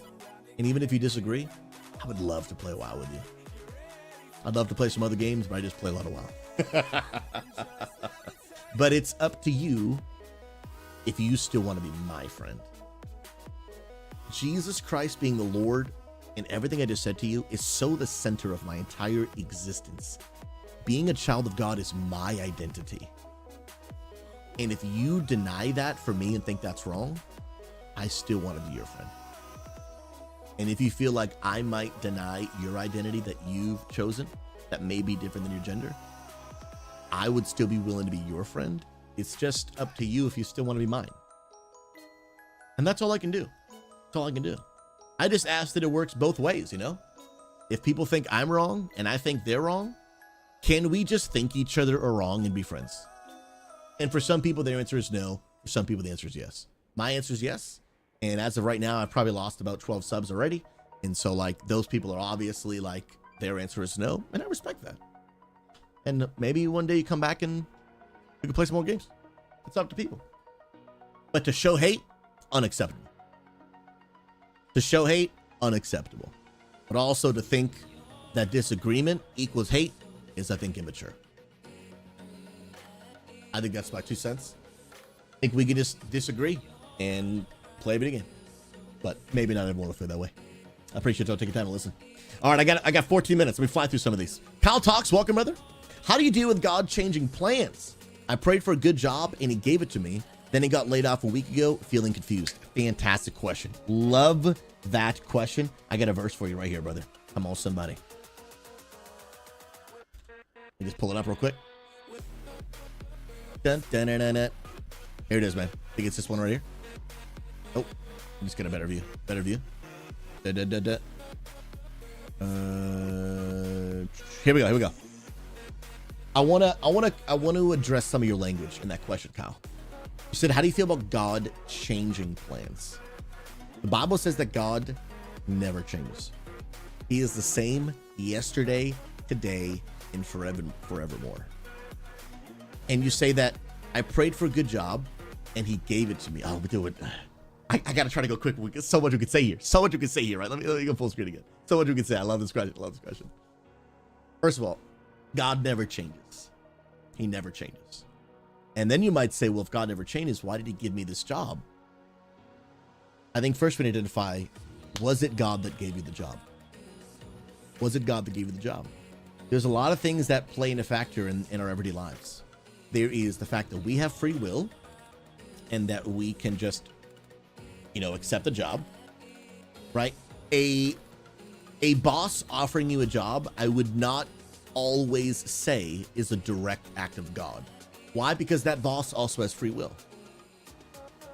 right? He might have just felt like offering you a job, so he did. Nothing to do with God. He just wanted to do it, and so he did it. I felt like drinking some Gummy Bear Advanced GG today. Had nothing to do with God. I wanted to drink it, so I put it in my cup, and I did. Right? Free will. You getting offered a job might not even actually be a gift of God. It might have just been a job opportunity. And that doesn't mean it was wrong for you to take, but I think sometimes we just automatically assume like this was a gift of God, but it might not have been a gift of God. It might have just been an opportunity, but not every good opportunity is a God opportunity. So one, and then also understanding like people really they really undervalue like the power and authority that the devil has even on the earth today. It's a whole other topic. The devil can give you good things to set you off course. He can give you, and they're not like, oh, bad things in disguise. No, sometimes they can be good. The devil can give you good things on this earth to distract you long enough so that you feel like you're winning on the earth, but you end up losing in eternity. Like he can give you good things to give you a nice, comfortable life because his biggest goal is to get you to not want God so that you lose in eternity. So we really have to get our minds around this concept of like, not everything is actually from God. Was it maybe just free will and I took an opportunity, which, I've done the same. Or maybe it was the devil distracting me with what looked like a good opportunity, but wasn't good. But it also could have been, and the Bible talks a lot about this too. I believe it's in Isaiah. It says it rains on the just and the unjust. Where sometimes as Christians, we think like hard things only happen to like non-Christian people. No, there's actually, it rains on the just and the unjust, where oftentimes God will allow you to go through a situation that you learn a lesson, you stretch, you change, you learn his provision, whatever it might be. And so in this situation, again, I don't know all the details, but you said, how do you deal with God changing plans? God didn't change plans. That I know for sure. The other questions are, were you ever following God's plan in the first place? Or was this actually a part of God's plan altogether? It's really only those two options. Am I actually following God's plan at all? Or did a guy just offer me a job and I just took it because I have free will just like he does, but it wasn't actually what God wanted? Or maybe it actually is God's plan for me to have got the job and then lost it for reasons I'm unaware of, right? Here's an important principle I want to teach you right here, man. This is the book of Job. The Lord gave and the Lord has taken away. May the name of the Lord be praised. An important principle as a follower of Jesus, it is to understand that God is both the God who gives and at times the God who takes away. So, Kyle, God may have given you that job and then he may have taken it away for reasons I'm unaware of. But here's what I can tell you this. Put up another scripture. His ways, another one. This is Isaiah. Yeah, it is Isaiah 58:59. For my thoughts are not your thoughts, neither are your ways, declares the Lord. As the heavens are higher than the earth, so are my ways higher than your ways. This is God talking, by the way. And my thoughts are higher than your thoughts. This is God speaking, not us speaking this to God. Again, it says declares the Lord, right? So you're saying right now, man, I feel confused. Why would God give this to me and take it away?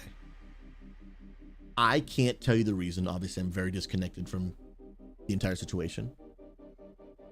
You might be able to get an answer through God, through experience, or through prayer.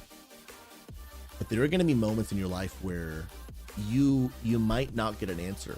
Paul says in the New Testament that living life is like looking through a mirror dimly. Check this out. 1 Corinthians 13:12. For now we see in a mirror dimly, meaning not everything's clear. Not everything's crystal clear. Some things I don't fully understand. I don't know what's going on here. But then face to face, meaning there will be a day where I will see Jesus face to face. Now I know in part. It's like looking through a glass. It's kind of foggy. Like I can kind of see, I can kind of understand. I think I see bits and pieces. I don't have a full picture though. But then I'll see Jesus face to face. Now I know in part. I have partial details, a little bit of context. But then when I see him, I'll know fully. I'll get all my answers. But a part of following Jesus is understanding that I will live life, and at times I won't have all the answers. But when I don't have all the answers, do I trust that because his thoughts and ways are higher than mine, I may not be able to understand my situation, but I trust in the character, in the nature of God, meaning he is good, faithful, holy, and whatever he's doing, it brings me all the way back to this. God is working out all things. Check this out. Romans 8:28. And we know that in all things, getting the job, losing the job, in all things, God works for the good of those who love him and have been called according to his purpose. There is a purpose to your pain, brother. I can't give you an answer to exactly the details of why God is doing it, if it's even his doing. Again, we may have just took a job that maybe we shouldn't have. And maybe actually you losing your job is God protecting you. You may have took a job you shouldn't have, and God's like, I love you too much to keep it. We got to get you out of there. Because I know 6 months down the road, you're going to be traveling and working so much, your marriage is going to fall apart. I know that there's a guy in the office who, because you're a Christian, he's out to get you, and he's going to spread some lies about you, and you're going to get fired, and for the rest of your life on your track record, this lie is going to be there. Could be so many things. I don't know. Could be a woman that maybe you and your marriage are going through a hard time, and there's that woman who starts hitting on you. You have a moment of weakness, and boom, now the rest of you. God's like, I'm just going to get you away from the woman, dude. You got to get out. I don't know exactly the reason, but I know the purpose. He's working out something for your good. He's working out something for your good. Because that's who God is, brother. He loves you so much. And if you learn to trust, maybe not your situation, but learn the God of your situation, trust him. He's watching out for me. He's taking care of me. He sees my pain. He sees my hurt. He's not abandoning me. He's not giving up on me. He loves me, and he will take care of me. If you do that, man, it doesn't mean that, you know, life is obviously easier and you stop caring about stuff, but it gives you hope. And I might not have an answer. And right now I'm seeing partly through a mirror dimly. And I don't like it. I don't understand it. But God's working all things for my good. God is working out all things for my good. Let's go. Hope that helps, man. And I am sorry about the job, of course. For real, man. But I'll tell you, man. Here's what I've learned. Not necessarily like when I make a bad decision. When I make a bad decision, yeah, like I'm like, man, I really wish I didn't make it. Like, for example, even a few years ago when I made a major mistake in my life, I don't, you know, I wish I didn't make it. I'm thankful for what it produced in me. I had to change. I just wish I could have learned the lessons I learned a different way, right? I wish I could have become the man I'm becoming, but just a different way. But when it comes to like something happened to you out of your control, I wouldn't even say like, man, it depends on the situation. But sometimes, you know, I'm not talking about like tragedies where like your baby passes. That's just awful, awful, awful, awful. But I'm talking about like maybe I lost a job or lost an opportunity. I've learned to be like, it's not even that I wish it didn't happen. Because if it didn't happen, I wouldn't have gotten the good that God brought out of it. And sometimes, like, as you mature in your life of following Jesus, you just begin to just welcome the burden.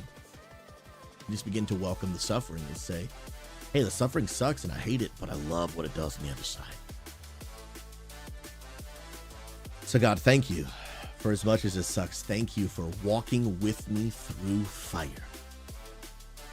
Thank you that this fire is burning off the things on me that need to go. Thank you that this fire is sharpening. Thank you that things that are in me that are dying right now that need to go. Thank you that I'm becoming different. And it probably wouldn't be happening if there wasn't this fire. But that's hard, man. And I don't do that every time either. Sometimes I'm like, Lord, are you freaking kidding me, bro? Can we do something about this? And I have to remember, like, dude, he's working out. He is doing something about it. First of all, he gave me breath in my lungs to breathe another day, which I'm undeserving of. Praise God. If you have breath in your lungs, you have a reason enough to give God thanks. He's working. He's working, man. He's cooking. He's cooking. He is absolutely cooking. Absolutely cooking. I got one more question, then I'm out of here. Well, I got two. One's short. What do I think about the new Pope? I just haven't looked into it enough. But I heard it's an American. Pretty cool. I don't follow the Catholic religion very closely. Much respect and love, but I don't really have many thoughts to offer.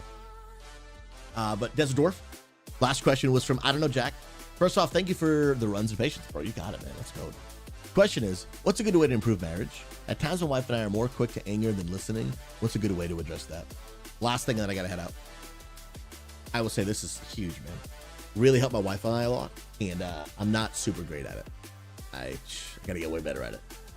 My wife and I learned something in marriage counseling, and it was called the mouth-ear tool. Two things: mouth-ear tool and the I statements. The I statements, and again, it's really like a whole teaching. We could do a whole podcast on it. Maybe we will. But the I statements are being careful to point the finger. So instead of always just saying you, saying I. So instead of, for example, when you never do the dishes, makes me want to punch you in the face, right? But it's more, we may be different and not have, for example, it's my wife, right? Not having a house that's clean. Here's how I feel. I feel anxiety. I feel stress. I feel like I can't relax when the house is a mess. And I feel like, I just feel like I'm trapped in it. And when the dishes get done, I feel loved, because especially now my wife knows that I know that about her. When the dishes are done, I feel loved. I feel seen. I feel like you want me to not be living in this trapped anxiety like I've described to you. That's how I feel when the dishes are done. But when they're not done, I feel like you know that I am stressed and that it means nothing to you. That's how I feel. It might not be what you're meaning to do, but that's how I feel about it. See how that was much more focused on me than it was on you? And then you follow up with an action statement. So in the future, it would mean so much to me if when the dishes are done, and I know that you're tired, I know that you've also had a long day, but if you could help out with the dishes, like, it would make me feel, again, X, Y, and Z. But see how that was so much more focused on me than it was on just pointing the finger at you? I was honest to admit there is an action step I would like you to take, right? There is a behavior I'd like for you to correct, but it was so much more focused on I than it was focused on you. Then the other thing is what's called the mouth ear. We learned this in counseling as well. Really helpful. We gotta use it more often. It's easy to know a tool and then in the heat of the moment, just be like, nah, dude, I'm not using that tool. Let's go, you know? But the mouth ear is basically just a principle where your spouse says something to you, right? For example, let's say your spouse does the I statement I just did. They just literally say, do exactly what I said. And then they follow up with, what did you hear me say? And I'll be honest, at first it feels a little strange. It does. It feels a little strange at first. And then literally you just, as best you can, summarize back to them what they said to you. And you're like, dude, that sounds so dumb. Why would we do that? There's a few reasons for it. And again, I will acknowledge when I first started, I was like, this is kind of weird. Why are we doing this? And then I learned what I'm hopefully you're gonna learn right now. One, you realize actually what a bad listener you actually are until you feel the pressure of, oh my goodness, okay, I gotta listen because she's gonna quiz me what she just said and I have to be able to regurgitate it back to her. Then you go into like hyper listen mode, and then you realize this is 100 times more attentive than I normally am. Meaning that I normally listen 100 times less, which means I'm normally a bad listener. And I didn't really learn that until right now. Because now I'm like, yo, I gotta pay attention. I gotta actually listen. And so it does a lot to the listener.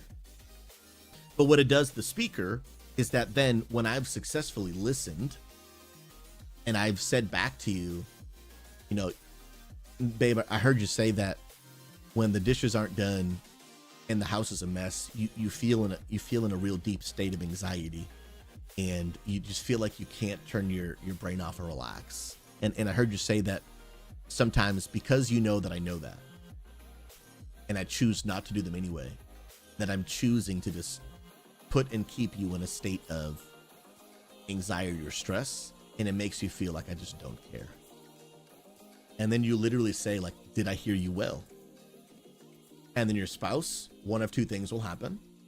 Either feel incredibly heard, understood, and loved because you actually listened, or they'll be able to give feedback on, this is where it clears up miscommunication.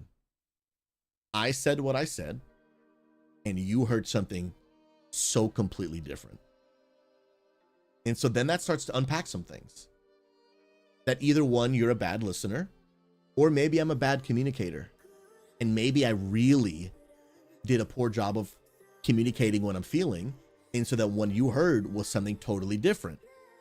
Or maybe a combination of both, right? Maybe it's a combination of both. But what happens so many times in arguments is just misunderstandings. I said or did or didn't say, and I don't know how it affected you because we haven't communicated what we're feeling. We oftentimes just talk about what happened. We don't talk about how we felt about it. And we completely we're just missing each other. You said that, but I thought you said this, and I took it that way, but you meant it this way, and we're just missing each other. So the mouth ear helps clear that up. And then you can really just talk that through. And then if you heard poorly, then there's opportunity to talk through. And again, go back to the mouth ear. Here's what I heard you say. I heard you use the phrase, you think I suck. And then that made me feel this way. And then they're like, well, did I really say I think you suck? And you're like, I didn't realize I said that. I was like, well, you did. Wow, I didn't realize, like, in the heat of the moment, I didn't realize I said that. So that, like, that's actually on me. Well, that's what I walked away. Like, there's just so much. Just helps when you just talk it through.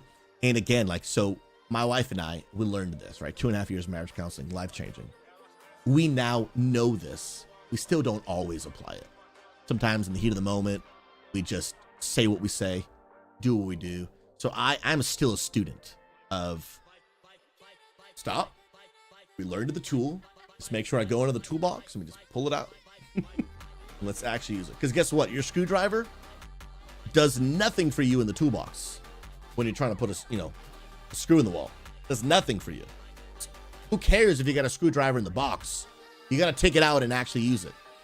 Like, and so like sometimes what I'm doing by not taking out the tool, there's a screwdriver in my toolbox, but I'm over here freaking trying to twist in the screw, with my fingers and wondering why this is not going well. Got to use the tool, right? You learn the tool, it's half the battle. Then you got to actually use the tool, and that's the harder part because like you have to apply it in real time. But the more you practice, the better you get. And so I think it's probably one of the most helpful things for us. And again, we are both students of it, getting better at it. Don't do it perfectly by any means. I don't always do I statements. Sometimes my wife and I both, we all do it. But these are steps to help get better. It's been helpful for us. Hopefully it'll be helpful for you. Guys, y'all are amazing. I love y'all. I think I actually managed to I think I managed to get every question that at least had the ask in it. But I do gotta go. Guys, I love you. I really do. Friends, if y'all looking for an online church for gamers, I'm put a link in the chat right there. Right now we're in a series on the topic of dangerous doctrine. And really asking ourselves, where do our beliefs come from? And are they good?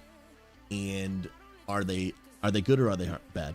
Are they helpful or are they harmful? Look back if I missed one, I apologize, bro. Ask me tomorrow morning. I got you, dude. And that's tomorrow at 1:30 or 7:30 p.m. Eastern. What I want to encourage y'all to do right now is, yes, that Desdorf is all over it. Go listen to episode 3 on the podcast, all right? Episode 3 on the podcast. New podcast just started 3 weeks ago, and it is out now. I'm going to put that link in the chat. Actually, it's right there. If you guys could, go listen to it on Spotify, Amazon. It's on YouTube with the video, of course. Amazon, it's everywhere. Go check it out. Take a listen. I think it'll be a blessing to you. And yes, if you guys like audio platforms like Spotify, Apple Music, we could use some love over there. Literally just, what you call it? Like it, share it, save it, review it. Those help a ton to help more people hear the message. If you think the messages that we're sharing are helpful and impactful, you can help more people see them by just reacting to them. Because even if you don't share it, if you give it positive engagement, the platforms share it. They will put it in front of people so that more people can check it out. Purpose-driven life. God bless you. You are an absolute S-tier human being. God bless you. Purpose would love to have you come back in, ask more questions. And guys, just know, like, I know I do this weekly segment, Ask Pastor Anything, but you don't have to wait until these segments. Pretty much anytime I'm streaming, unless there's a specific thing that we're doing, that requires like an immense amount of attention. That's what I love doing all day. Talking to people, answer questions. The video game for me is very much just like in the background. And so if you guys want to ask questions while I'm streaming, I would love it. So Purpose-Driven Life, I see you saying I'd love to pick your brain more. You don't have to wait until next Friday at 3 p.m. Eastern. I'll be live again tomorrow morning at 11 a.m. for church. I'll be live again Monday at 11 a.m. Ask some questions. I'd love to help. For those that are watching on the XP Church channel, I love you. I'll see you all at church tomorrow. I won't be, yes, I'll be live tomorrow at 11. And then I don't stream on Sundays. No Sunday streams, at least for now. Maybe it'll change one day. Who knows? Friends, I love your faces. And of course, thank you to all of you that support this channel. Guys, if y'all want to continue to see me share God's love with gamers, bring an end to toxicity and loneliness, in the gaming community. If you wouldn't mind considering subscribing, if you have an Amazon Prime account or someone that you know that has one, and you guys are able to actually connect that to your Twitch account by clicking that link right there, you can actually support the channel and never watch an ad again for free. It is just included in your Amazon Prime account. So you got to pay for Amazon Prime, obviously, but to sub to the channel with that, no extra charge. Or if you just want to subscribe to the channel because you believe in what you're doing and you want to see it continue, it would mean the world. I love y'all. I appreciate you. Check out the Patreon if you're interested. I'm out for the day. I love y'all. We'll see you soon. Peace.